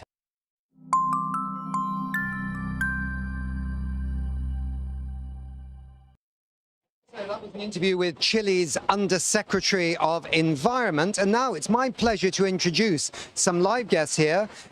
Matías Cortés Calderón, Like the former president of Mexico. Yeah. Okay. Yeah. Executive director of the NGO CIUS in Chile. Great. Then Gonzalo Melege, coordinator of the Decarbonization and Just Transition Program in Chile Sustentable. Okay. And then Cindy Quevedo, president of Apucaraca, the Consejo Nacional de Pueblo Cola, with a translator. Okay. Thank you. Just say that a bit better than me. Just say, introduce Cindy better. It's Cindy Quevedo. Yeah. She's president of the Consejo Nacional del Pueblo Colla. Not bad, not bad. Almost as good as mine. Okay. A bit worse, but just slightly. So after hearing the Under-Secretary General's perspective on Chile's energy transition, what would you say is the key point you agree with? And what is an area that you believe is not right, a blind spot? Maybe you could put that question to Cindy first. La pregunta principal es, ¿cuál es un punto con el que estarías de acuerdo y cuál te dijo extraño y cuál es uno con el que estarías completamente en desacuerdo? Bueno, muchas gracias por invitarme. Creo que uno de los puntos que todos estamos de acuerdo es que hay que transicionar, sobre todo de los combustibles fósiles, carbón y eso. I think one of the main points of agreement is regarding fossil fuel phase out. Y creo que nuestro país puede dar un pie importante en Latinoamérica en esta posición, porque tenemos los materiales de transición, pero también tenemos el clima como para poder generar esta transición energética limpia. And Chile has a very privileged place in that sense because we both have transition minerals and resources which are useful for that, but we also have the capacity and the climate to lead a transition to renewable energy. Los pueblos indígenas estamos de acuerdo con la transición, pero el punto que falta, el punto que quizás todavía estamos débiles como país, es poder incorporar efectivamente la voz de los pueblos, el consentimiento libre, previo e informado de los pueblos indígenas. And First Nations are in agreement and want an energy transition, but one of the things that has to be done is to advance it with free, prior, informed consent in that sense, and to incorporate the voice of First Nations and Indigenous peoples in the policy decision-making area. So just a follow-up question. So is there a land grab for Indigenous people's land for renewable energy projects? Están preguntando si nos está intentando expandir los proyectos de energía renovable en el territorio indígena. Sí, en Chile casi todos los proyectos de transición o los proyectos que generan energía limpia están en territorios indígenas, y las materias primas clave para la transición como el litio y el cobre también están en territorio indígena. Por tanto, los indígenas son un elemento que tiene que estar presente, su voz, pero sobre todo su consentimiento, porque muchos de estos territorios son territorios sagrados, y ahí ya es otra connotación la que tiene. Yes, so First Nations are very involved in this because many of and most of the renewable energy projects, as well as the projects on extraction of transition minerals such as lithium and copper, are in indigenous territories, but they're not only in indigenous territories, they're also in sacred grounds. So it has a different, deeper connotation regarding their culture and religion. Okay. Now over to both of you. Well, you first. So tell me, it's the same question. What did he say that was right? What did he say that was maybe not right? Well, thank you for the invitation. I don't have a very good English, so I apologize in advance. I have here my text, my notes. So yeah, super. Well, first, I agree with Cindy and with the subsecretariat.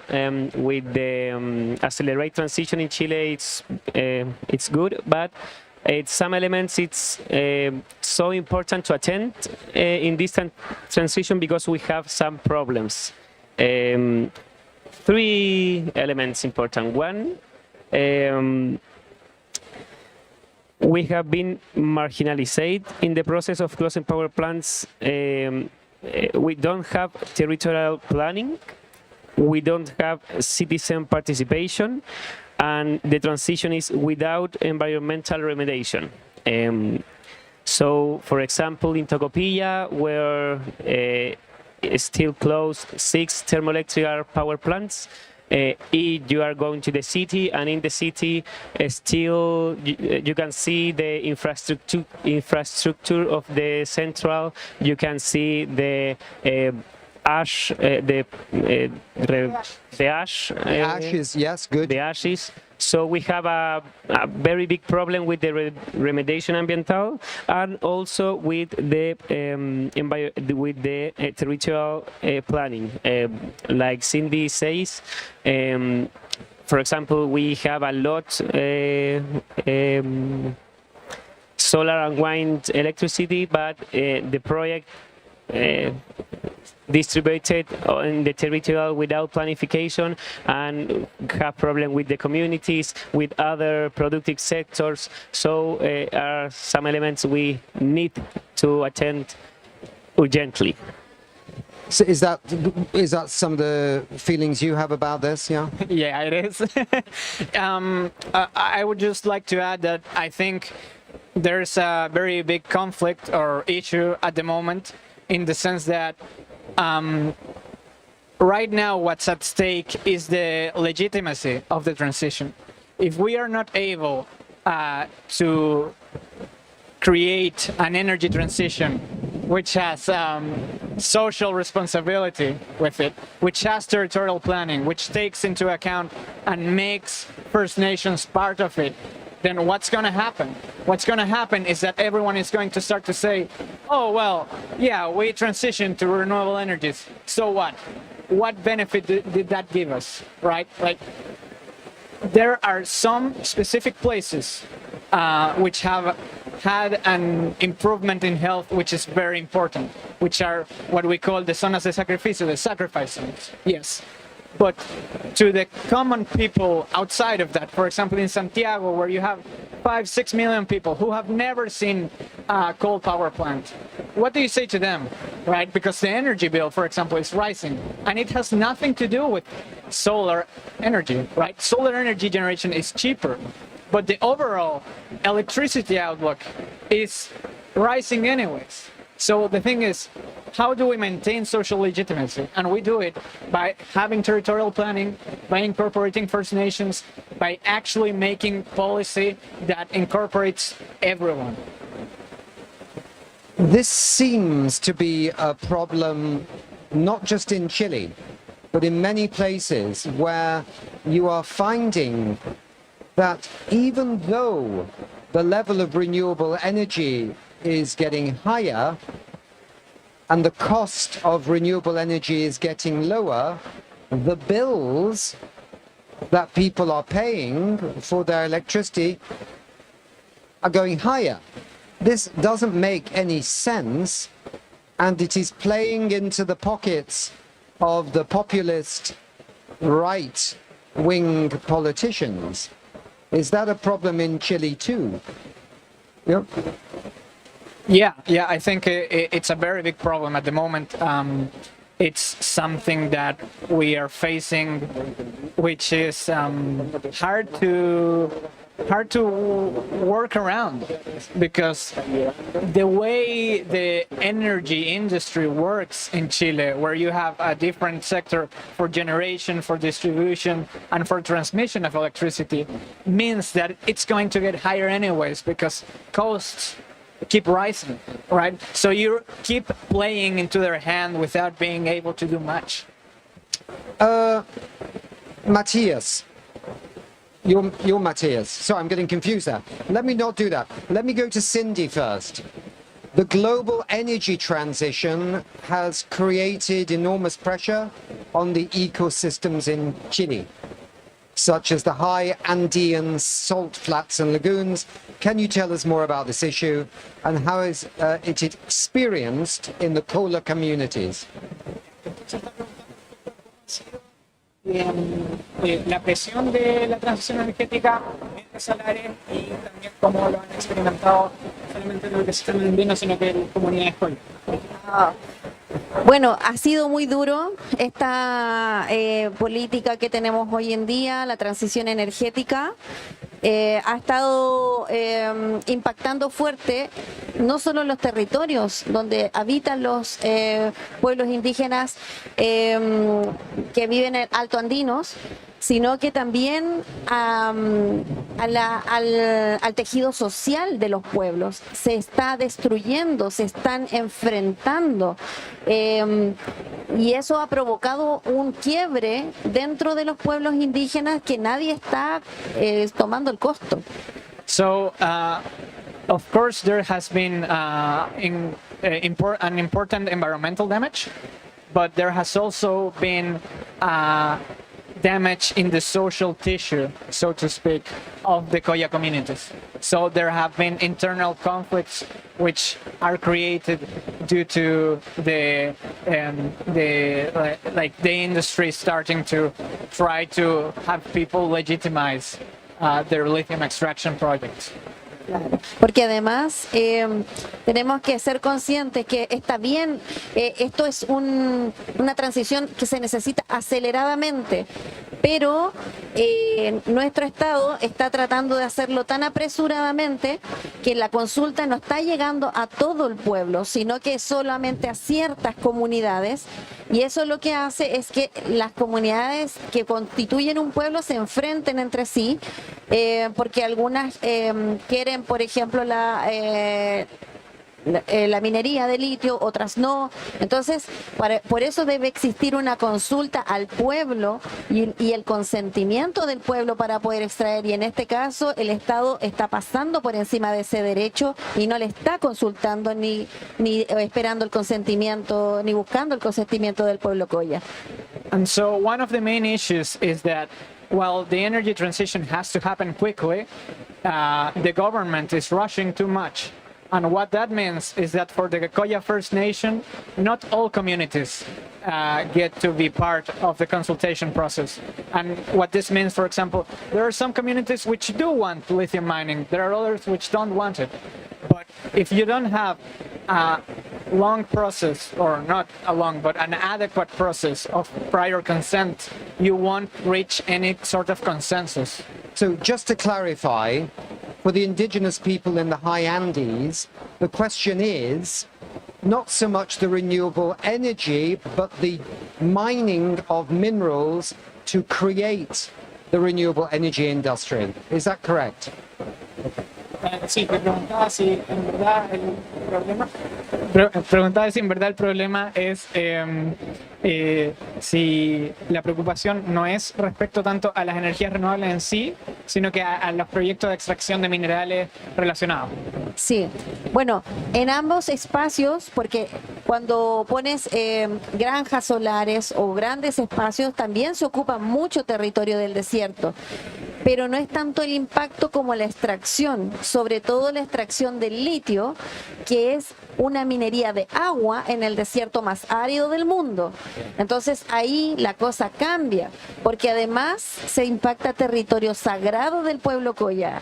Las cuencas de agua son espacios sagrados, donde están las montañas más altas, donde están los apus, que son montañas sagradas. Entonces, es un daño que para nosotros no solamente es material, sino que también es mental.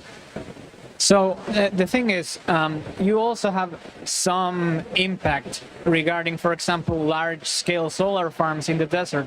But that's not as impactful for the Koya First Nation, for example, as lithium mining, because lithium mining in the end is water mining. You're taking water out of the waterways, out of the waterheads, and for them the Apu, the sacred mountains, the rivers have a deeper meaning regarding water availability. So they're sacred for them. So it has a much bigger impact. And the impact of screwing up the water isn't just for the indigenous people, it's for all Chileans, yeah? Okay. Good. Gonzalo, you've been monitoring the coal phase out in Chile. Is it progressing well, the getting off coal? But are there signs that maybe it's slowing down, getting out of coal? Yeah. Well, I think it's necessary to do a fastest contextualization of the decarbonization in Chile. Yeah. With that, we're referring specific to the process of close out the power, the electricity, the coal power plants, specifically of that. And in Chile, we have in 2018 28 coal-fired power plants operating.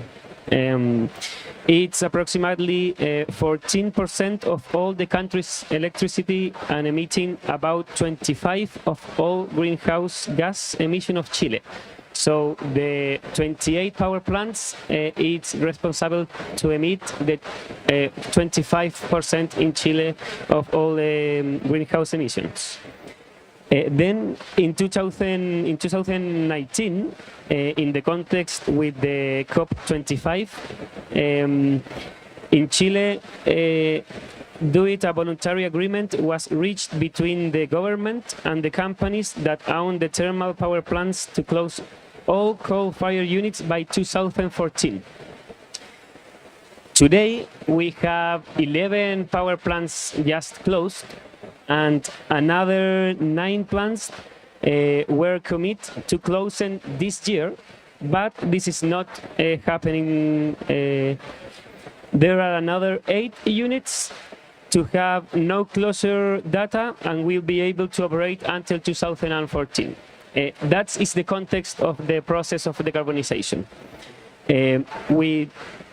With this, I think the process of coal-fired or closing coal-fired power plants in Italy at a faster than expected the early years, but this is mainly because of the rapid deployment of renewable energy and storage. Today we have, like the subsecretary said, 14% of renewable energy. In 2018 we have 12%, so in 6 years is fastest the increase that. But we have some concern because this year in particular we have seen signs of stagnation that could be contrary to decarbonization. Okay. Firstly, as mentioned above, 9 coal-fired power plants that were supposed to be shut down this year have not been closed, and there is no certainty as to when this will happen. Second, because some of these thermal power plants that were committed to closure have been sold. Specifically, I'm referring to 2 units located in Quintero Puchuncaví, the units Ventanas 3 and 4, which the AES company sold to another investment group. And thirdly, and maybe is the most concerning to us, are the proposals for conversion to coal ammonia co-firing technology, which does not mean the end of coal burning, but rather perpetuates its use and consequently its global emissions and local pollutants that are damaging to human health. So far, this is an option presented by the Wacolda company for implementation in its 5 thermoelectric units in the municipality of Huasco, and this case is particularly alarming because Huasco is the only municipality where no close any power plants, and with that alternative, it's possible to be burn coal at least 2014. Okay, so the target was 2040 to get off coal. It started well, it moved quite rapidly, and then suddenly, yeah, there's this slowdown. Okay, so what you need is this COP30 to have an absolutely clear decision that all governments must have a clear plan to phase out fossil fuels, and there must be pressure on every government to do that, yeah? Matthias, tell us a little bit about what your work is and how you describe the work you do in a just transition. So this fits in a little bit with what Gonzalo is talking about, yeah? Plus what Cindy's saying, yeah. Sure. Well, Zeus's work has to do it has to do a lot with just transition, and we do a lot of policy briefs, and we check out the NDCs and the NAPs, and we check out what we can do regarding just transition and what other countries in Latin America are doing. But most of all, and what's most important to us in terms of just transition, is to create a generation which has the capacities to keep this work up. Because what we see is just transition as an intergenerational process. First of all, it requires intergenerational justice and equity, which means that when we're old, there's going to have to be someone to replace us, right? But you're not as old as me, don't worry about it.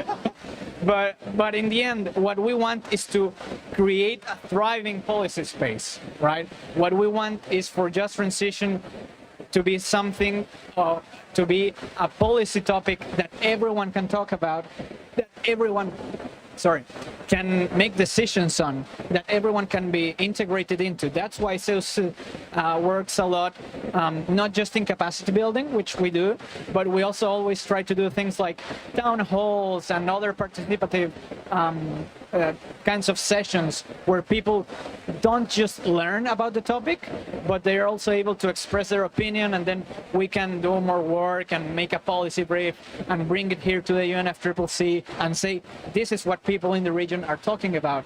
These are their demands. And to be able basically to be an enabler, to grant them spaces, to give them a voice.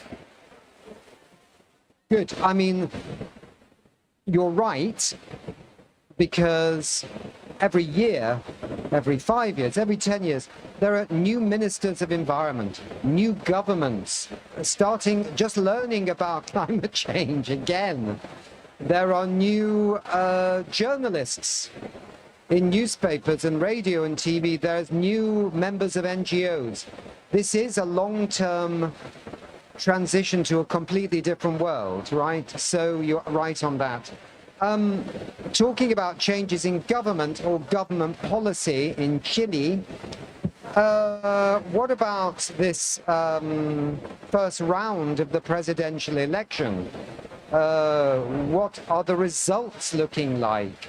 What do you think this could mean for the energy transition and communities? Maybe we could ask Cindy this first. Can you translate that question? What does it all mean? Yeah. Bien. Entonces, ¿qué te parece los resultados de las elecciones del día de ayer? Considerando los resultados, ¿qué crees que podría implicar tanto para la transición energética como para las comunidades, considerando no solamente la primera ronda presidencial, sino que también el Congreso? Bueno,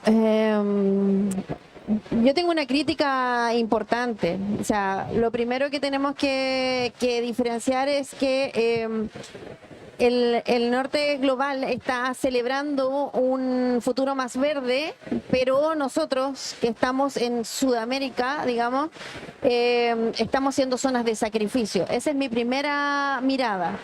Y en cuanto a eso, creo que en esta segunda vuelta, que está muy polarizado, izquierda, extrema, derecha, extrema, creo que las posiciones están muy marcadas.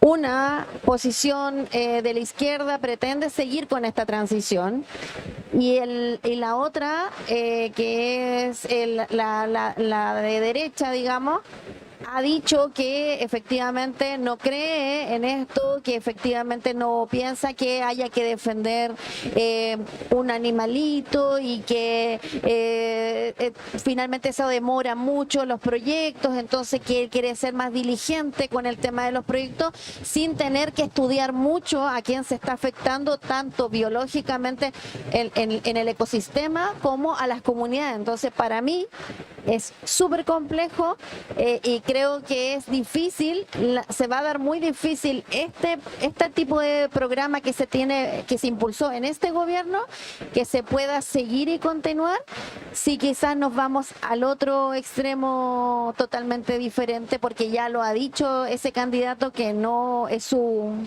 fuerte. All right, yeah. So to start off, she gives one big criticism, which is that no matter what, we're still in this very harmful kind of dynamic where the global north is benefiting and pushing towards an energy transition, while the global south and our countries in South America, for example, are heavily exploited for minerals, etc. Having said that, within the election, we see a lot of polarization with what would be the second round, but mostly what we see is that there's a very clear position from the left in regards, maybe not the best, but still there is an idea to go along with an energy transition, while on the right wing, the far right wing candidate has already said, well, there are many people who deny climate change, but even if they don't, they have still said that it is not their priority. They probably wouldn't go on with an energy transition, and most of all, that their perspective is that climate protection and environmental protection and biodiversity protection actively hampers and slows down investment, and what they're worried about is investment. So they want to do away with all environmental regulation in the country in order to basically go on and go forward with more investment. So they're all friends of Donald Trump and the Argentinian president and all those others. Yeah, okay. By the way, just one quick question. The Cola people, they vote in the elections? Yeah. Que si los collas votan. Sí, por supuesto. Okay. Yeah, of course. Your perspective on the presidential elections? I agree with Cindy said. Only I can agregar another impression, but we have two options where maybe any one of us propose a change economy model or someone else, but I think we have the risk if the one candidate will win. Maybe we go back with the transition. Maybe we go to open coal power plants or go back to all of the environmental regulation we have now in Chile. So I think that it's the principal risk of, in this case, with the second part of the elections in Chile. Do the right in Chile, or the right anywhere in the world, not read the science? And do they not read that if we don't act on climate change, the global economy could crash by 50% in 20-odd years? Do they not read all this research? I don't know. All right. Yeah, for starters, I think they don't read it, but otherwise, I think it has no legitimacy for them because they don't care. I think they're betting that they will come out on top anyways. I think that if there's a climate disaster, if there's a social disaster, all they're betting on is that they can stay on top and then reap the benefits of the inequality they caused. Que si también no, te quería, lo que estaba preguntando también era si crees que, no sé, porque quizás la derecha no lee ciencia, ¿por qué no toman acción? Creo que simplemente no le interesa o no cree en el cambio climático y es más importante la producción que el buen vivir de los pueblos y de la comunidad en general. I think it's just that they don't care about environmental protection, and their main priority is production and not the well-being of people. Maybe they should go. The right-wingers should go and look at the Andean glaciers and see how many are left. The ice in the Andes is disappearing, right? I need the translation.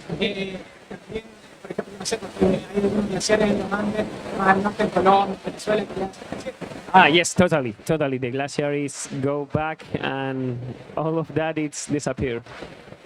So we're going to have to end the program right now. I want to say thank you for being with us. Thank you for the rain, God, and thank you for tents that don't let the rain in. I think what you're going through in Chile is not unique to the rest of the world. There is a right-wing reaction happening, but I don't think they have the answers. But they may have the government for 4 or 5 years. That's a problem, but I don't think they can ever completely take over because reality will come back. Thank you very much indeed for being with us. Thank you so much. Gracias. Thank you very much. Gracias.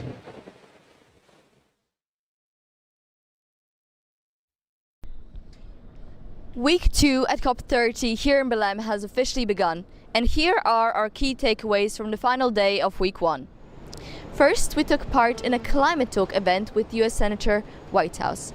As we all know, the US withdrew from the Paris Climate Agreement earlier this year, and despite this, US Senator Whitehouse remains optimistic and says the US will not give up the climate fight. When asked if we were on a pathway to climate safety, he gave a clear no as an answer. But what is even necessary to take a first step into this pathway to climate safety? He calls it a negative and a positive pressure. So first, we have the negative pressure that needs to be put on the fossil fuel industry. Then we have the positive economic pressure which needs to be put on stuff like innovation and the development of new technologies. A big takeaway as well from the event was educating the global community on climate discussions and climate issues, such as the Paris Agreement, for example. How he plans to do this, here is what he has to say. Well, here's an example. Electric utility bills are going up in the United States.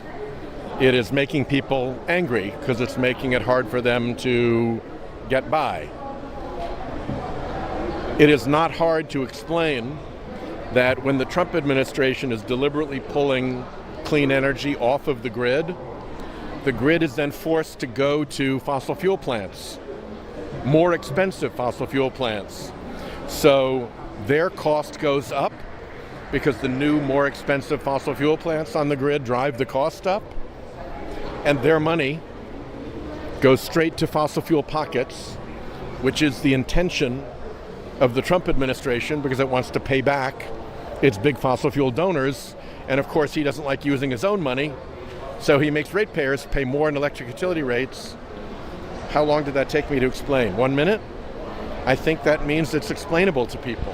Although the US is not part of the Paris Agreement anymore, the world tries to finance the consequences of climate change.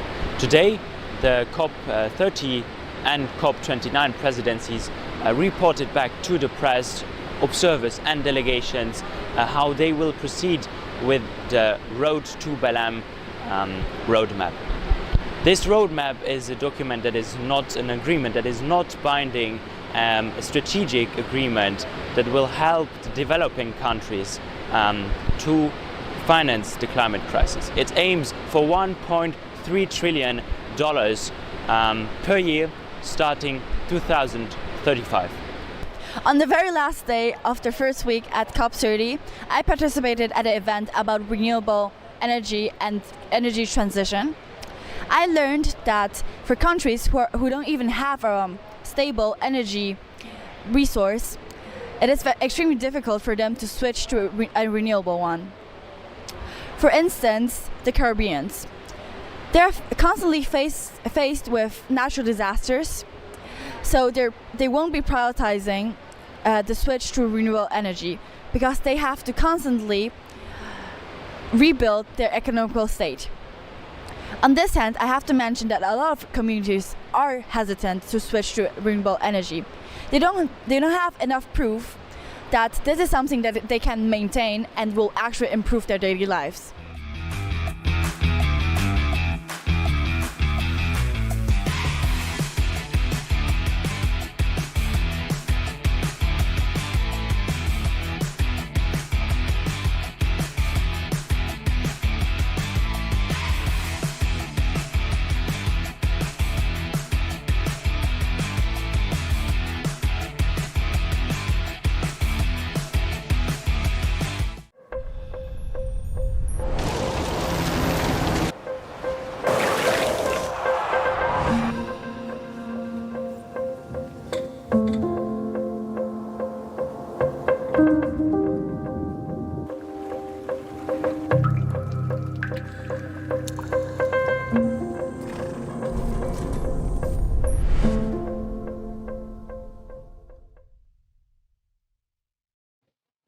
Hi, and welcome to another live session here directly from Belém at COP30 from the We Don't Have Time Pavilion.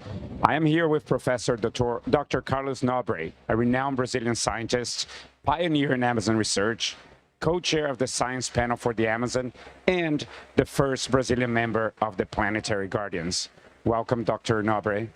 And my first question to you is that you're here with the Planetary Science Pavilion, which is a place where science meets policy. And can you tell us why is it so important that these two fields get together, especially here in COP30? Yes, João. The COP30 president, André Corrêa do Lago, asked Planetary Guardians to create for the first time in third COPs a Planetary Science Pavilion. And his request was, please bring the top science in the world to COP30 because we want the science to influence negotiators to combat the climate emergency, to find the right policies in all sectors, reducing emissions, particularly fossil fuel emissions, protecting all forests of the planet, especially the tropical forests. So that's what we are doing. We have, for all last week and today, many sessions with top scientists, and also some negotiators are attending, the private sector, social sector, NGOs. So basically we are bringing top science to implement for the negotiators to know the risks that we have with the climate emergency.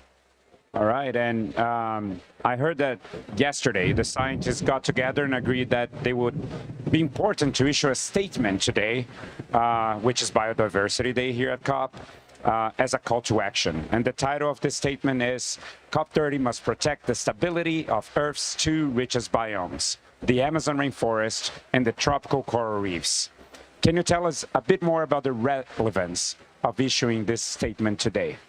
Yes, we produced this document here, and we deliver this document to many important leaders here. And basically, as examples, we picked, as you mentioned, two, the richest ecosystems in the world, coral reefs and the Amazon forest. And we produced this document to say how close these two very rich ecosystems, the highest biodiversity on the planet, ocean and the land, how close these two ecosystems are of a tipping point. For instance, the Amazon had a record-breaking drought in the last 2 years. We had a record-breaking also forest fires. We had more than 140,000 forest fires. They degraded something like 16 million hectares. tremendous air pollution that brought a lot of risks to the populations.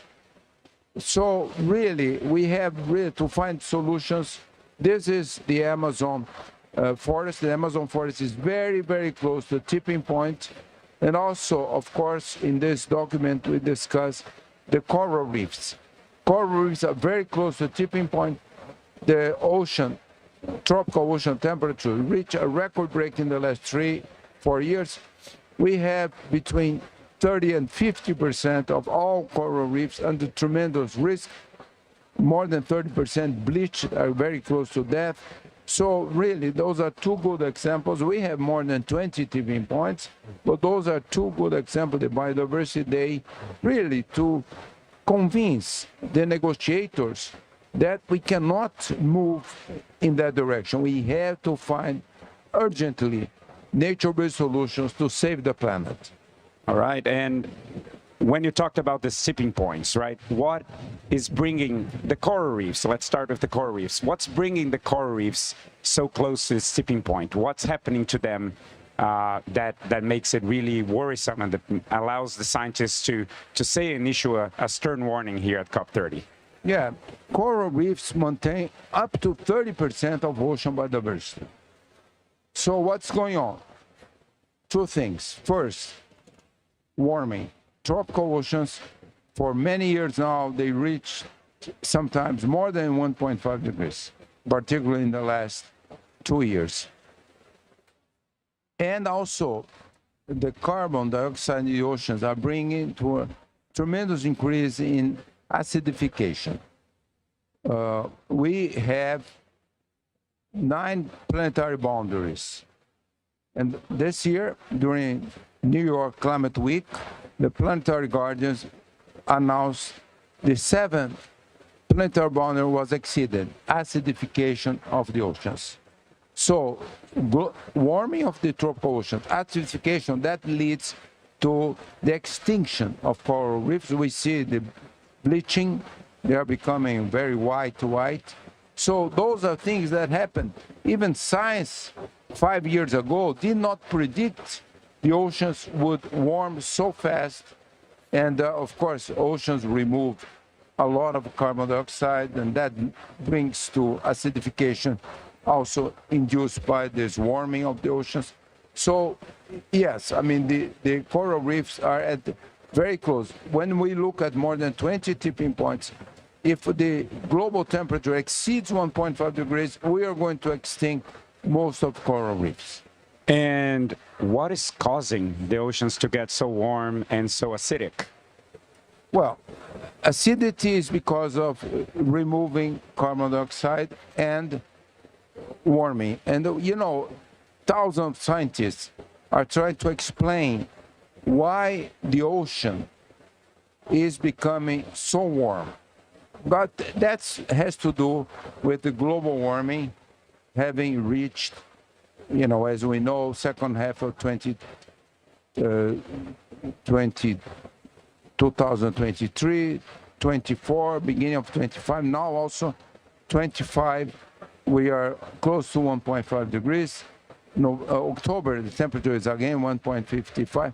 So when the global temperature increases globally, that's inducing the oceans to also to remove a lot of heat, and that increasing the ocean temperature.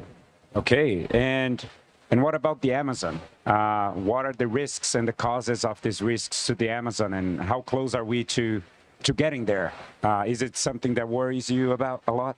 Oh yes, because in fact, I mean, I've been doing work in the Amazon for 43 years, and I was the first scientist. Published 2 articles, 1990 and 1991, Science and Journal of Climate, saying if we increase a lot of deforestation, we are going to reach a tipping point. We call, quote unquote, savanization. The Amazon forest, the largest tropical forest, would self-degrade into an open canopy, highly degraded ecosystem. We call, looks like tropical savanna, but it will not be as rich in biodiversity as the tropical savanna south of the Amazon, and it would lose a lot of carbon. And then For 26 years, we started an experiment in the Amazon, the largest scale biosphere atmosphere experiment in the Amazon, LBA experiment. We brought hundreds of scientists, all Amazonian countries, US, 6 European countries. And for 26 years, we are doing work, measuring everything in the Amazon. And these studies, unfortunately, they show the Amazon is very close to tipping point. All southern Amazon from the Atlantic to Bolivia, 2.5 million square kilometers. The dry season has become 4 to 5 weeks lengthier, 1 week per decade. It was 3 to 4 months with the rain in the dry season. Now it's 4 to 5 months and 23% drier, 2-3 degrees warmer. And southeastern Amazon, the forest has become a carbon source. Since 2010, we did a study showing the forest has become a carbon source. In 1990s, the Amazon forest removed more than 1.5 billion tons of carbon dioxide. Now, it's removing much less, and this area is at the edge of a tipping point. If we continue with deforestation, our studies show exceeding 20 up to 25% deforestation, and global warming, more than 1.52 degrees, we are going to lose 70% of the Amazon within 30 years. And how close are we to reaching those scary targets of above 1.5 and 20% deforestation? Yeah, we are very close. We are at about 17-18% of deforestation, and also about 30% of the Amazon forest, several stages of degradation. And again, I mean, if we continue with deforestation, in 20 years, we will reach more than 20, close to 25%. And also, if we, as you know, science is showing no more way to get 1.5. We have to work like crazy to get 1.7. But if we fail, we're going to get 2 degrees before 2050. So if we continue with deforestation and does not reduce emissions, particularly fossil fuels, very rapidly by net zero by 2040, we are going to reach the tipping point of the Amazon by 2040, 2045. So there's a tremendous risk. And let's say we get there, right? And the Amazon enters this tipping point. If we stop cutting trees at that point, and if we stop, I don't know, the causes of global warming at that point, does it come back, or a tipping point is a one-way road? No. If we reach the tipping point, then it's a self-degradation within 30 years, because there is no way. Even if we reach the tipping point and still get zero deforestation and the temperature does not exceed much more than 2 degrees, then self-degradation, which, as I said, over southeastern Amazon, it's already happening. The forest has become a carbon source, lengthier dry season, hotter, tremendous tree mortality, losing biodiversity. So it will be like, coral reefs as well. As soon as you reach a tipping point, it's a self-degradation. There is no way to move back. And let's say if we do that, then to get back the forest, it will be 1,000 to 2,000 years. So it feels to me like someone jumping from an airplane. You get to the door there, you look down, and then you jump, and the moment you jump, there's no way of getting back on that plane. You're only going down. Absolutely. This self-degradation, all tipping points are like that. For instance, when the ice sheets in Greenland, as soon as you start melting, then the temperature of the top of the ice sheet increases because you are going down. Immediately, you accelerate the tipping point. For instance, 120,000 years ago, in the last interglacial period, we were at 1.5 degrees warming for thousands of years. So most of the Greenland ice sheet had been melted, sea level was 6 meters higher. So again, all tipping points, once you reach, there is no way to avoid. So this is a really interesting fact that you're bringing here, that the temperature has been warmer and the sea level has been higher. So there's people that say, so why do we care? We've been there before and the planet's here. What's different now than when that was happening back in the day? Well, 120, 130,000 years ago, the last interglacial, there were not more than 20, 30,000 humans, all living in equatorial Africa. Tropical forests lived very well. If you live in a forest, even under this temperature 1.5, that's completely safe. So we cannot really make a comparison. Oh, so the difference is that at that point there was basically a village in the whole planet, and now we have 8 billion, more than 8 billion people on the planet. And so if we get to these tipping points, what does this mean for people on planet Earth? Well, we have a tremendous risk, all tipping points, but particularly what science is showing is that we, Homo sapiens, and before Homo erectus, we Homo sapiens, 200,000, 250,000 years. Homo erectus, 2-3 million years. Never the temperature was above what you're seeing now, 1.5 degrees. If we lose a lot of, reach a lot of tipping points, I will say only two, the Amazon and the permafrost, Siberia, northern Canada, North Alaska. If we reach those two tipping points, by 2100, we are going to release more than 600 billion tons of carbon dioxide and methane. The permafrost has a lot of methane. Methane is 28 to 30 times more powerful to capture the greenhouse warming. So if that happens, we reach by 2100, 3-4 degrees warming. 3-4 degrees warming will turn here, Belém, all equatorial areas under sea level inhabitable. Inhabitable is because it will be a temperature and humidity that we are humans unable to lose heat. We lose 75% of heat of our body through transpiration. And also when the air is warmer than our body temperature, is more than 35 degrees, we cannot emit radiation. So only way is transpiration. But when the temperature is much higher than 35 degrees and the air is very humid, unable to lose heat, to transpire. So babies, elderly people survive only half an hour, 1 hour. Healthy grown-ups, 2-3 hours. So studies show if we reach that by 2100, all tropical areas, equatorial areas, sea level, inhabitable, but also mid-latitudes, inhabitable during summer. 90, 100, subtropical areas, 150 days. So we are going really to put the planet in a situation. And also there is another tipping point, which is terrible.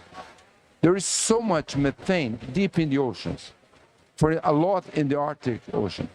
If we warm the Arctic Ocean 3 degrees, we will release a tremendous amount of methane.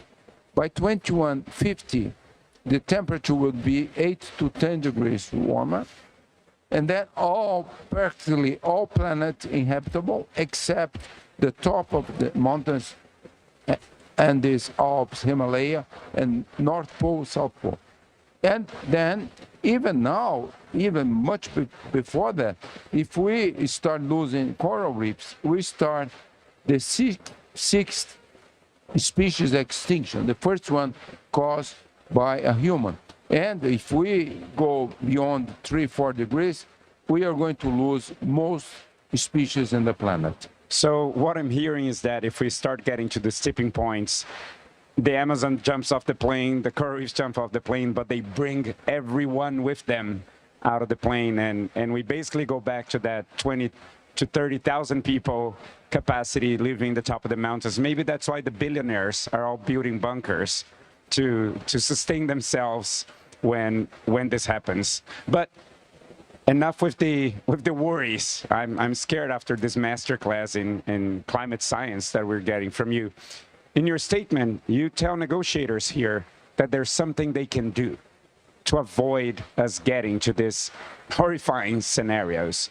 What are the things that negotiators at COP30 can do? What does the statement tell them to do in the next 4.5 days of negotiations that are left? Absolutely. We have 4.5 days of negotiation. The science, the Planetary Science Pavilion brings not only the risks, we talk a lot about risks here, but nature-based solutions. Absolutely possible. We can make a very rapid transition, energy transition, reducing a lot very rapidly fossil fuel emissions and sustainable renewable energy, very easy, economically as well, solar, wind energy, much cheaper, no pollution. For instance, solar energy hires 4 times more people to do it, improves tremendously socially, economically, and also absolutely possible, necessary, zero deforestation. And as you know, fortunately, this COP launched the Tropical Forest Forever Facility to get $125 billion to investment fund, but then for the first time ever, to pay for ecosystem service, all ecosystem service of tropical forests, not only storing carbon, but also the biodiversity, recycling very well water. The Amazon is so efficient in recycling water. 50% of the rainfall south of the Amazon tropical savanna, in Portuguese, Cerrado, depends on this water recycling. So absolutely essential to move in that direction. And we can do it. Science and technology are showing all the results. Economically makes a lot of sense.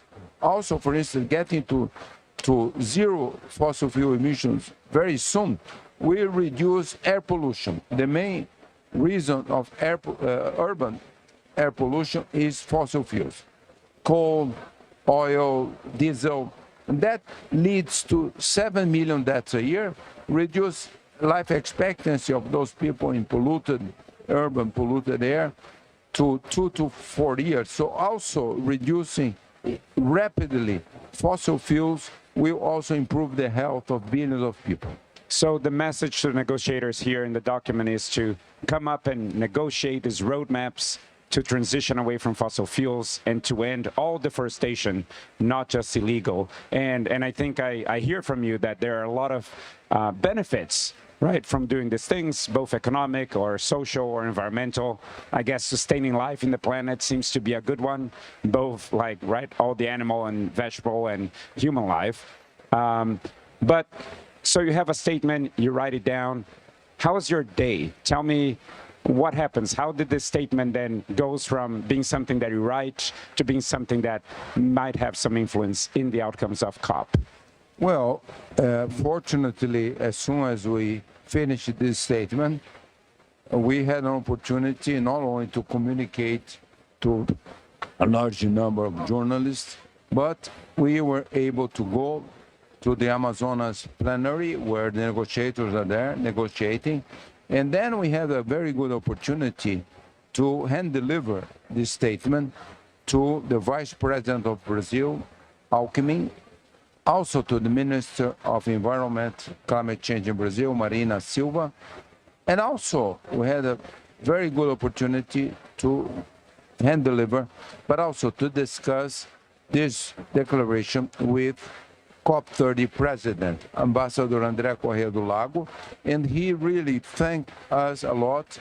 As I said, he was the one who asked us to create the Planetary Science Pavilion, and I'm pretty sure this will be very important for the negotiators. We are giving the information, and also science, as I mentioned, knows how to find nature-based solutions, also carbon dioxide removal.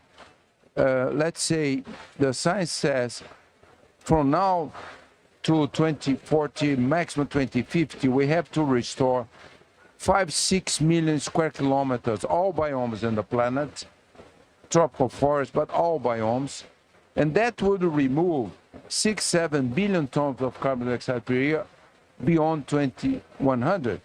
Absolutely essential not to let the temperature exceed 1.7. Now, science knows there is no way to become below 1.5. We are going to overshoot, but please, not more than 1.7, but now, with this tremendous removal by the forest, all ecosystem restoration, we are going to really get to below 1.5 by 2100. Perfect. And your statement in saying that, right, this weekend, people here in Belém also called out and supported the calls from science to phase out fossil fuels and deforestation. Why is it so important that civil society works hand in hand with scientists to bring their voice and be here at COP? What difference does that make? Well, it's very important is that the fact that first, I mean, President Lula was the one who created COP30, invited UN to approve. And it was a very good decision by President Lula to have this COP. A lot of people thought the COP would be in the big cities in Brazil, São Paulo, Rio, Brasilia. But President Lula said, no, I want the COP30 to be in Belém. This is a very important area of the tropical forest, the Amazon. And we've seen here several days here in Belém, the indigenous people, local communities, Afro-descendant, riverine communities coming close to here and protesting, asking for us to save our tropical forests. Yesterday, tens of thousands of people in Belém also gave a manifest saying, let's save all tropical forests, but also they said correctly, let's reduce immediately fossil fuel emissions. So I think it's very important because this is the first time in 30 COPs, climate COPs, that we bring indigenous people, local communities, usually in the biodiversity COPs, these communities come. But this is the first time. And of course, science knows very well. To protect all biodiversity, we need to avoid the global warming to go much above 1.5. But also, protecting biodiversity, you save the forests. As I said, if we don't protect biodiversity, we are going to lose the Amazon and many other tropical ecosystems, and then we are going to release hundreds and hundreds of billions of tons, but also losing the tropical forest biodiversity, we are going to have a large number of epidemics and pandemics. Science shows degrading all tropical forests, we are going to have 1 to 2 pandemics per decade. For the first time in 500 years, last year, 2024, we had the first 2 epidemics in the Amazon, Mayaro fever, Oropush fever. And the science has seen 48 zoonoses, viruses that can become epidemics and pandemics in the Amazon. Therefore, the protests of these communities, they're absolutely right, and I hope negotiators will pay attention to that as well. I hope negotiators will pay attention to the statement that you issued, to the voice of the people inside COP, outside COP. I think the call is clear. We need a roadmap to phase out fossil fuels. We need a roadmap to end deforestation. If we want to protect life, and I think that's something that's really worth fighting for. If people want to read the statement, you can find it at the Planetary Science Pavilion website. It's www.planetarySciencePavilion.com. It is available for everyone to see, support online, promote it, tag your heads of delegation, your countries, make sure that the voice of science is supported by civil society and really lead to impact here at COP. Thank you, Professor Carlos. It was an honor to have this incredible planetary science lesson with you, and I think we're here. Any final words? Well, I just want to say, João, I've been saying that in some interviews. We scientists all over in the world, we know we are at the edge of ecocide, ecological suicide for the planet. Therefore, all COPs have to be very important. But let's say Paris Agreement, COP26, where 196 countries made commitments to their NDCs. But now, reaching 1.5 degrees right now, we need to accelerate reducing emissions.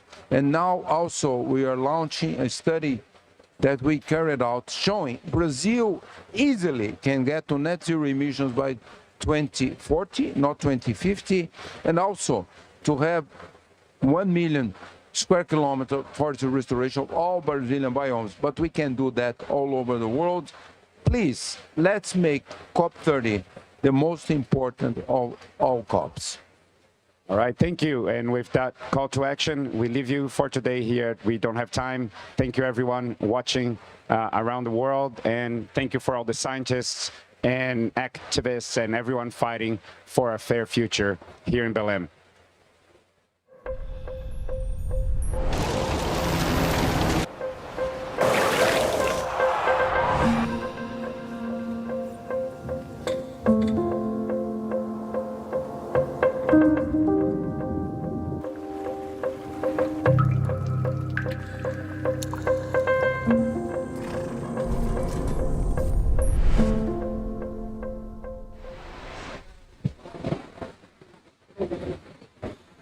Well, we're coming to the end of today's broadcast. I'm really happy that Carlos Nobre, the Brazilian scientist, was the last guest here.